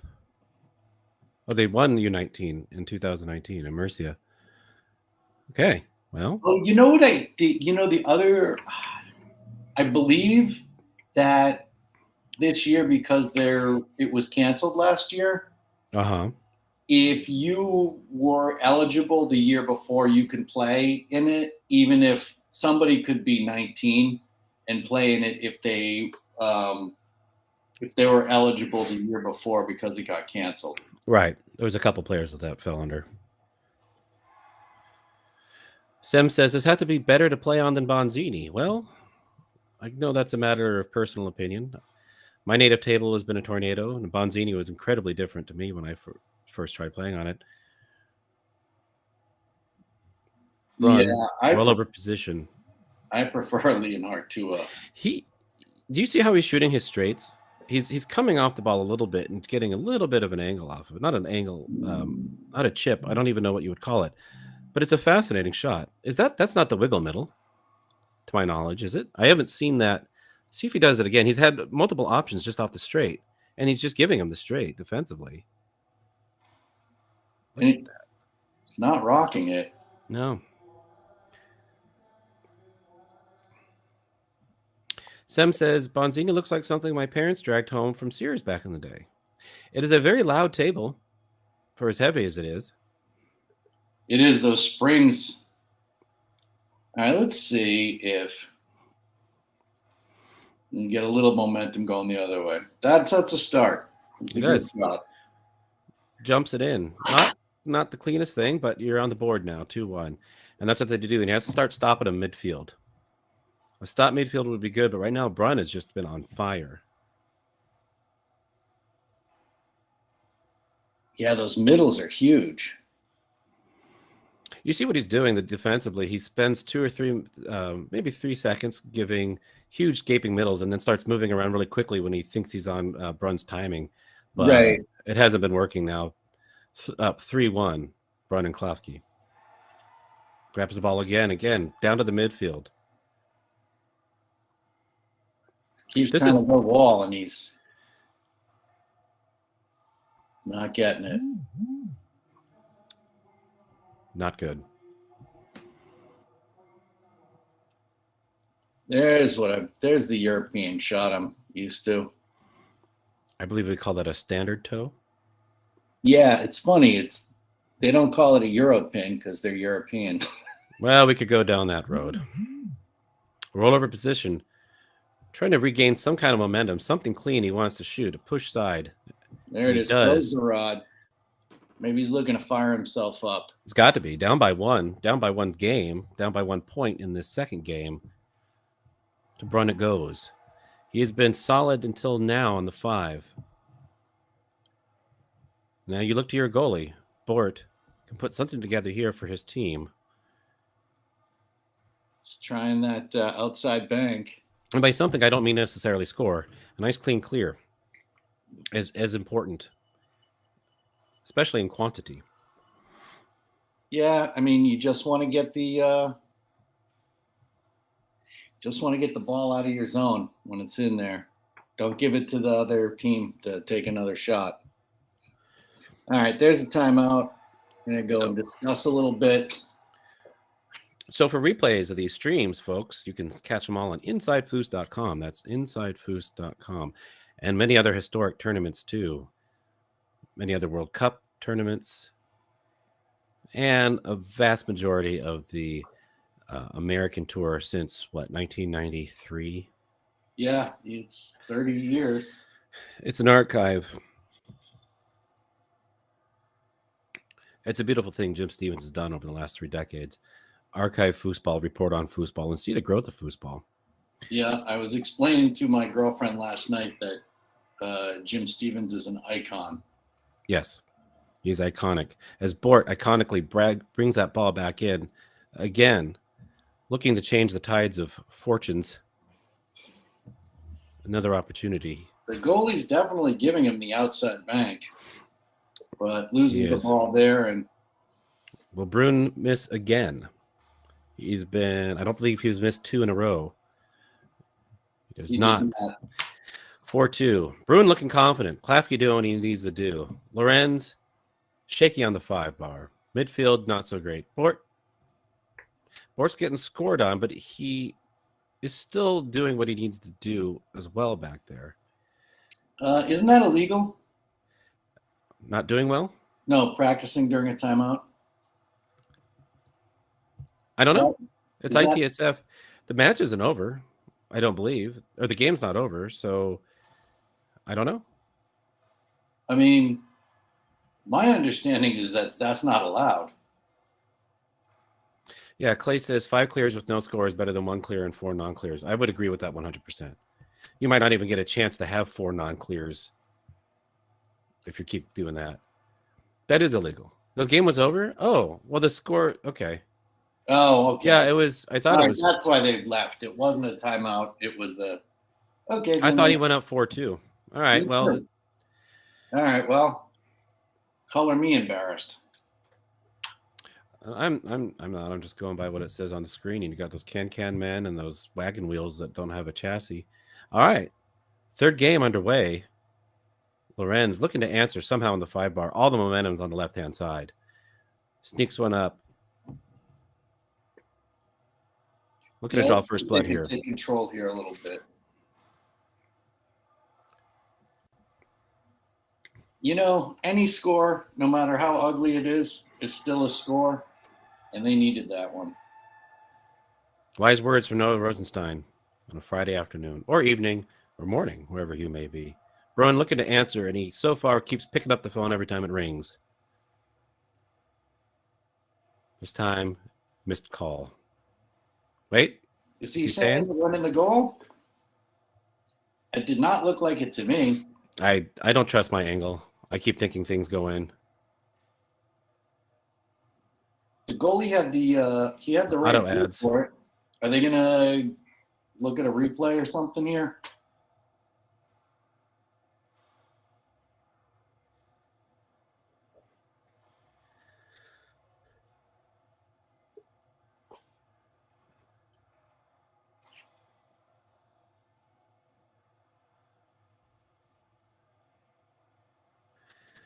For those of you that are just joining us because ads were popping up, there's a contention here. Brun thinks he scored.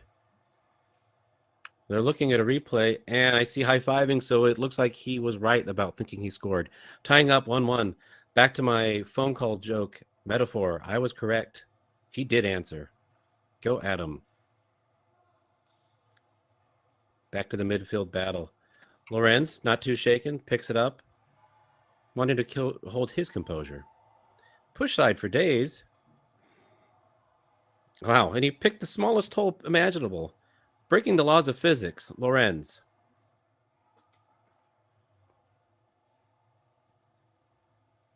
Ball's back in play. He's got a good brush here. Went for a stick there. No, what is the most pressure-packed match you've ever been in? I'm assuming a finals match of some sort. Yeah, I think if you think about it, it was the ugliest. It was not only the most pressure packed match, it was the ugliest. Oh, that one. Yep.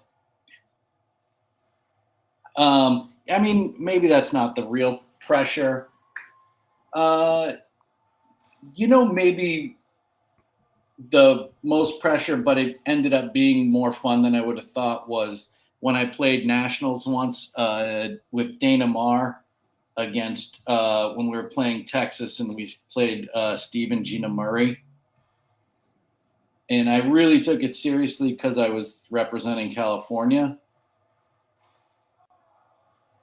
Oh, that was a nice push side. It was that defense, near stack defense. What did it call it that? 3-2 now.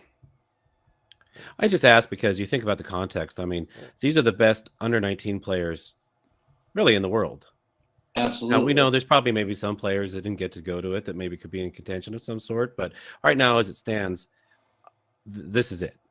The U19. This is a huge, important field to be in, because this is what we're looking at right now. Now is the future of foosball. Absolutely. There's a lot of the men's players that are getting into the going to start competing in the over 50, over 45, over what, 38, however that works. This is what you have. And what you have here is a bunch of really good players with skills and ability that have been playing for, what would you imagine? Most of their life, half their life? Half their life. That was a good timeout by Bruin and Klofke. Yes, Bruin showing composure. Maybe not even beyond his years. Lorenz, though, and Bort battling back the way you must. But they're still down by 2 games against a team that has shown they can turn it on when necessary.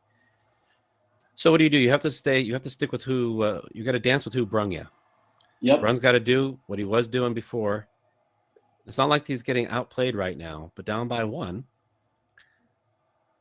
Is the pressure on him? You've got a 2-game cushion, maybe not. But No, things can go south quickly. That's true. I tend to think you don't get, or I don't feel pressure, at least until they kind of when Lawrence and Borth get to 4 and you really want to put this away. Right. You certainly do spend a lot of time thinking about potentialities, don't you? Yeah. I wonder And if that probably, I don't know if that when I'm playing that's to my detriment if I'm not in the moment. I think it might be. I've done the same thing. Brun looking to tie it up 3-3. Bort does not answer. Tied 3-3 here. All right. And it does go to overtime, but only in the 5th game. So we're a ways from that. Smooth uphill. Looking to start coming downhill. Lorenz. Looking smooth there on that 3-bar, Noah. Yep. All Can right, Brun keeping answer? it up. I mean, maybe when your back's against the wall, it some people crumble and some people rise to the challenge. It's going back to that pull shot he started with. Tries a pass. Ball goes back to him. Yeah, he's going back to that front pin. Off the table it goes. Benutzer says, out of my humble goalie opinion, it feels uncomfortable Bruin not rocking the ball. And you're right, it is. Not a lot of players can get away with that on tornado tables that I know of. It's even more impressive to me having played on Leonhardt. Stolen away. Lorenz has a chance to put game 3 away. This is where I would take a timeout. Should have listened to you, Noah. Yeah, I'm wicked smart. You are wicked. Does that count? Wicked? Yes. It's close enough. All went back in his own goal. Oh. Klofke. Well, Klofke and Bruin still alive.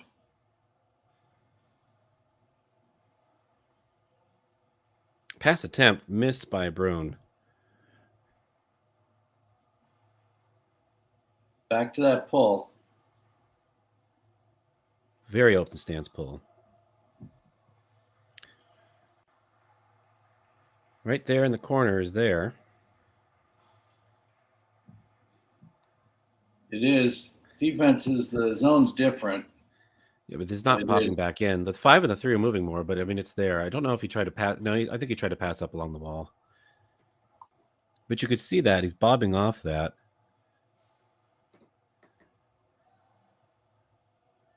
I mean, the forwards 3-bar is down, so it's taking a little bit of that. And there's your That's a good timeout. timeout. That's a good call. It is. 4-3 in favor of Lorenz and Bort. They're down by 2 games here in this championship finals. Under 19 doubles ITSF World Championship, not France. 2022. I'm Adam Gilson. I'm Noah Rosenstein. And we're what's our team name? Rage and Shame. Rage and Shame. Together at last. 2 great emotions that don't go great together. Bort putting the ball back into play. Quick shot attempt. Back to him again. He goes. Got a lot of options here off this front pin. Yeah, I like that. I like the outside bank. Oh, that was a nice shot right on goal. Beautiful pickup by Lorenz, wanting to Chance to put put game it 3 away. away. And he Right down does. the middle. 2-1 now in favor of Brunn and Klofke. So now what, Noah? Now I regroup. I talk to my partner. I make sure we're on the same page. I make sure no one's feeling nervous, including myself. And if I do, I tell myself it's no big deal. It's not even an important match. Then you get back to the table. Does that help? No. Okay. What do you do here? If it's me, well, it's interesting. My memories of these moments are difficult because they often involve double dip situations. That's not here. It's all or nothing, and I feel like I would feel more focused during this kind of situation because I too would start thinking about the potential second match to my detriment. Many Yeah, times in the past, I've lost big, big, big events because I was worried about getting double dipped, and then of course you do that, much like Wile E. Coyote, who is hovering over the precipice while chasing that stupid bird. He only ever falls down once he looks down and realizes he's hanging off the cliff. that's true. Bruin looking to put the ball back in play. I think they're going to be coming back calm, cool, and collected. Bruin showed us that in the first game and a half. Really, I think we're going to be seeing that again here. But it all is coming down to the midfield. Beautiful pass along the wall. Yeah, the only thing that can nullify a good midfield is if your goalie can block the forward over and over again. But it's a tough way to win. That becomes a battle of attrition, and usually it goes in the favor of the person still getting the ball all the time on the 3. Rattles the ball in, up 1-0 here in this 4th game, down by 1 game, championship match, under 19 doubles. Brunn, not losing any faith in his 5-bar, getting the ball, looking to shoot a middle because it's there for days. BB's in a canyon, scores tied up 1-1. It is a treacherous defense that Port is Yeah, putting out I there, but it's know. working. It is working. It's giving me hives watching it. If you're from the East Coast, you'd say Ajda. Can't corral the pass. Aman Pro asks, they playing on one table? Yeah, this is both German teams, both playing with their home table, and it's this one. We haven't seen that yet on the at least today that we've been watching, Noah, the different home teams. Lorenz reels it in, sets up, looking to go up 2-1 here, and he does. Quick pull shot. Momentum. I don't see any clear momentum yet, even though you would think it's on the right-hand side. Let's see him go up 3-1. Then the momentum's there. And that's the first legit block I've seen on the 5-bar from Lorenz of Brunn's pass. Yeah, that's such a treacherous defense. Beautiful push side. The timing there was impressive. He saw the switch coming. He timed off of it, even though it was straight for days. Lorenz looking to answer here. Nice brush up there. Rocking. Oh man, he just shot pull side all day. And a lot of times when someone shows you a pull side for 5 seconds, you're going to wait after that and shoot a push. A lot of time when somebody shows me a pull side for 5 seconds, I just leave the room. I can't handle it. Beautiful hard brush down. Brunn not feeling any pressure on his 5-bar. Keeps attacking.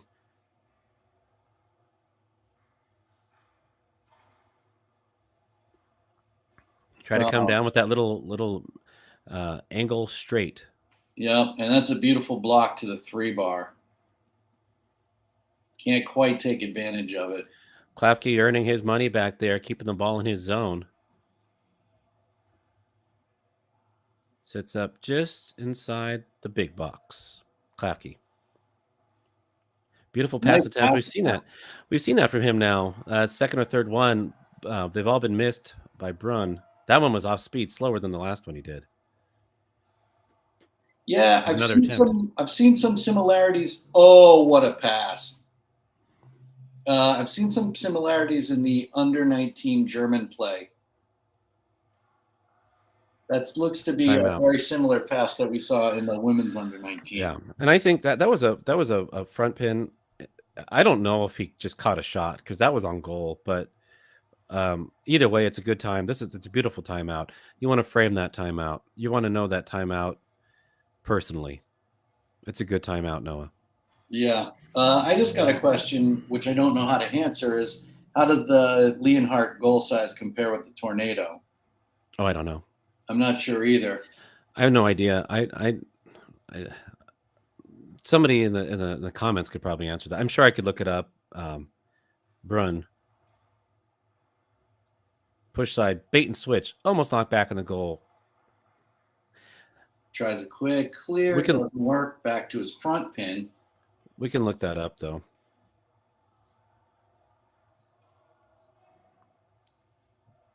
Another shot on goal. Good block by Klofke. Klofke puts it back in play.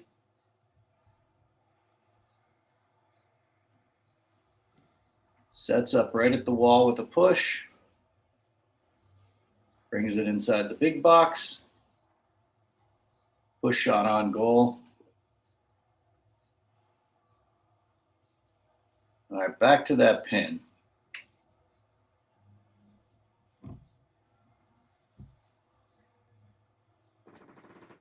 Try the quick clear.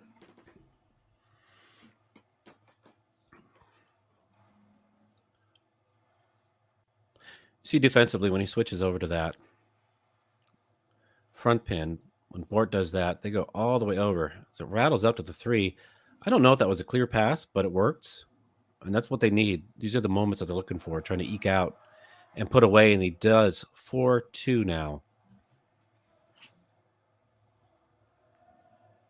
Did that one hit right on the wall and that's why it bounced around in there? Yeah. Okay. So that wasn't a deflection with the goal. Not to my knowledge, no. Chance to pull within 1, he does. And this is where I think the pressure might be on Lawrence and Borth. Or Both. Bort. It is. It is. I mean, even though they've been doing well, they won the last game and they're doing well this one. Brunn's getting blocked. Yeah, I know that sounds silly. Well, of course, obviously he's getting blocked, but I mean, there's a point to that. How long will that continue? Because Lorenz hasn't been lights out up there, but it's been good play all the way around, though. Yep, I think that was a good timeout right there. You still got one left if you complete the pass and feel like you want to think about it before you shoot. Does a hard wall that somehow dribbles through. Amon Pro says that the goal size is the same. It's 8 inches. They wanted that one. All right. Oh, yeah. Oh, see that? Corral it on the 5-bar. Bort again tries to pass up to the 3, missed. Klafke looking to pass. Has to be looking to pass here.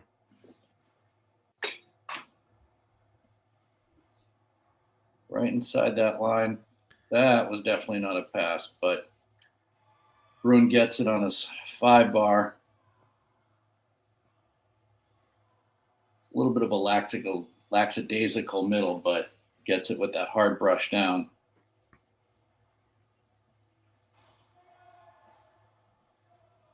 Four. That was a monster pull side. That was. Let's see if he feels the pressure or if he powers through here. This is championship point for Klafke and Brunn. This is only game 4. Smooth brush up. Looking to put away game 4 to take it to a 5th and final game. He's got that timeout if he's not liking what he sees. Knocked back to the goalie, Bort.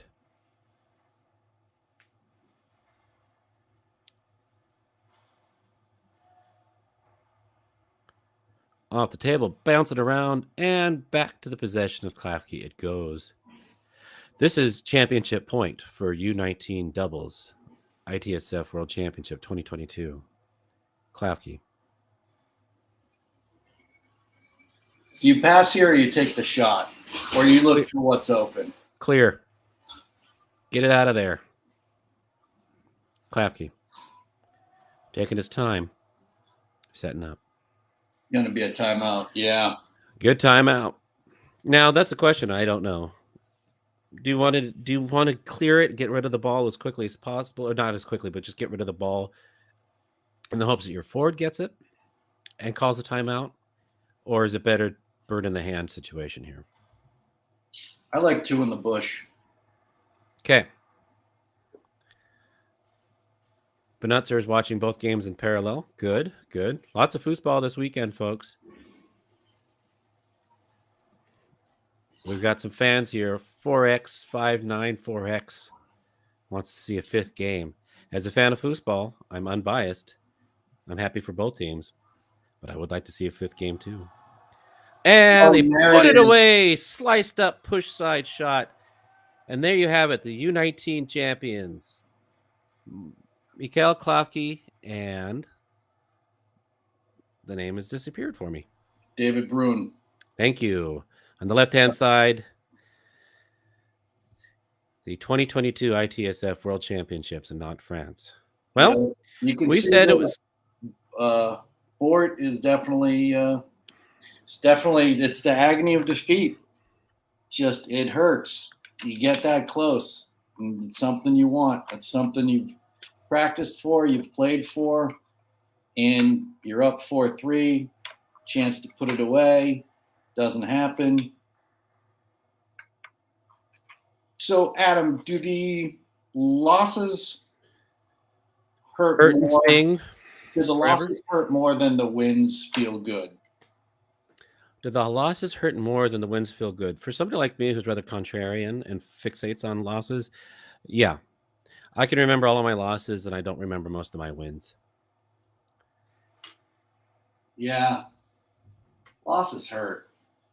They do, and not that I'm older. I if I was still touring or playing, I know how I'd take those losses and improve upon them. But when I was younger, and I felt like I was there to win, as we all are, but to lose, it sucks, especially if you spend a significant portion of your time and energy dedicated to winning. But I think that's just part of it, right? I mean, one of my favorite quotes of all time is "We learn by doing."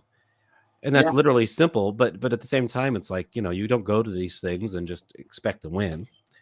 And when you do go to these things and you do lose, that's just information. That's just information to build on. Yeah.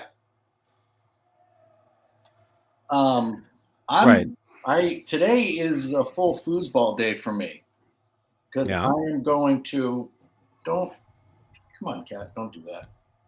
My cat is just bit my leg, which never good. And now I think he's going to jump on the computer because that's how he does. But I am going to go move a table to Underdogs Sports Bar in Glendale. We'll have 3 T3000s, and we'll be doing a going away tournament for Colin and April, 2 local Foosers. Where are they going? Unless you can't tell. Moving up north, I believe Modesto. Okay. So I plan on playing a lot of foosball today. Well, good for you. Tables. Good for you. And running a tournament. So This is a full foosball day for me. Playing, promoting, running, and commentating. I got my dad my mom a Weber kettle. Oh, that's exciting. It is. Well, they've got the offset, but I was like, sometimes you just need to grill something. Yeah, I'm looking into I want a combo pellet, smoker, and grill. Oh, you're going to go join the dark side? Yeah. Oh, okay. Yeah. Oh, you're results oriented, aren't you? Yeah. I don't care about methodology. Right. Well, I agree with that. But so yeah, we're doing barbecue later, and we're gonna. My dad, I'm a convert now. I'm all about the sous vide, and he's gonna sous vide some ribeyes and then finish them on the grill. Oh, nice. Yeah, I can't wait. But so, folks, I know you're here to listen to us talk about barbecue chat, but the matches. So it's winding down. So it's 10:15 local time in Nantes, France. They stop at 11. You can see on table 1. That's the men's doubles semifinal going on right now. You also have the women's doubles semifinal. The U19. They're playing for third now. That's what we just saw. The what do they call the consolation? I don't like that phrase. The Consolation. champion losers bracket. Consolation. Yeah, it's a consolation match or something. The women's over 50 doubles. That's Amy Powers, Tracy Brewbreaker versus Kriegel and Keller, German team. And let me just see what else we have here. I don't know how the women's doubles have played out. I don't think it's been completed. No, it's not. Okay, so here's what's happening. So Yeah. there's one semi that's finishing off, and the winner of that's going to play Hannah Smith and Sullivan Rue. So Are those the last matches of the night? Those are probably going to be the last matches of the night. I don't know if that's going to be on the stream on this one. They might put that on because there's so few matches left. They might not be putting it on we're area C, folks. So there's a big pit area. There's an A, B, C, and I think a D. And A and B have been getting the bigger matches. But the fact is, there's so few matches left. I don't know if we're going to get those. But it would be fun to watch Sullivan and Hannah play whoever. Yeah, so I guess you would say that we're the C team? No, I'm not even going to do that. Okay.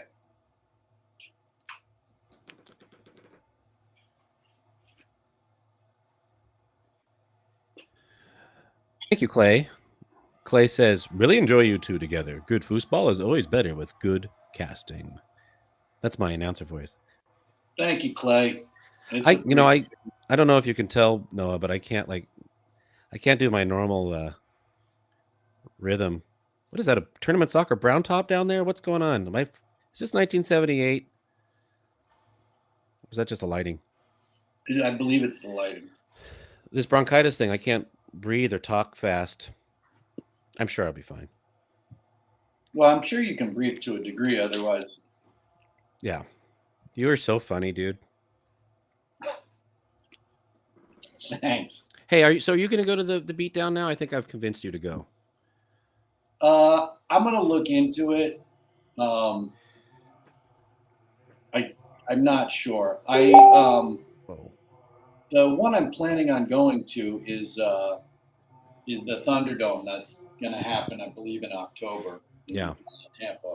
You didn't go to the other one, the first one, right? No, I didn't. That's the Thunderdome points race that they had last in February.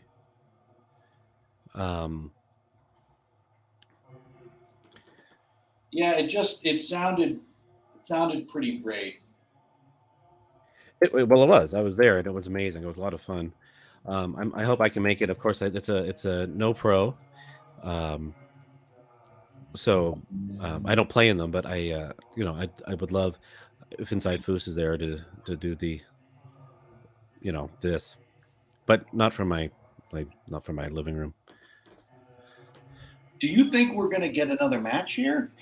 I'm asking. There's a potential that they might put the women's finals match here, and if they do, that would be really great. But would be. I'm asking, but we don't. We're not there. We don't have any real pull that I can think of, unless they would like some peach jam that I could send them. I see people wrapping up, but this looks like, oh no, they do the reverse wrap. I was never cool enough to do that. Neither. I'm the same. I don't even know how that. It looks like a magic trick to me. I can do it with boxing wraps, but there's a special tool that you use. Isn't a boxing wrap just tape? It's cloth. Oh, you mean? I thought you meant like. No, never mind. Oh no, like for wrapping up boxes. Right. No, Hey, no, cool. I mean for the sport of boxing. Oh, you box? Yeah. Like against what? Mostly bags. Oh, I see. You're a bag puncher. Yeah, it's more for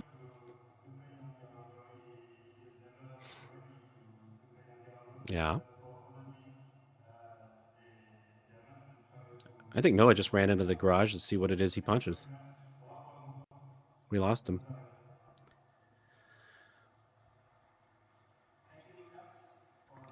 Well, folks, while we're waiting for Noah to figure out what it is that he's actually punching in his garage, I'm just looking through the finals. Yeah, this is pretty much winding down here. So tomorrow, if you are following the Inside Foos TV page on Facebook, I posted the program and the schedule. That's always subject to change, of course, but I posted on that there earlier today, and you can see all the things that are going on. It's a program guide. And tomorrow is going to be the men's team event starting at 10 a.m. local, which is going to be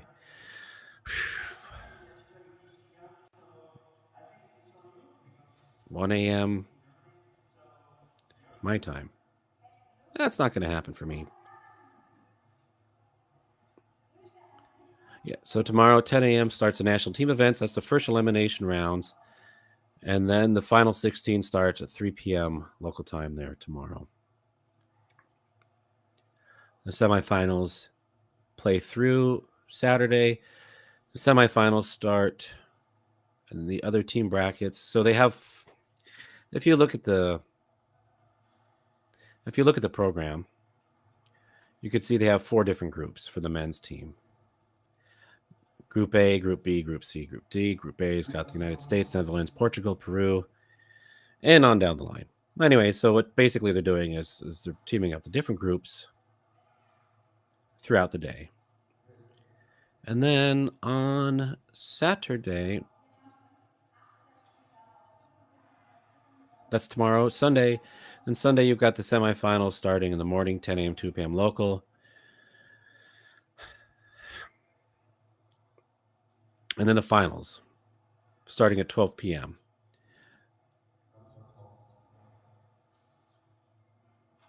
The final, the wheelchairs team event. And then you've got the 2 p.m. is going to be the women's seniors and the juniors and the third place men finals. And then the 4 p.m. was going to be the final men's bracket finals team. Then they have the closing ceremony at 8. And there you have it.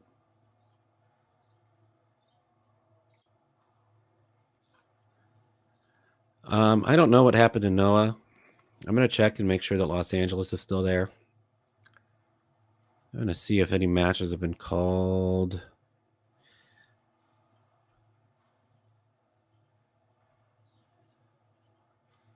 Still the finals going on. So there's only 3 matches going on right now. So let's look and see how the women's doubles matches.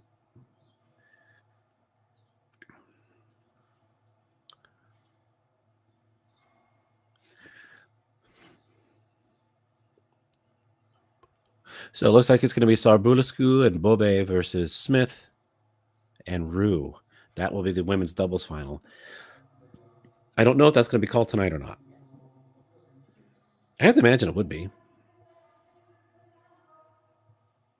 Let's wait and see. I am going to step away for a moment. I'm Adam Gilson. Noah Rosenstein was here. Rosenstein, sorry. Was here, but we don't know what happened. I'm going to text him.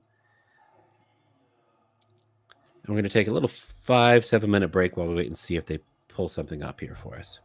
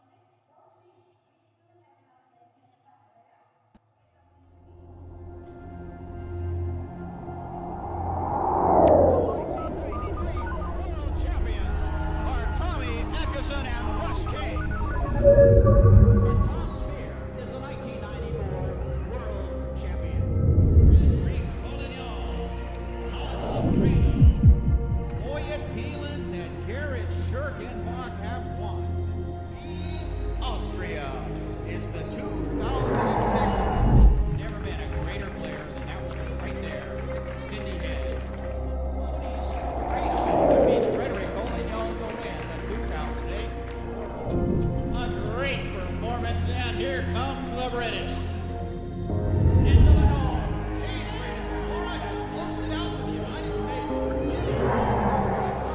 This is the 2013 table soccer. And what a day for German table soccer.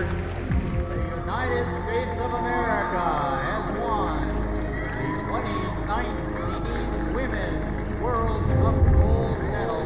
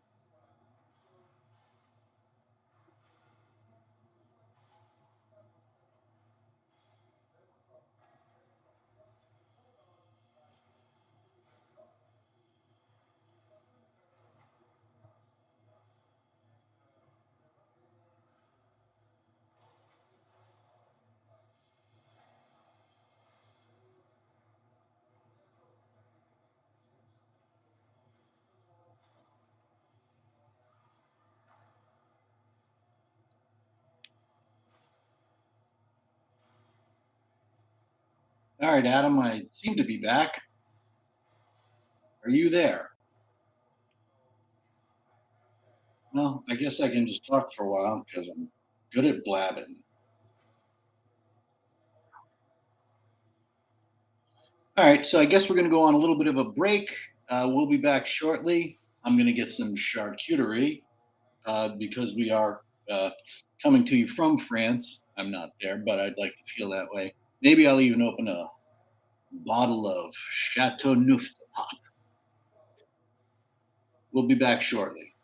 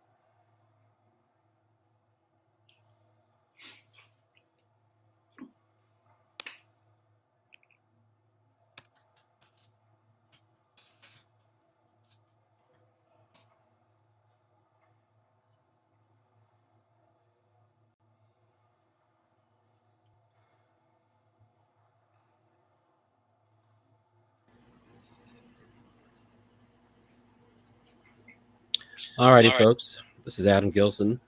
And I'm Noah Rosenstein. We are going to be signing off here, but this match will continue. This is the over 50 doubles match finals.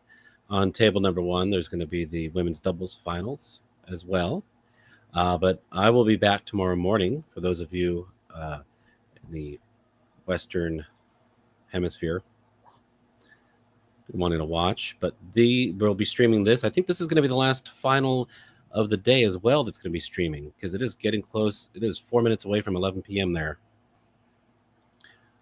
Noah, thanks for joining me this morning. It was an absolute pleasure. You think you might be back tomorrow morning with me, or you got other things to do? What time are you doing the 10 a.m. as well? I'm going to try to shoot for earlier than that, 10 a.m. local time, which is 10 a.m. Pacific for us. I'm going to try to get on earlier. I think it works better for my schedule and babysitting and whatnot.